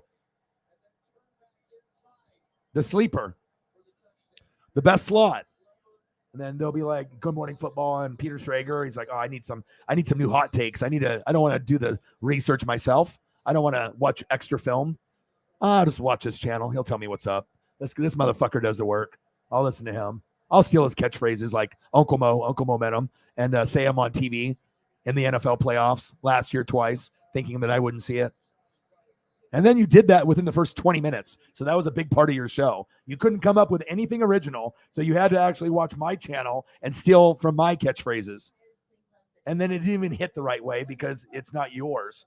It's like trying to tell someone else's joke. And then everyone's standing there looking at you like a fucking idiot. They're like, they didn't even get it. Uncle Mo? What is that? The Three Stooges? That's what one motherfucker said on there. So, yeah. Peter Schrager, you're not slick, bud. You are not slick. Yeah, we lost. Shop for Downy Unstoppables online, including our lighter scent. Yeah, I like to give the boots, dude. Right there. Like they think, I mean, what do they think? Do they think that their people are just going to let that just happen? Because like, I need your sub so bad, or even because if you're a hater and you're just popping in, you're not even subbing to me. You're just like hopping in as a view to talk shit. And then I'm just supposed to, listen to this and have it stir up the room. You know what I mean? Of course you're going to get the boot.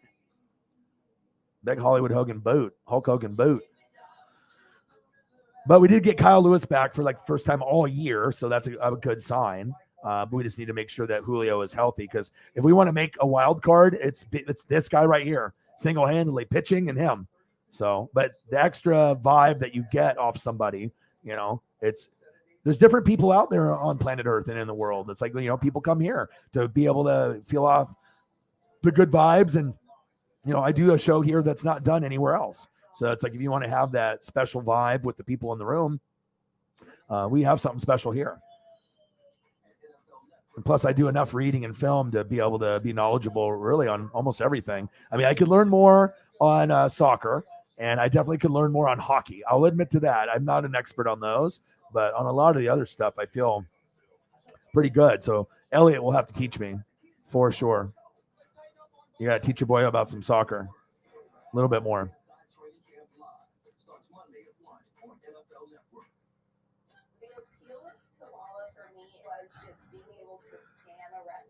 Hi, Dad. You probably didn't even know you were talking to your dad halfway through. You're like, I'm on CBD, CBN, THC. My shoulder feels better, but now I'm loopy. All of a sudden, you check the phone and it's been a dial tone for like 3 minutes. You've just been talking to nobody, just dead air. I know you're not that comfortable. That would be like Cheech and Chong comfortable, just having a conversation by yourself, and then you're like, bro, the phone isn't even plugged in. Oh. Papa Winchell, we love Papa. Papa. Does Papa Winchell watch football? I know you tried to be able to take him to a game and whatnot, and he's got like an issue with walking with like a cane, or like health issues or whatever. Because I know taking our family members to games is very important. So yes, shout out to Dodd. What do you got for a photo going on here now? What you got here? You got shoes, and you got like some kind of meme poster on the back right. Was it Drake covering his face? What's going on in that photo?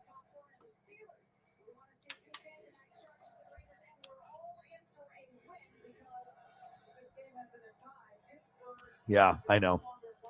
It doesn't last forever.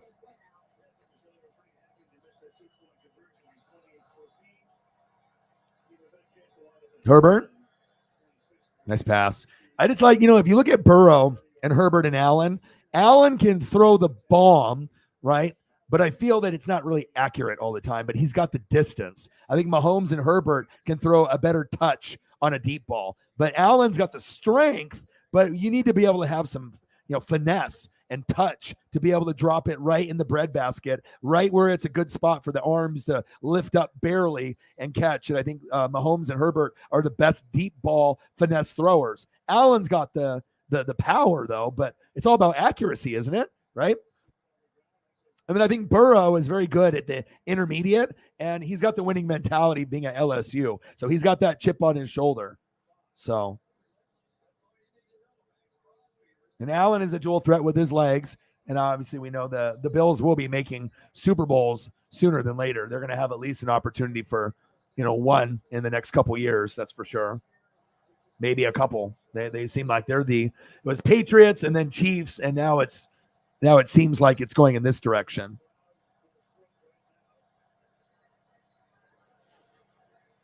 Herbert. And I like Herbert's size. He can see over everybody. You know what I mean? With Burrow, a little shorter. Everyone's got like their, kind of personal skill set. All three will be Hall of Famers. And it's going to go down as one of the best draft classes, obviously with these guys. But Burrow and obviously Justin Herbert, and then Tua. If Tua can do anything, but I don't think Tua is really going to pan out. He's not going to be Hall of Fame. He'll be lucky enough to make a Pro Bowl or two before his career's over. That's just his trajectory. Oh, it's a Frank Ocean. Okay, nice. You got the shoe shot showing the Nike. Have you ate pepperoni pizza yet? Let me show you some pizza. Teenage Mutant Ninja Turtles. Teenage Mutant Ninja Turtles. Teenage Mutant Ninja Turtles. Heroes in a Half Shell. Turtle Power.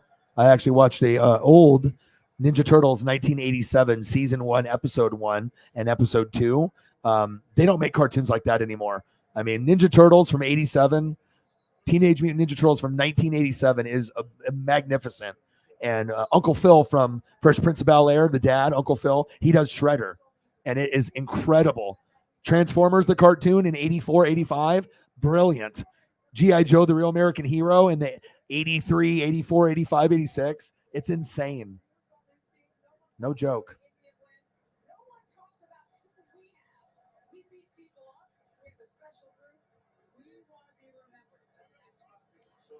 High school fullback. Wow. That's crazy. Yeah, my dad's a teacher, but my dad was athletic, basketball and wrestling, and what else did he do? Well, he's in the Air Force. I don't think he was a pilot though. Maybe he did like maintenance. I'll have to talk to him about that. But I'm pretty sure if he was a pilot, I would have found some helmet and other shit. You know what I mean? So I'm pretty sure it was just he was in the Air Force, but I think it was like more engineer stuff or maintenance stuff. But my dad did rugby. He did that, crazy fucker. And he was always pretty athletic too. Like I did sports with him. And we put in a lot of time. Like my dad, compared to other dads, my dad put in like number one effort. Like number one. Like, you know what I'm saying? Like it's bad environment with mom screaming and yelling. So instead of staying outside for 30 minutes with your kid shooting hoops, he'd be out with me there for like 4 hours, like in the rain and the snow. No dad does that. My dad did. You know what I mean? So we'd rather be outside. And that's what made me a good athlete in soccer, baseball, basketball, football, because I was spending more time on a daily basis as a kid with someone that was teaching me, you know what I mean? And rebounding for me and, playing horse and playing catch. I mean, to be that well-rounded. I mean, there wasn't a sport that I couldn't play. So when, school or teams were picked or, just after high school, if you want to play something, it's like, you don't feel awkward. It's like, I've already done all these things. So it's like, you don't have to be the best one on the court, but you can hang. If you want to play football with people, you're not going to feel weird not knowing how to throw a football or, baseball. Baseball to me is, besides basketball, is the most rewarding because I like playing catch. And if you go playing catch at a park, it is the most like relaxing thing on planet Earth. As long as you have a girl or a guy that can throw back to you, that throws to you. You pop-ups, grounders, just throwing it to each other, not 100 miles an hour, just like relaxing, like you're sipping a beer and it's fun. It's like shooting hoops at the park and just relaxing. It's just something about that is really good for the mental health. I've done that with Preston a few times in the last month, and I felt so good. It was like one of my best days in the month, just doing that for like 2-3 hours, shooting hoops, throwing the football and kicking the football like Pat McAfee, punting it to each other, and then shooting hoops and, throwing the baseball around. Those three things: baseball, football, basketball. Just, it doesn't have to be crazy. just, having a little fun and talking, shooting the shit.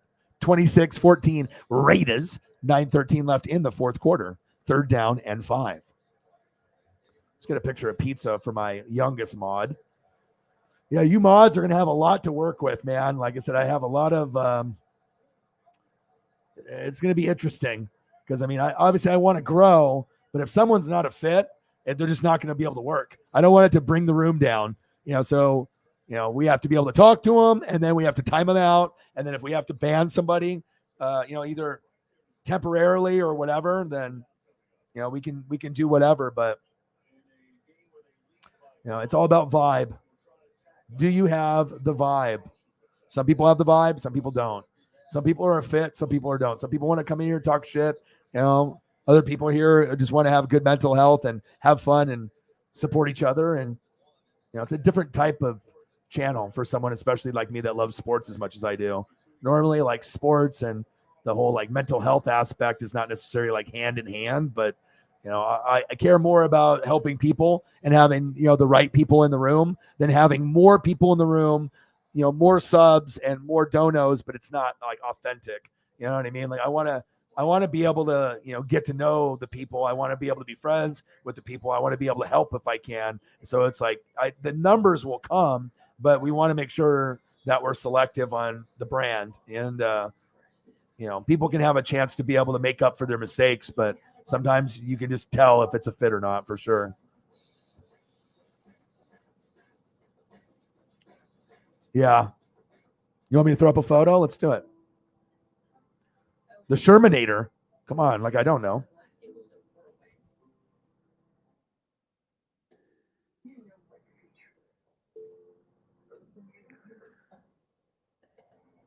Adopting you was the best decision in our life.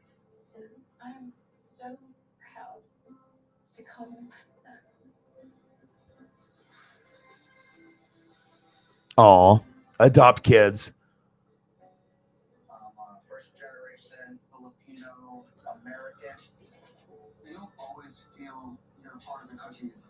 It's this weird middle space sometimes that you have to live inside of. But when you meet others that are also living in that space, you'll learn to know that that is its own space too. I'm good. Yo, boy is good, baby. Now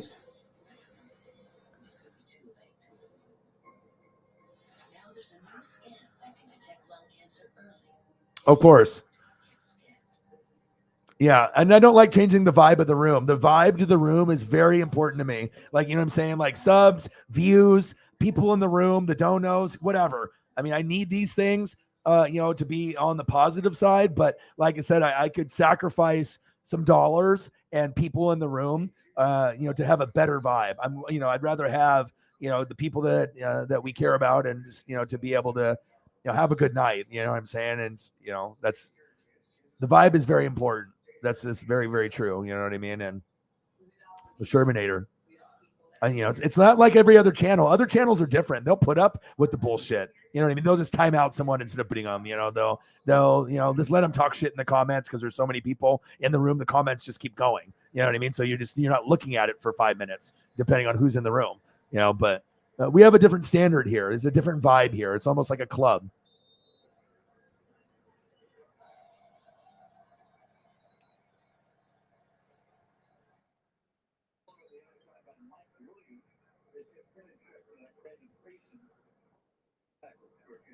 There's been so much discussion about Gus Bradley and his cover 3 defense on the back end and the old Seattle cover 3 and all that sort of entails. And yet tonight, when they don't got that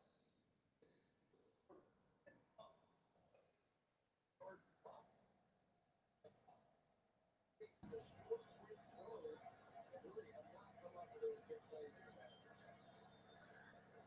And equal to Herbert stepping away under pressure. There's another short throw with that one released. Picks up a first down as Mike Williams takes the grab. Crosby that time forced the issue. Fourth quarter. Yeah, and the other part of the story is the fact that the defensive line of the Raiders have played some dominant football.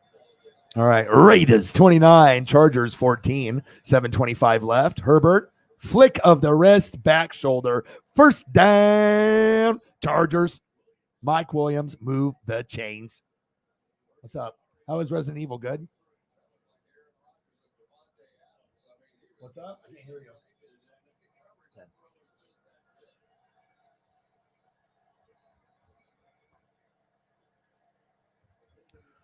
Yeah, but I feel that the room is not like other channels, so we don't put up with that bullshit. So, and we're exclusive here, okay? And I'm going to show you something. And if you're older, you'll know exactly what this is. If you're younger, you'll be lost.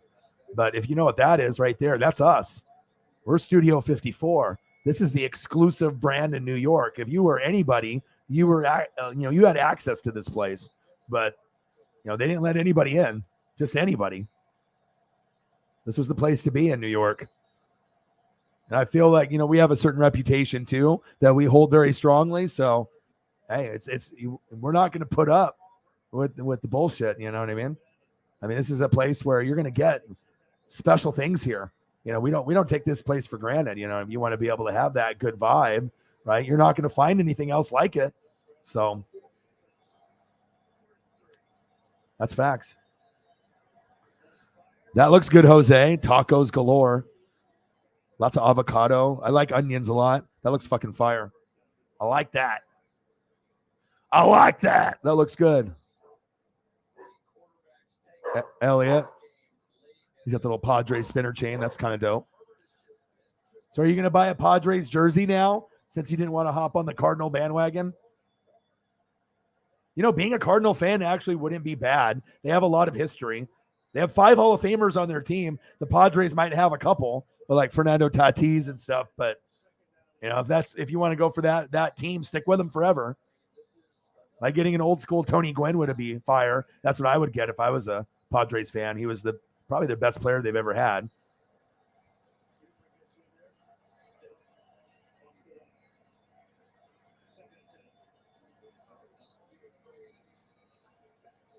Why? How little? Did you lock the door?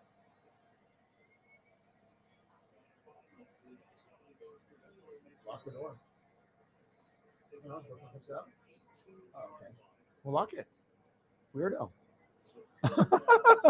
In honor of Papa Hundo Winchell, $5 hara.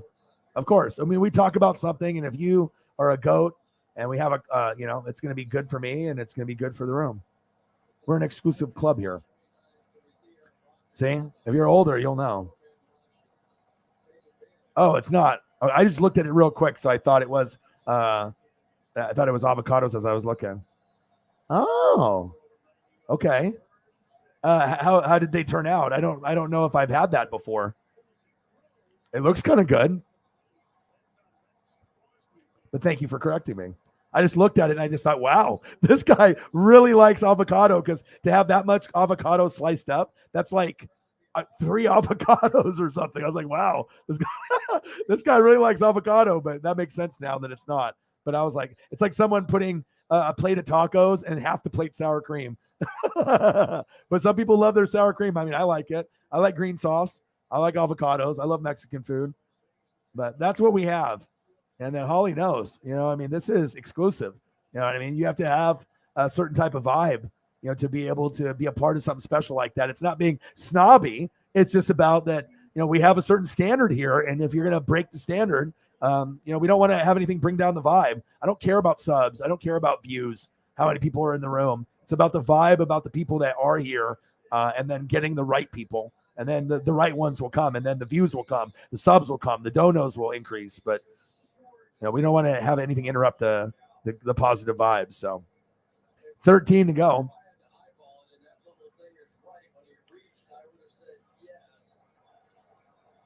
Yeah, they look good.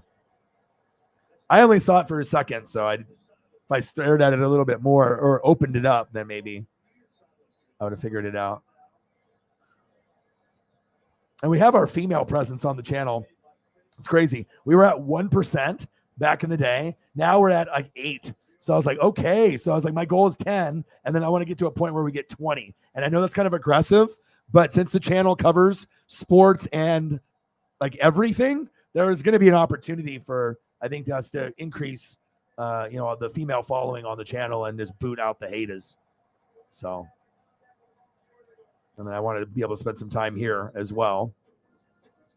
So we got 11 minutes to go for 4 hours. So I can go for another 10 minutes or hour and 10 minutes. I don't really, it's up to the people that are in the room. I mean, I'm going to be going to the beach, but we're probably not going to leave until later. So probably like late morning, you know what I mean? Stay for a couple hours, come back, and then I'll record again. And then I'm doing Pocono, and I'm really excited about that. So did they not turn out good? Or did they turn out good? You said first time. So like describe that to me. I'm not familiar with that. So like, besides what you said, like how do you cook it? Like how did you cook them? I watched Gordon Ramsay today with the Master Chef. That's good. It's always fun to watch Master Chef. I can get into it like super. Like we know the names of all the people, and we can kind of, even though I have no room to talk, you know what I mean? Because I can't do any of those things that those amazing people do, even the ones that suck that are way better than me. So, but it's cool to be able to watch a show like that and like act like I know what I'm talking about. But you kind of do after a while when you've watched so many seasons or episodes. You might not know how to do it in the kitchen, but you know it based on what you've seen. So I appreciate that. I think all you guys have, for me and for you guys too. So, you know what I mean? It's kind of crazy, like how you can build certain bonds. Sometimes you'll have people that are in your life that you see that you're not as close to, but sometimes if you're hanging out, every day or every other day or very often, especially if it's around people that you want to be around, and knowing that you would be able to hang out with these people, actually, if it was like in your hometown. It's not like all of a sudden I'm like in the middle of the country and it's like, I don't come and try to make an effort to be like, hey, I'm here, want to get a sandwich or something, or, go grab a brew or something. So yeah, we all appreciate you guys very, very much. It's nice to be able to, and it's sometimes people, it's like, you don't think, maybe sometimes you can create those bonds that way. But I think like now with everything in social media, it is possible. Maybe it wasn't possible back then, but I think most streamers, do their thing, and it's ego, money, status, you know what I mean? But how many people are willing to be able to like get to know people, like really to care about the people that are supporting you, you know what I mean? And being able to build those bonds and friendships. And I think that's what separates me, because I talk to probably more people outside the stream than any other YouTuber. I doubt people do what I'm doing, because it's not even I'm doing it to just, just to like be like pretend friendly or whatever. It's like I actually do care, and I like to be able to know what's going on in people's lives. And if I can make a little difference, or I can send you a funny meme or something of a cat or dog and then uplift you a little bit. I mean, sometimes you need that, and sometimes you don't get that from friends or family that you live with in your hometown. Sometimes it's just they're not on the same level. It's like we all have like the love for football and like wrestling and other things, and some of our friends aren't in that space. They don't understand.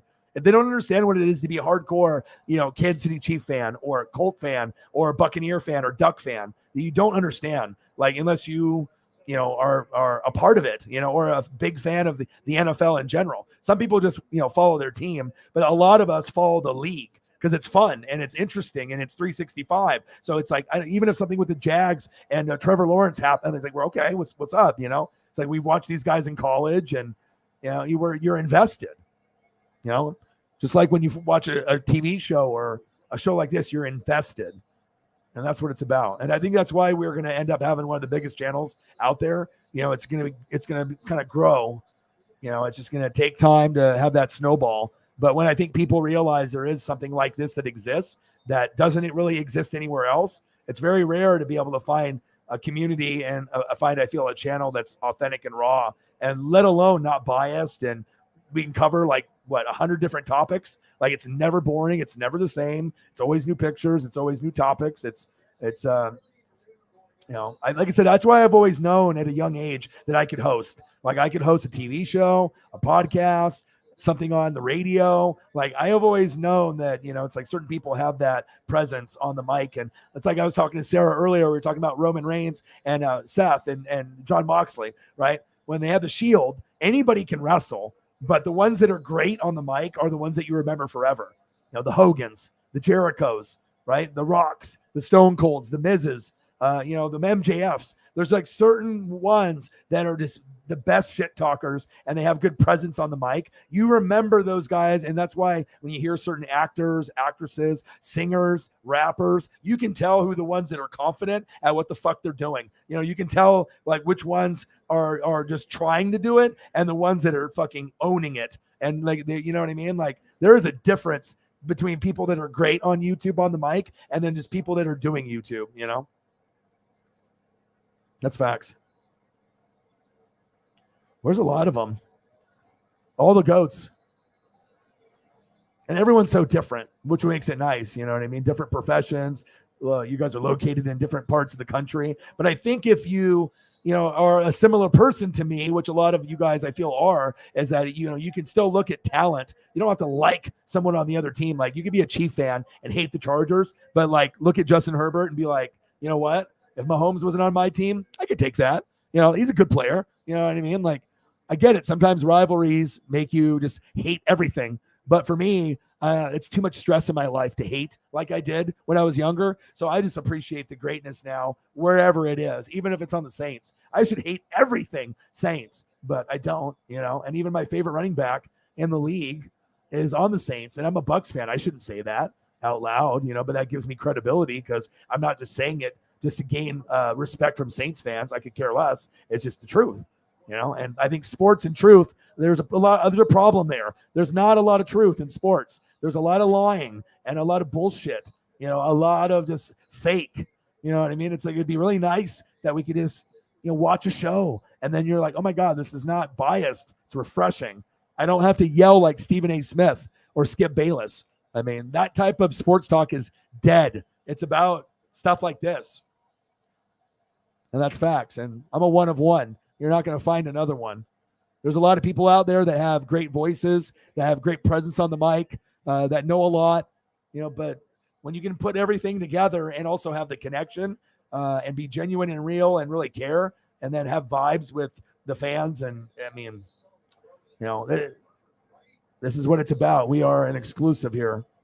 Okay. If we're a basketball, baseball, or football card, right? We're a one of one. We're a Luka Doncic one of one. All right. We're a Patrick Mahomes rookie card with the autograph, with his NFL patch, one of one. That's what we are here. Okay? We're not average here. This is the elite of the elites. What's up, Jake? How are you? Touchdown, Chargers.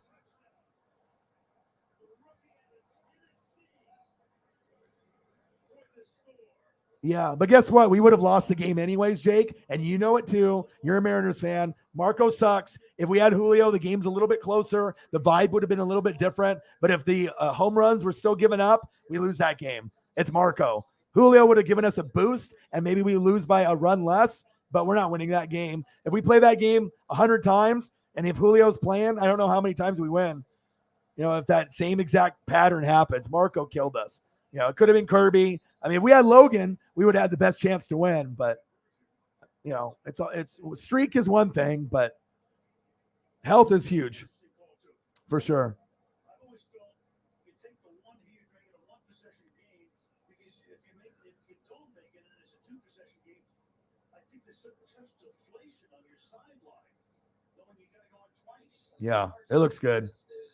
I like it when they teach you stuff like presentation in the restaurants for Gordon Ramsay. Like if you watch Master Chef or Junior Chef, I like Junior Chef the best because when I watch Junior Chef, I watch all these Master Chefs and they're fun with the adults. But when you get an 8-year-old girl or an 8-year-old boy that cooks better than 90% of America, and they are so talented, they've been grinding on it probably since they were 5, and they have so much knowledge up here. It's just silly. And they are so talented. Like the Junior Master Chefs is like awesome. It's an incredible show. It's so good.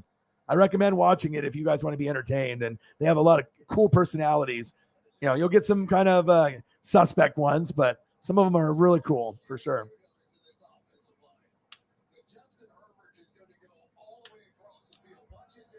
Herbert. Herbert is so good. Herbert is better than Burrow or Allen, but the media and every fan in America doesn't want to believe it. But when the accolades keep stacking up, and you see Herbert, I don't know if he has to win an MVP. I don't know if he needs to throw for 5,000 yards. I don't know if he needs to throw for 5,500. For them to win playoff games and to get to AFC championship game, Super Bowl is going to be the only way people start really giving him respect. And that's fine. Burrow had to go deep, Allen, and Herbert is due. But they need better coaching, and hopefully the injury curse, doesn't happen. It's like for us out here in Oregon too. I mean, I think he's going to end up being the best Oregon Duck of all time. And that's bold for me to say it. I said it even in his rookie year. Like, I know we had Haloti Ngata and we've had Dan Fouts and we've had some, but to me, he's the best thing and like the closest thing that we got to the perfect quarterback in the NFL, where he's got all the intangibles. He's not going to get in trouble. He's incredibly dedicated, incredibly smart. He's got a good support system. He's not going to get arrested. Like he's got it. And it's just a matter of them building around him. And he's a very special player. And I think Burrow and Allen will be Hall of Fame as well. And they have a better chance of winning Super Bowls than him. But I am hoping that if they do go to a Super Bowl, let's say one time, I hope they win. But the reality is they'll probably lose because the NFC team will be better. But I just want Herbert to have the, just as good of a career as Burrow or Allen. And those guys might go deeper because their teams and overall talent might be, I don't want to say better. I think the Chargers actually have, a very, very solid, deep team. But if the coaching is bad and they have an injury curse, it's not going to matter. If Joey Bosa plays, we need him to play 16, 17 games. If he plays 10, you can't expect a deep run. If Khalil Mack gets injured after week 11, it's not going to help. If J.C. Jackson isn't J.C. Jackson, that's not going to matter. Or Derwin James, gets injured in the first 4 games. Like, you need your superstars to be out there. So, did he? Nice. Yeah, we haven't seen him in a while. I think last time he was on the stream was 3-4 days ago, and that's pretty rare for him. Usually we'll do like a drive-by dono, or if he's busy and can't dono, he'll just say hi or.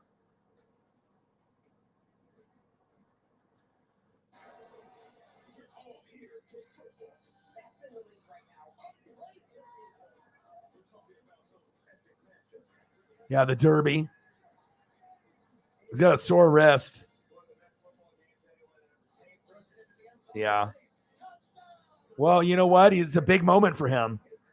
It's a big moment to be a part of that home run derby. And think about it. Even though he didn't win it, he's the thing that everyone's talking about, right? So if everyone is talking about him, that's good pub. You know what I mean? Like no one knew who he was. And then now we know. So thank you so much, Holly, with a 20. And that was about probably 20 minutes ago because I'm an idiot and I usually don't check these as often as I should. Thank you, Holly.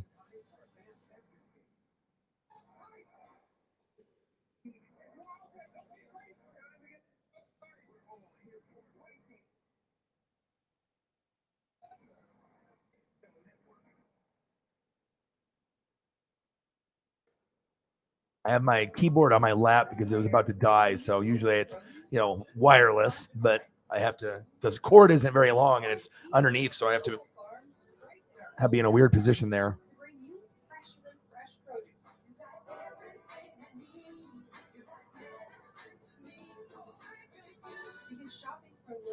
Good old Orion Lopez, Mario Mikulek, little Mario Lopez action on the bottom left. Holly Hundo, $20 on the Cash App. Bang, bang, bang. Thank you so much. There we go. We broke the 100 mark because of Holly. Without her, then no chance.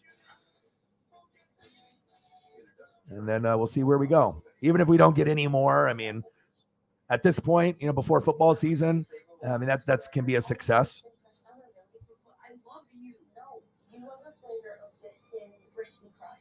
And I'm excited for my mental health tomorrow. Like to be able, I'm actually more excited about Paisley than myself. Is that weird? Like, I know I'm going to have fun and everything, but just to know that, like, it's like if your child or your pet, like your cat or dog is going to really enjoy, I don't know. I guess it's just I think my loving nature, just, I get excited, when the animals get to breathe fire in space and get to do fun things.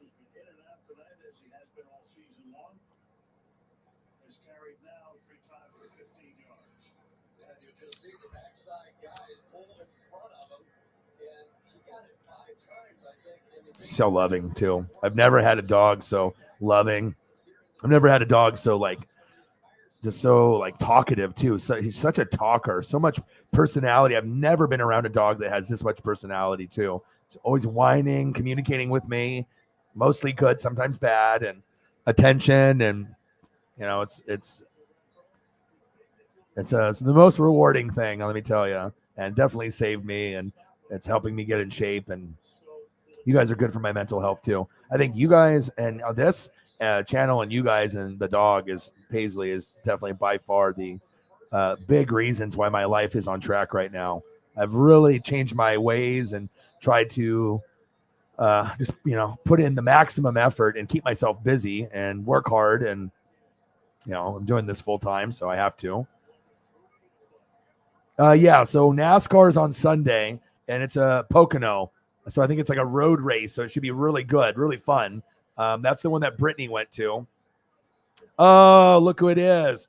It's Cyberpunk. So Holly with a $5, and then we get a huge Cyberpunk dono. And when Cyber donates, it's like 50, 60, 70, 80, 90, 100, $93 dono from Cyber. We haven't seen him in a few days, and look at this. He's like, okay, I'll make up for not being around because I've been busy as hell, and I'm going to show some love. Look at that. That's beautiful. But yeah, Pocono. Cyber, my dude.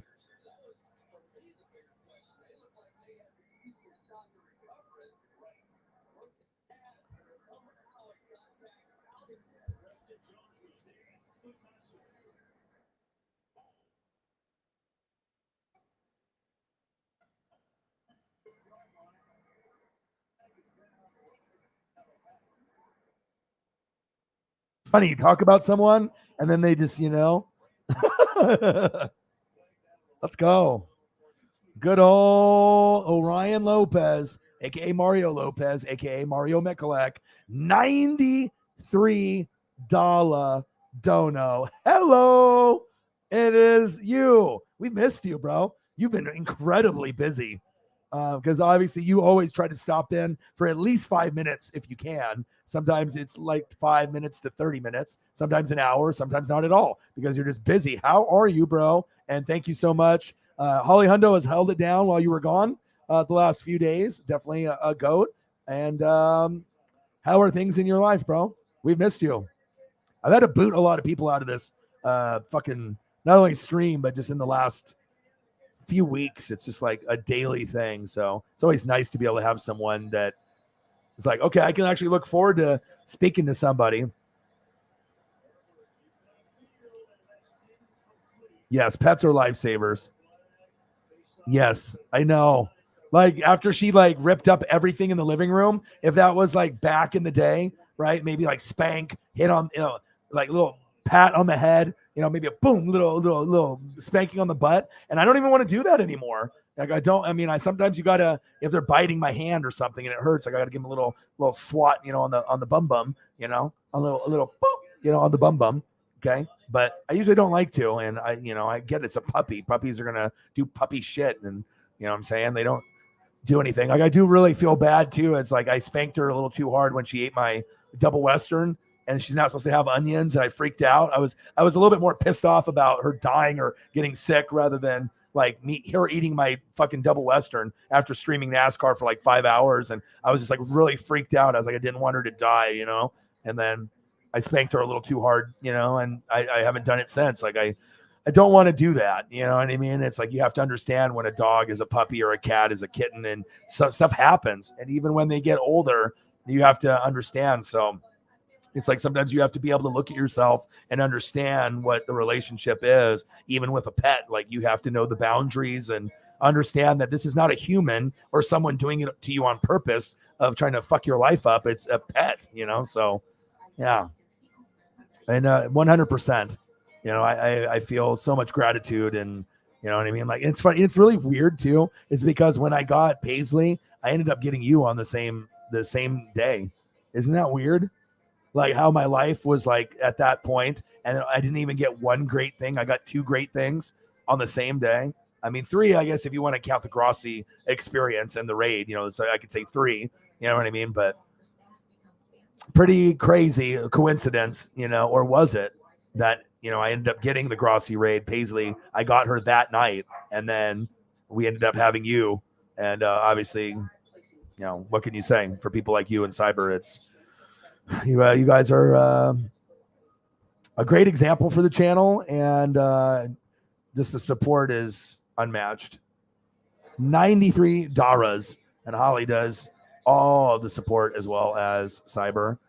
What's good, Cyber?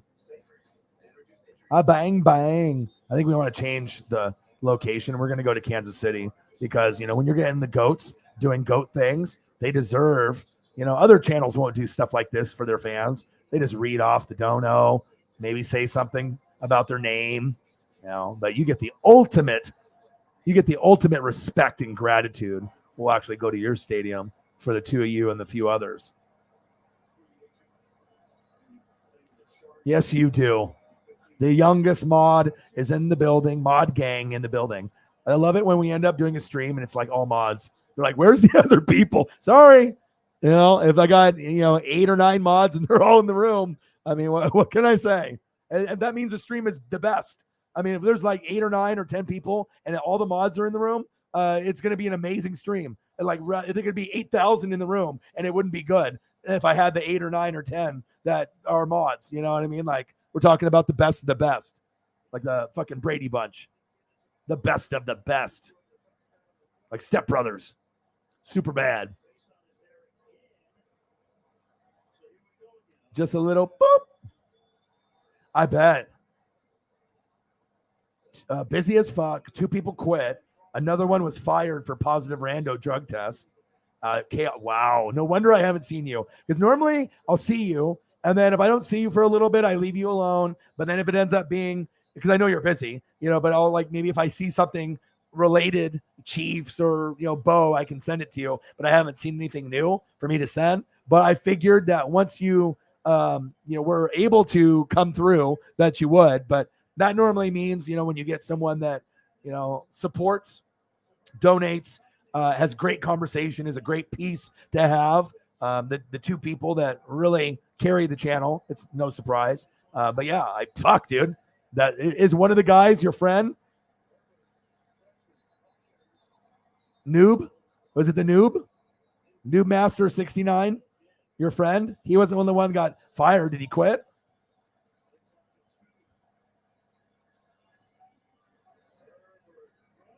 Yeah, that's what made it so weird. You know what I mean?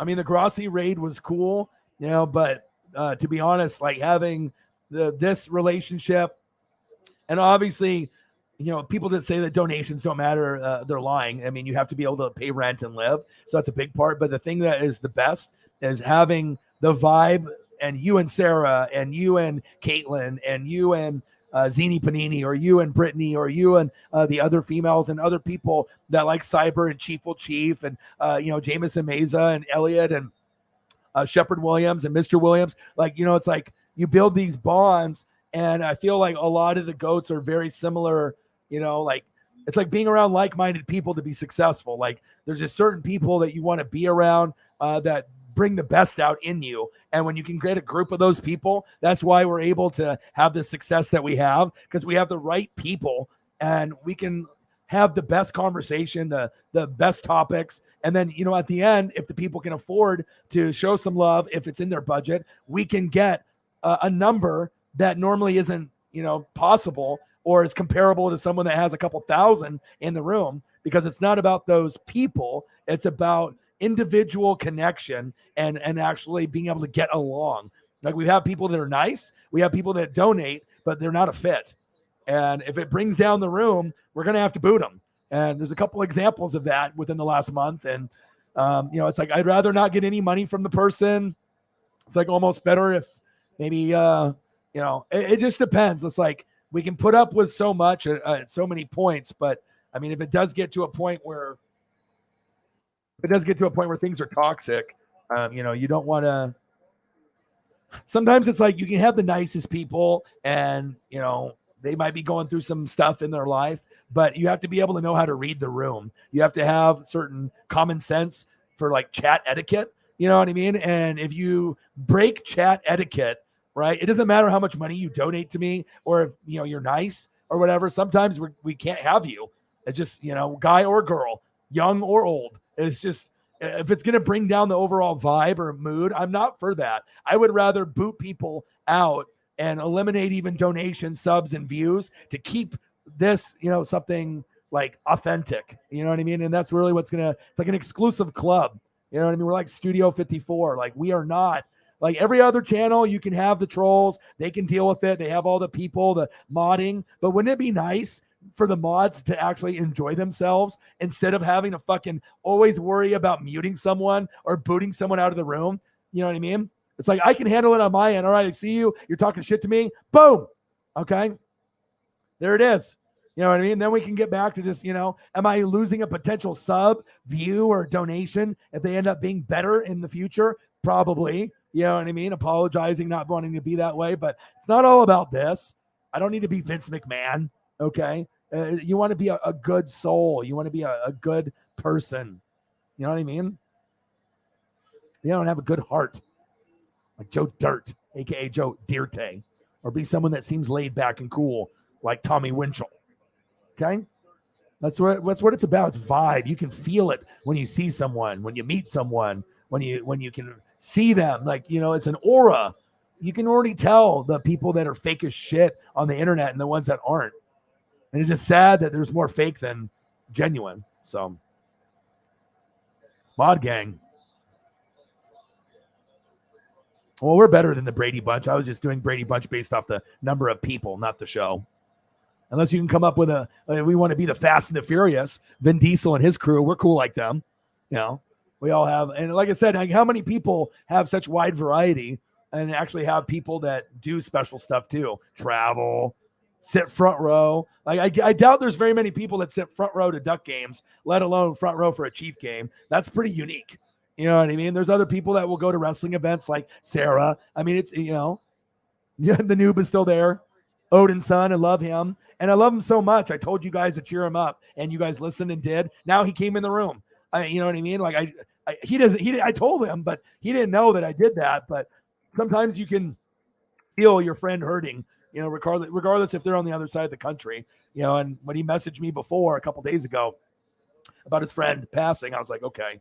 This guy's going to be in a funk. I have to sell it. I have to send him some horror action figures, just like send him some stuff that I know that he's going to thumb up and like and lighten the mood. And I did that. And then I was like, all right, maybe I should let you guys know. And you guys, I think Holly, you must have did something. Sarah messaged, and then he hopped on today. So salute to you guys. I don't tell you guys to do too much ever. I'm never going to tell you, do this, do that, unless it's something that's important. But if I tell you, yeah, we got one of the goats that's not doing too good, take 5 seconds and say hi or send him a meme or a GIF.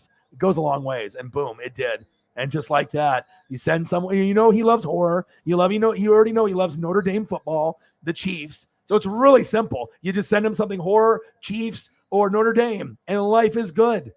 Or was it New Jersey Devils? You have to know your friends, right? So once you know your friends, you do that. And, so. Oh yeah. I mean, because we were at 20,100 when I was at like 19,700. So we gained like 400, and then almost all of them took it back. So, and then some might have been from the raid, and others might have been old ones or bots or whatever. But based off the names and the stuff that I saw, it's okay. Because I mean, if we end up collabing, they'll come back. But those aren't really the type of ones that I want, anyways. If you're gonna just leave. You know what I mean? You just did it for like face value to look cool, to get my number up. You know what I mean? And then after time passes, you can just take it away and he'll never know. You know what I mean? Like, it's whatever. I mean, it was cool that it happened, but that's why having you a part of the channel means more than those people.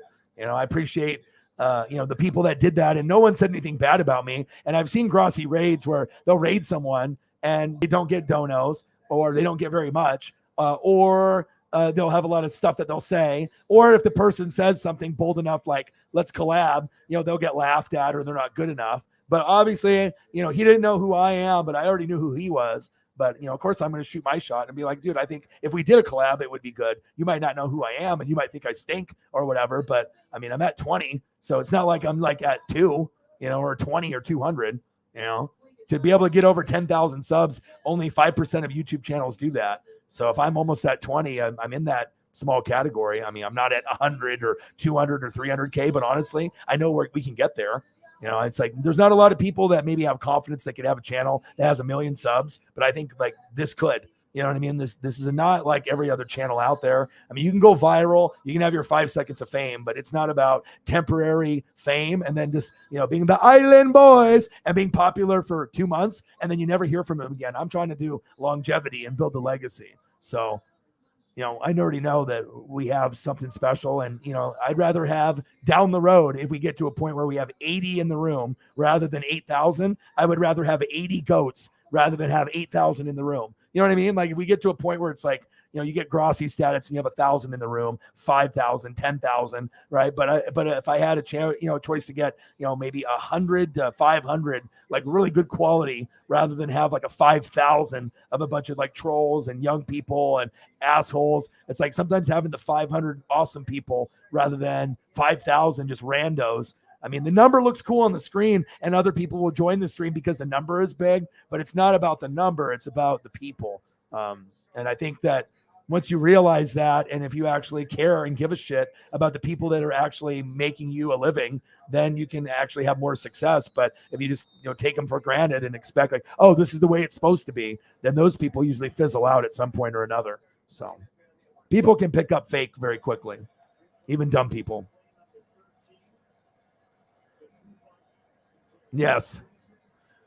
You know, it doesn't matter if people are going to be comparing stories or collectibles. Like, it's not a competition here. You know, we're all supporting each other. But I think that people get intimidated by some of you guys and me, you know, just based on who we are, how I handle myself, you know, how we, you know, do these, you know, types of streams and obviously status. You know, obviously, if you're a mod for Grossi and me, that's a big deal. More on the Grossi side because he's much bigger. But people know who you are, Holly. You know what I mean? It's like, you know, I think some people will see you as the person that does the incredible, generous donations. When other people see you, they know that you're just a caring person that really is hardcore sports, hardcore for the people that you love. You know, you'll support and you'll donate and support when you believe in something. And that's why, you know, obviously you're not going to just do it for anybody, which nobody should. And obviously me and Grossi are different, but we are kind of the same in a lot of ways. You know, I feel that with his personality and my personality, he likes football. I like football. He likes wrestling. I like wrestling. I feel that he's a good soul. I feel I'm a good soul. Yeah, he wants to help people. I want to help people. So even though he doesn't know it, and he probably never watches any of my stuff, you know, I feel that there is a lot in common. And obviously the energy and the passion that we have for our teams is it's unmatched. You know what I mean? If you want to be entertained and have a little bit of funny and have great people in the room, I mean, I don't think there's a better fan base than those two, the posse from Grossi Posse in here and the Fanatic family. I've never seen another group of people in either one that are better than those two. So, yeah. And I've had to lose a lot of subs, you know, and I could have kept more people on and we probably could have been at a point where we're, you know, getting closer to the 20 in the room, 25, 30. But if I have to have toxic people being rude to me, the mods, other people, and bringing down the room, is it really worth it? And if they donate, what, an extra $20 a night from someone being an asshole and killing the vibe? Fuck, I don't need that. I don't need that money. I don't need you in the room. I don't need that vibe. You know, even if they were donating hundreds or thousands, I don't want the vibe. I mean, money is great to be able to pay bills, but once bills are paid, I mean, do you really need to be greedy? You know, it's like, I just need to be able to take care of myself, take care of the fam, take care of Paisley, and then I can give back. You know what I mean? I don't really buy shit for myself. Like, I'm one of those people that, like, if you are being able to support my dream and you're paying my rent and you're paying for Paisley's dog food and you're helping me with, you know, that type of stuff, that if I can kick you back a fucking Mitchell & Ness jersey or a starter jacket, it's my pleasure to do something like that. And no channel does that. You know what I mean? It's like, it should be a standard that you take care of the people that take care of you. You know what I mean? And some people don't, or they do the most little thing. You need to be able to take care of them the way that they're taking care of you. And sometimes people just like a person because they're a personality on YouTube. But once you get to know someone on a deeper level, that's when it's takes off. It's another connection. So it's a very, very click unit here for sure.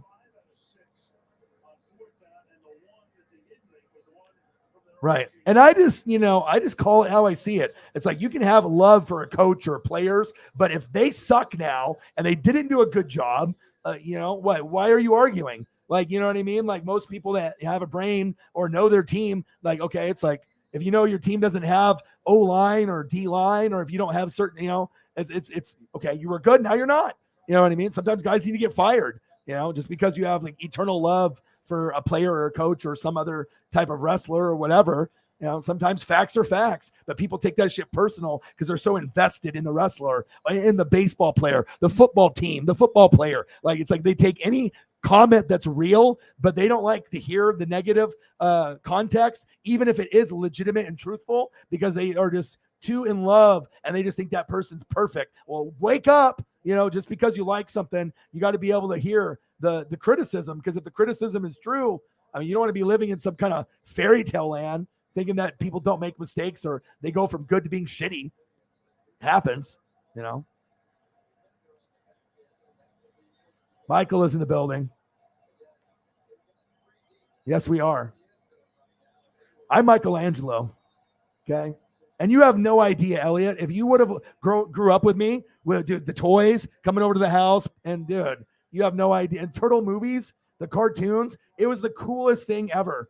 Like, I'm telling you, at like 7 years old, there was Transformers, there was G.I. Joes. You could find them at the store. They're worth, and think about this. Those toys that I grew up with are worth the most money out of all the toys. The starting lineups, obviously the Turtles, the Transformers, the G.I. Joes, the Star Wars, that shit is like worth the most. And it was in the era that I grew up in. Like, there's a reason why that shit is so cool. It's the 80s. People don't realize, like, I mean, if you had that stuff now graded, I mean, you're like multi-millionaire.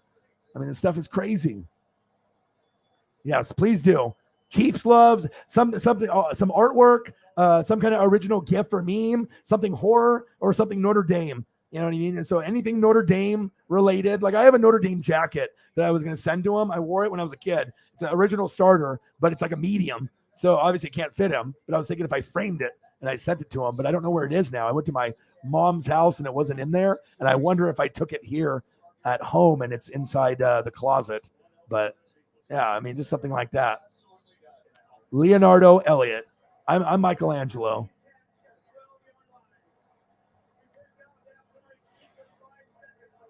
Yeah, original OG. That's the very beginning. Holly can be Casey. There you go. Casey Jones.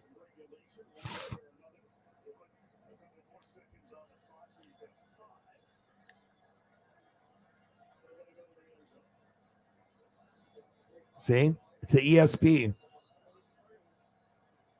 Sometimes things aren't a coincidence, though. I think sometimes people are put in your life and things are presented to you. You know what I mean? I really feel that way. Like sometimes, like I feel like the gods, you know what I mean? Or the Matrix, like they put things in front of you for you to make a decision. Like, for example, this hat, like when I was camping, the trip sucked, right? I needed a new hat. The hat that I got, that was ruined, right? So normally we're just getting like Gatorade and food. And then there's a weed hat and then this one.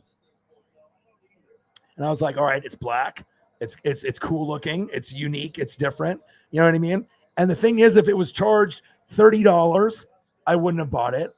If it was $25, I wouldn't have bought it.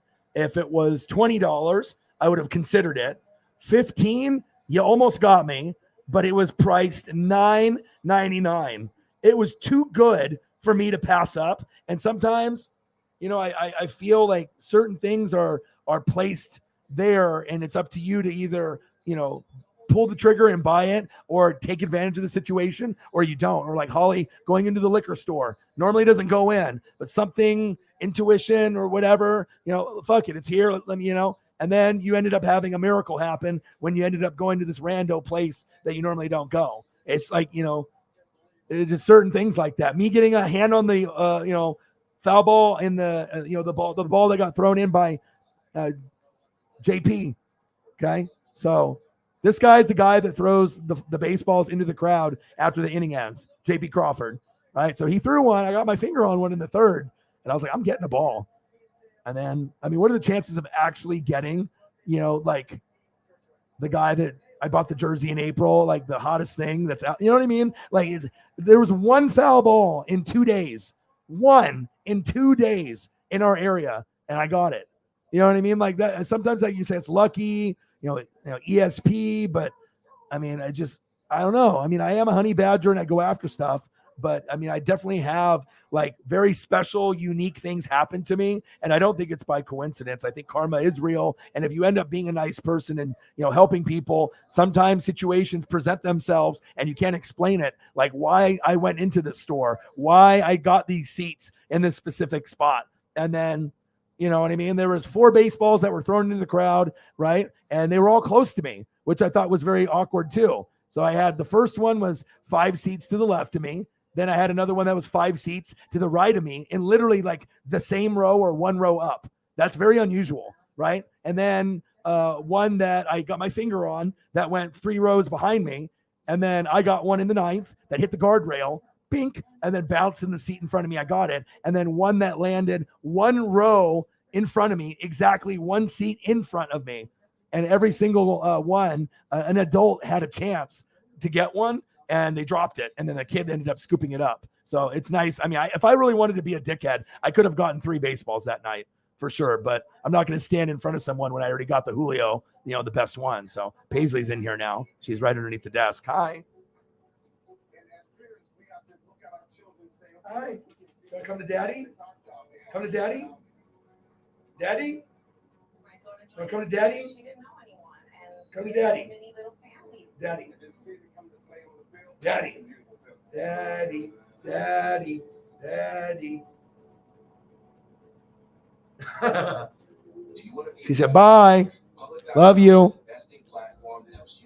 All right, 29 more minutes, and I'm going to end the stream. I got to drink 1 more beer. I'm having too much fun with you guys.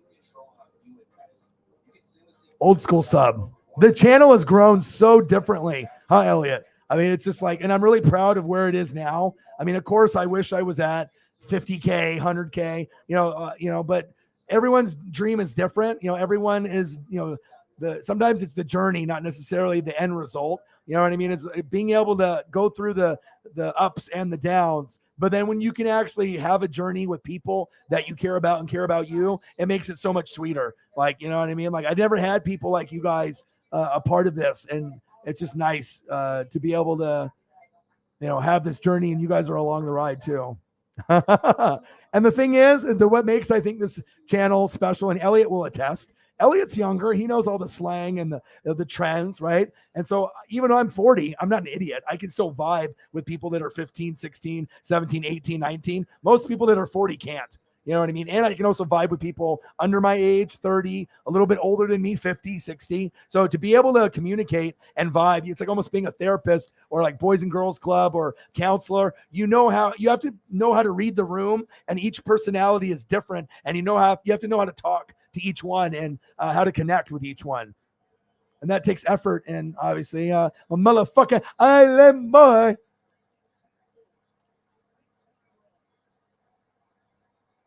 I know, I saw that.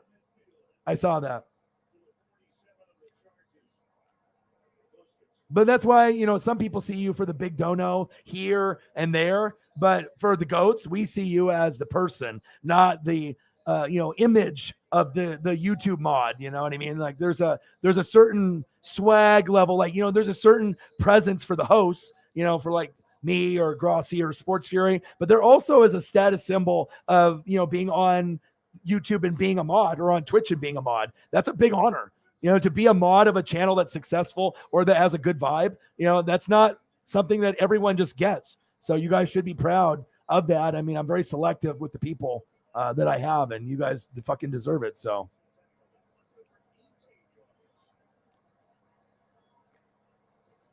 Yes, exactly.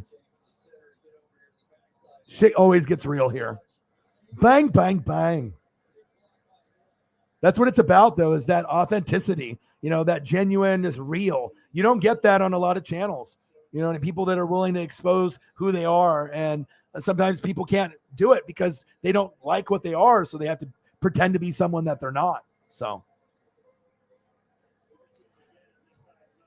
mods, O-line or D-line. I feel it more as like I'm owner and then they're president, vice president. It's more of a thing than just being O-line or D-line. I mean, they have a real presence here. It's a business. You know what I mean? It's a vibe. And I feel that it's like, if I want to give them the highest honor of what it is, because it's not like every other channel. Other channels have the same type of responsibilities. You're a mod. There's too many fucking assholes and dickheads being fucking immature and stupid. Then you got to ban people, time people out. I mean, wouldn't it be nice if the mods could just enjoy themselves and talk with the people in the room like everyone else and actually watch the game and actually have fun instead of actually having this job that maybe they don't even get paid for or recognized for? It's like you're putting in all this effort to help someone else's channel, but if they don't take care of you, I mean, shit isn't free. I mean, you could be like, oh, they like me, so they can just be my mod and do all my work for me. I mean, it's work. To be able to time someone out, type shit out, fucking monitor, kick people out, that shit is not enjoyable. You know what I mean? You do it because you like the person and they asked you to do it. But it's always nice to get recognized, a nice little like thank you, gift, some gratitude, for what they do. But a lot of YouTubers and Twitch people are selfish fucking dickheads and they're assholes and they have no self-awareness that even if you have followers and you have mods like to be able to told like, thank you, love you, appreciate you, a nice little kickback once in a while. That's what every mod would want. I'm not a fucking idiot, but a lot of people, they don't think that way. They're like, oh, I'm just fucking the best YouTuber, Twitch superstar. Everyone should give me money. It's more than that. Shit gets real here.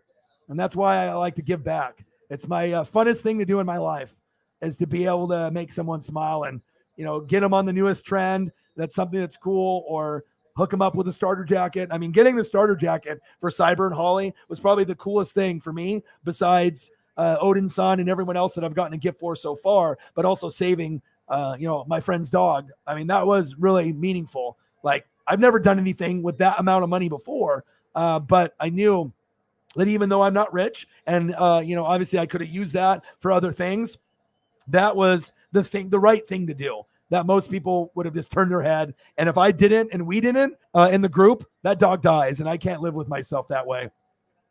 Knowing that I had the money or I had the friends to be able to put it together to make it happen. And I just decided to be selfish and keep it for myself or not even bring it up, So that's what I'm proud of. You know what I mean? You want to be able to leave a legacy and you want to be someone that people respect and that will, remember you for how you made them feel. That's really what it's about. Biggest flex.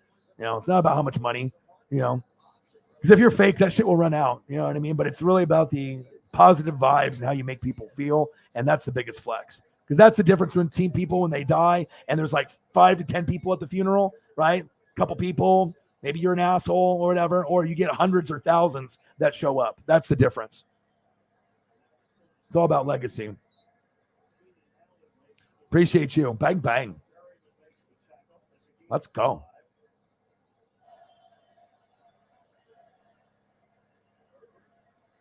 There you go, for sure.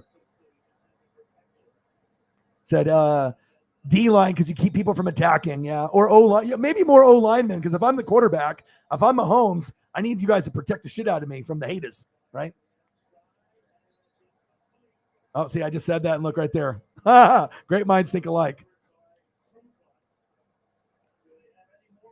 Yeah, even though I'm not really offensive oriented. Trust me, though, I love offense just as much as everyone else. I really do.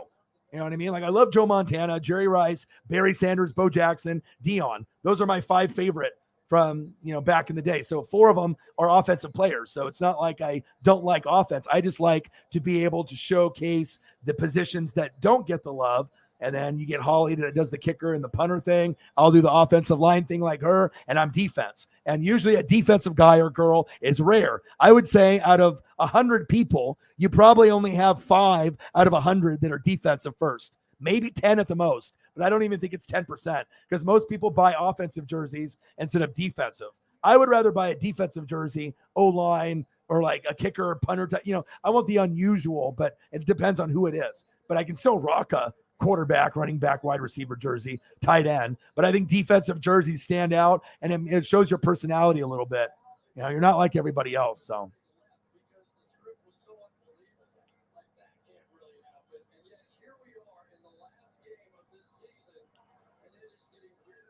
Queen, Nirvana, Chili Peppers. I know it's hard to pick just one.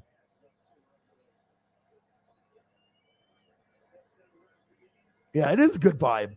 And do you see what it is? It's like, if you're not one of the GOATs, and, you can still be a part of the chat. You can still, you know what I mean? It's just being able to vibe appropriately and having good chat etiquette. I just feel like some people, they don't understand like how things work. Like just because this is a fucking YouTube, show, just like others, there's a certain type of etiquette for each room. There's certain things that you can get away with. Just like at a job or whatever, like you can get away with certain things maybe somewhere, but like, if you're here, it's like, there's a certain guideline here, compared to others. And I would protect the vibe at its very cost. At the very, very top, it's like I'd be willing to sacrifice thousands of dollars in donos in a stream if I could have less people and the vibe was good. As long as I was able to pay my rent, pay my bills, and give back to the fans a little bit, I would sacrifice thousands of dollars once we get bigger. If those people are donating $100, 200, 300 every stream, but it's toxic and it's going to ruin the vibe, but I'm making 500 or 1,000 a show, it's not worth it. I would rather have the people that have been with me, since day one, or once I started going full time with the streams. And then that way we can create that bond, not sell out just because I got some asshole guy that's rich that's just dropping money to me. I mean, I don't need it that bad. I'm not money hungry. You know what I mean? Of course, money's good, but friendships are better, especially when you can have good vibes and good, because you can be rich, but you can be unhappy. I mean, rich part just makes you pay your bills off quicker and you can go travel more, but it doesn't make you happy. You can buy more shit, but if you got no one to share it with, you're like, oh, look, dude, I got brand new Jordans. Oh, fuck, I have no friends because I'm an asshole. I'm just a rich asshole, So.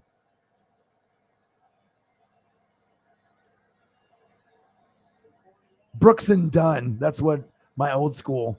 Alabama, Brooks and Dunn. I remember listening to that with my dad. I heard an Ozzy Osbourne when I was in the car today, which was cool. I think Ozzy's going to be at a Comic-Con. He was like really sick and he's gone through like surgeries and stuff. I was supposed to see him like on the floor within the first like 10 rows. They had VIP, it was like 500. And me and my boy tried to go see him twice and they canceled it. I do have a goal of trying to meet Ozzy before he dies. I really want to, if I could meet one rock personality, he's the one. That's the one that I would want to meet.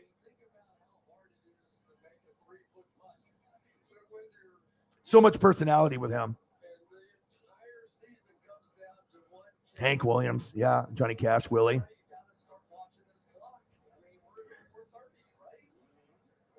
$15,000.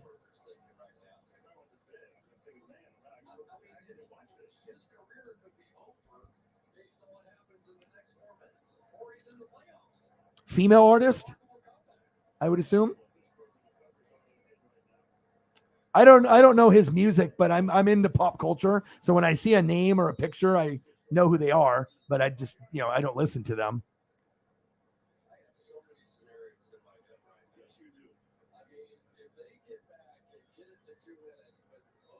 Yeah. And like I said, I try to do as much as I can. Like, I mean, most of the time I'm paying off fucking taxes or, some other bullshit, rent and other stuff. So it's like, but, I always try to be able, when I can, to shoot you something for you and your dad for lunch, or, if you need a little bit of money, or, give you some cult stuff. And I'll still send you some more stuff, so that way that you can maybe get some slippers or something, you know what I mean? It's nice to be able to feel appreciated. And that's one thing that, when you have someone that does what she does, if you did not reciprocate and say thank you, and I mean, she still would do it and do the job. If you like a channel and you like the people that are in it, a lot of the lead mods will just do it just for the status. And then, with, the other mods and being able to do it. But for me, it's like to be able to be like, okay, we're at 50. Now let's get to 100. All right, we're at 100. Let's get to 150. And I don't have to say it. The shit is on the ticker down below. And that way it doesn't look like I have to like say it to beg or promote.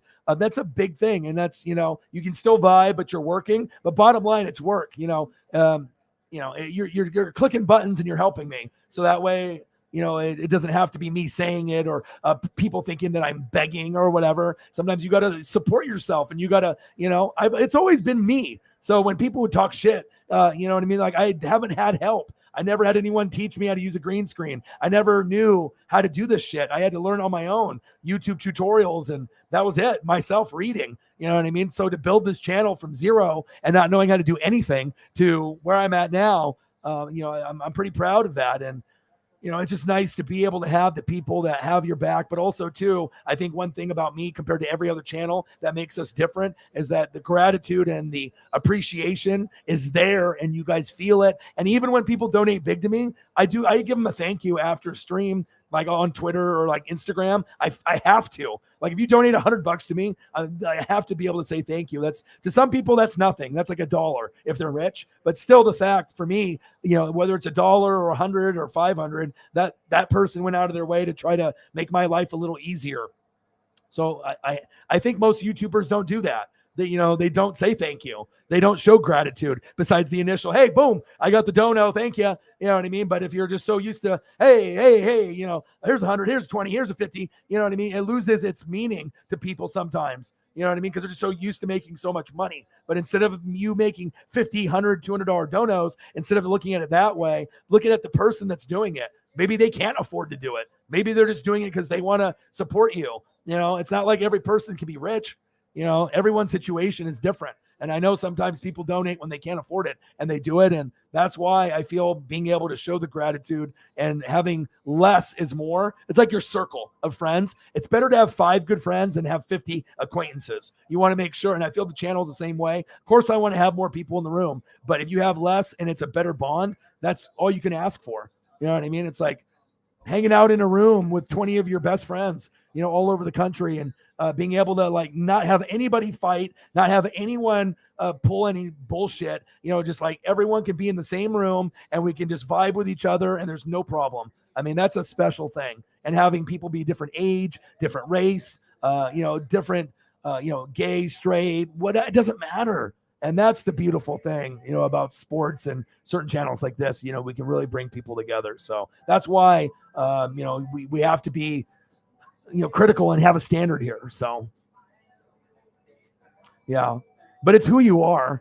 There's a difference between you and other people and how they do it. So.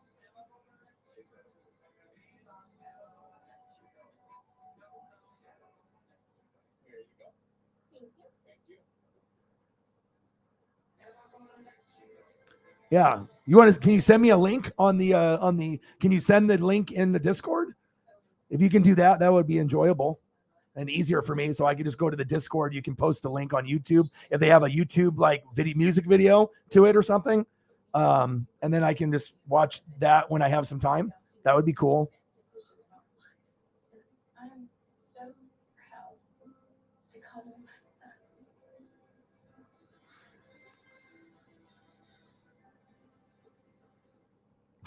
son.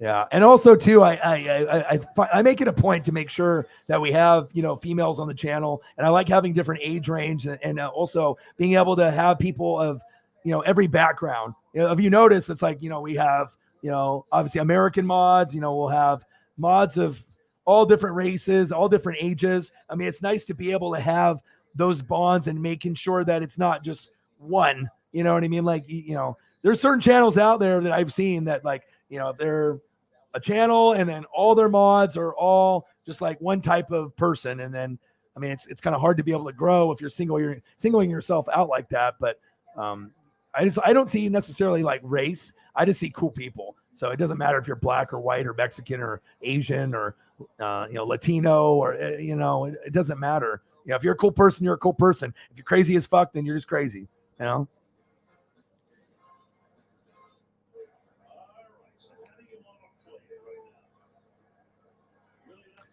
I mean, plus we should have enough backbone. I mean, we're not a bunch of Karens and Kyles in here, you know.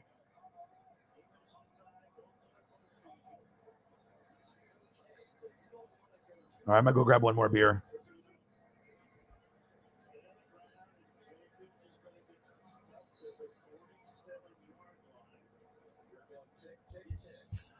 You guys are the best, and I want to be able to let you guys know too. You know, mental health. You know, we obviously know how important it is and whatnot, but I think that every single goat that has that status, you know, I think that we really are here for each other. You know what I mean? Because just imagine where your life was before and where it is now. And think about how much happier you've been. It's been a blessing to have you guys. Let me go get my last beer. JT, you're good, bro. Some people are a fit in this room and some people aren't. You will always be a part of this room. Facts. All right, let's look at something. Who do I want to look at right now? I want to look at JP Crawford because this is just a cool photo. Let me go grab a beer.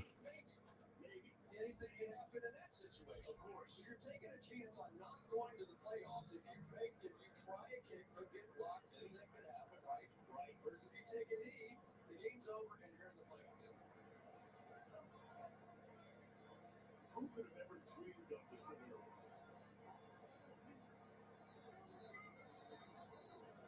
Third and 4 now. Chargers take a timeout. Washington takes his first timeout. This will be a 30-second timeout. What?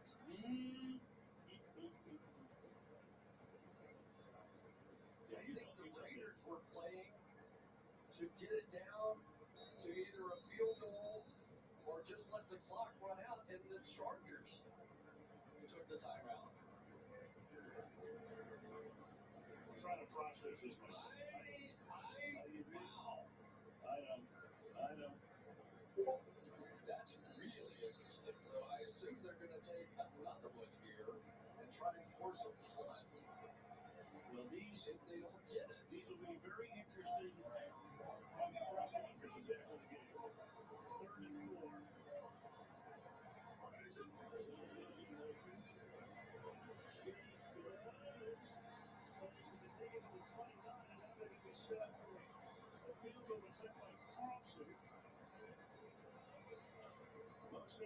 Taking a time out of the Chargers here because it doesn't matter. So it's going to come down to this. A man who's never missed in the stadium in 2 years will try to send them to the playoffs, send the Chargers home, and send Pittsburgh to Kansas City.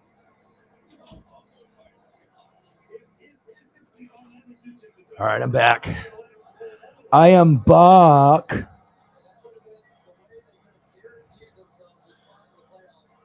All right, girlfriend is watching Resident Evil without me, so I'm probably just going to go for another 8 minutes. We'll make it 5 hours.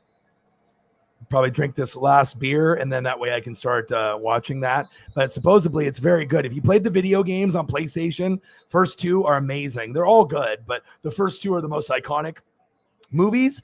I haven't really watched a lot of the Resident Evil movies, so I don't know if they made the representation good, but supposedly this show on Netflix for the Resident Evil, it took over Stranger Things as far as like minutes watched in the world or in the US. So it obviously is pretty good. If people, it's spreading. I see the Chris Stapleton in here.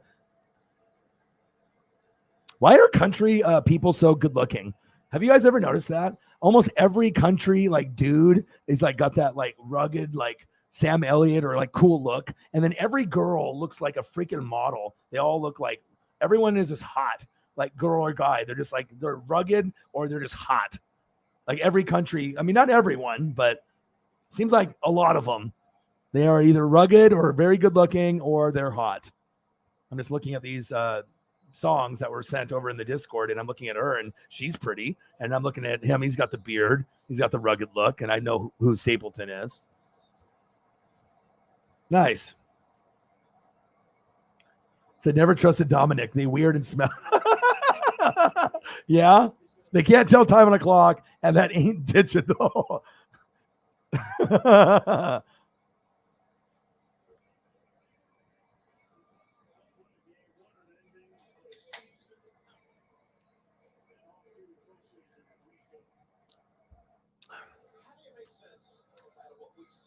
What's going on?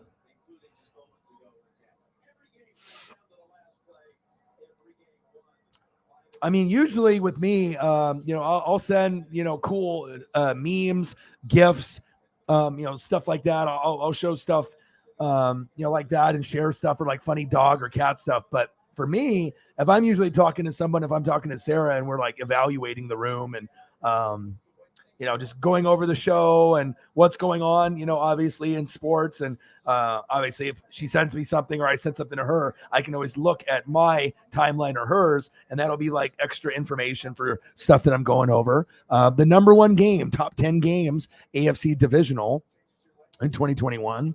And we have the Buffalo Bills and the Kansas City Chiefs. It's on right now. So if you're bored, turn it on. Patrick Mahomes, Josh Allen, the best game of last year, one of the best games ever.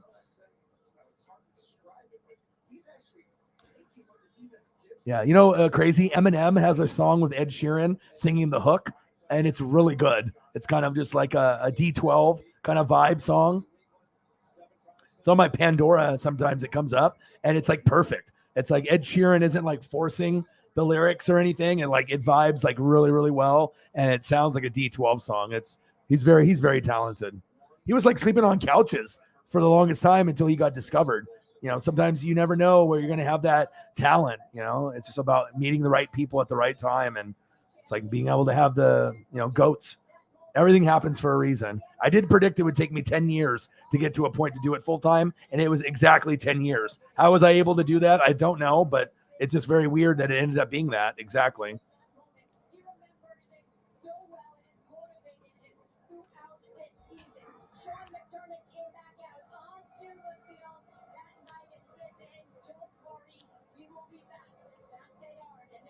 Oh, I don't know. I don't know. That is a good question.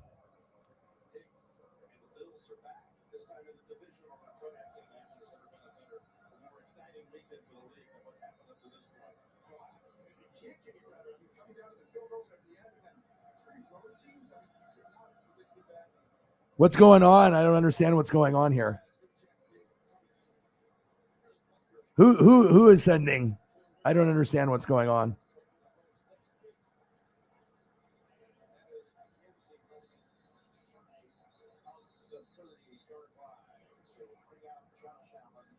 I'm not sure who you're talking about, but yeah, I don't understand. Usually the only people that I talk to, not necessarily, during the stream is just, if me and Sarah are obviously just evaluating the room and obviously trying to figure out what the vibe is good. But I don't know about as far as everyone else in the room. I don't know what's going on, if that's other people in the room,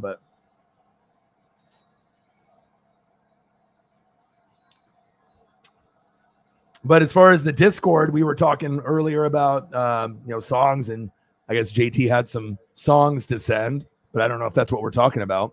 But sometimes people will send stuff to the Discord. I'm kind of confused right now what's going on. But hopefully everything is okay. I don't know if anyone is purposely doing something that they shouldn't be doing, but I do love you guys, and I appreciate you guys very much. We got about 2 minutes to go. Yeah, but I don't know. I have no idea. But I think a lot of times, I don't know. I don't know what's going on right now. I'm not sure what's going on. What's going on, Holly? I don't understand. I mean, people will send stuff on the Discord, but like I said, I usually don't have conversations. I mean, sometimes people will send me stuff, to like post or whatever, but I'm not sure what's going on here. Yeah, but usually if people need to be timed out, or booted or whatever, sometimes the mods will reach out, but I'm not sure if that's what we're talking about or.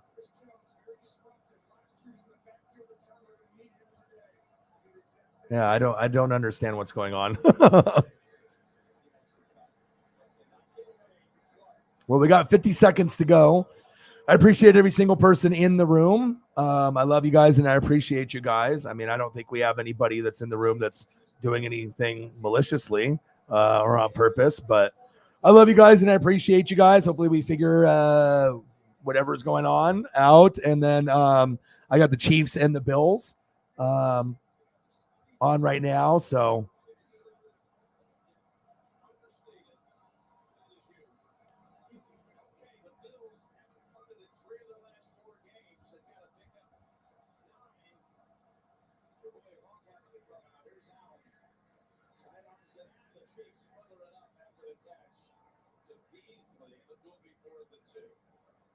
but I'm looking up. I'm trying to scroll up into the chat to see if I missed anything.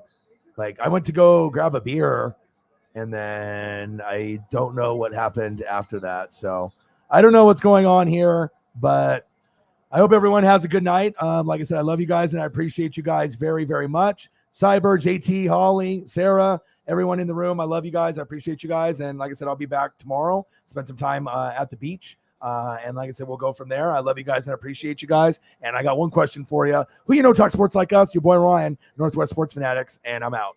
Gang.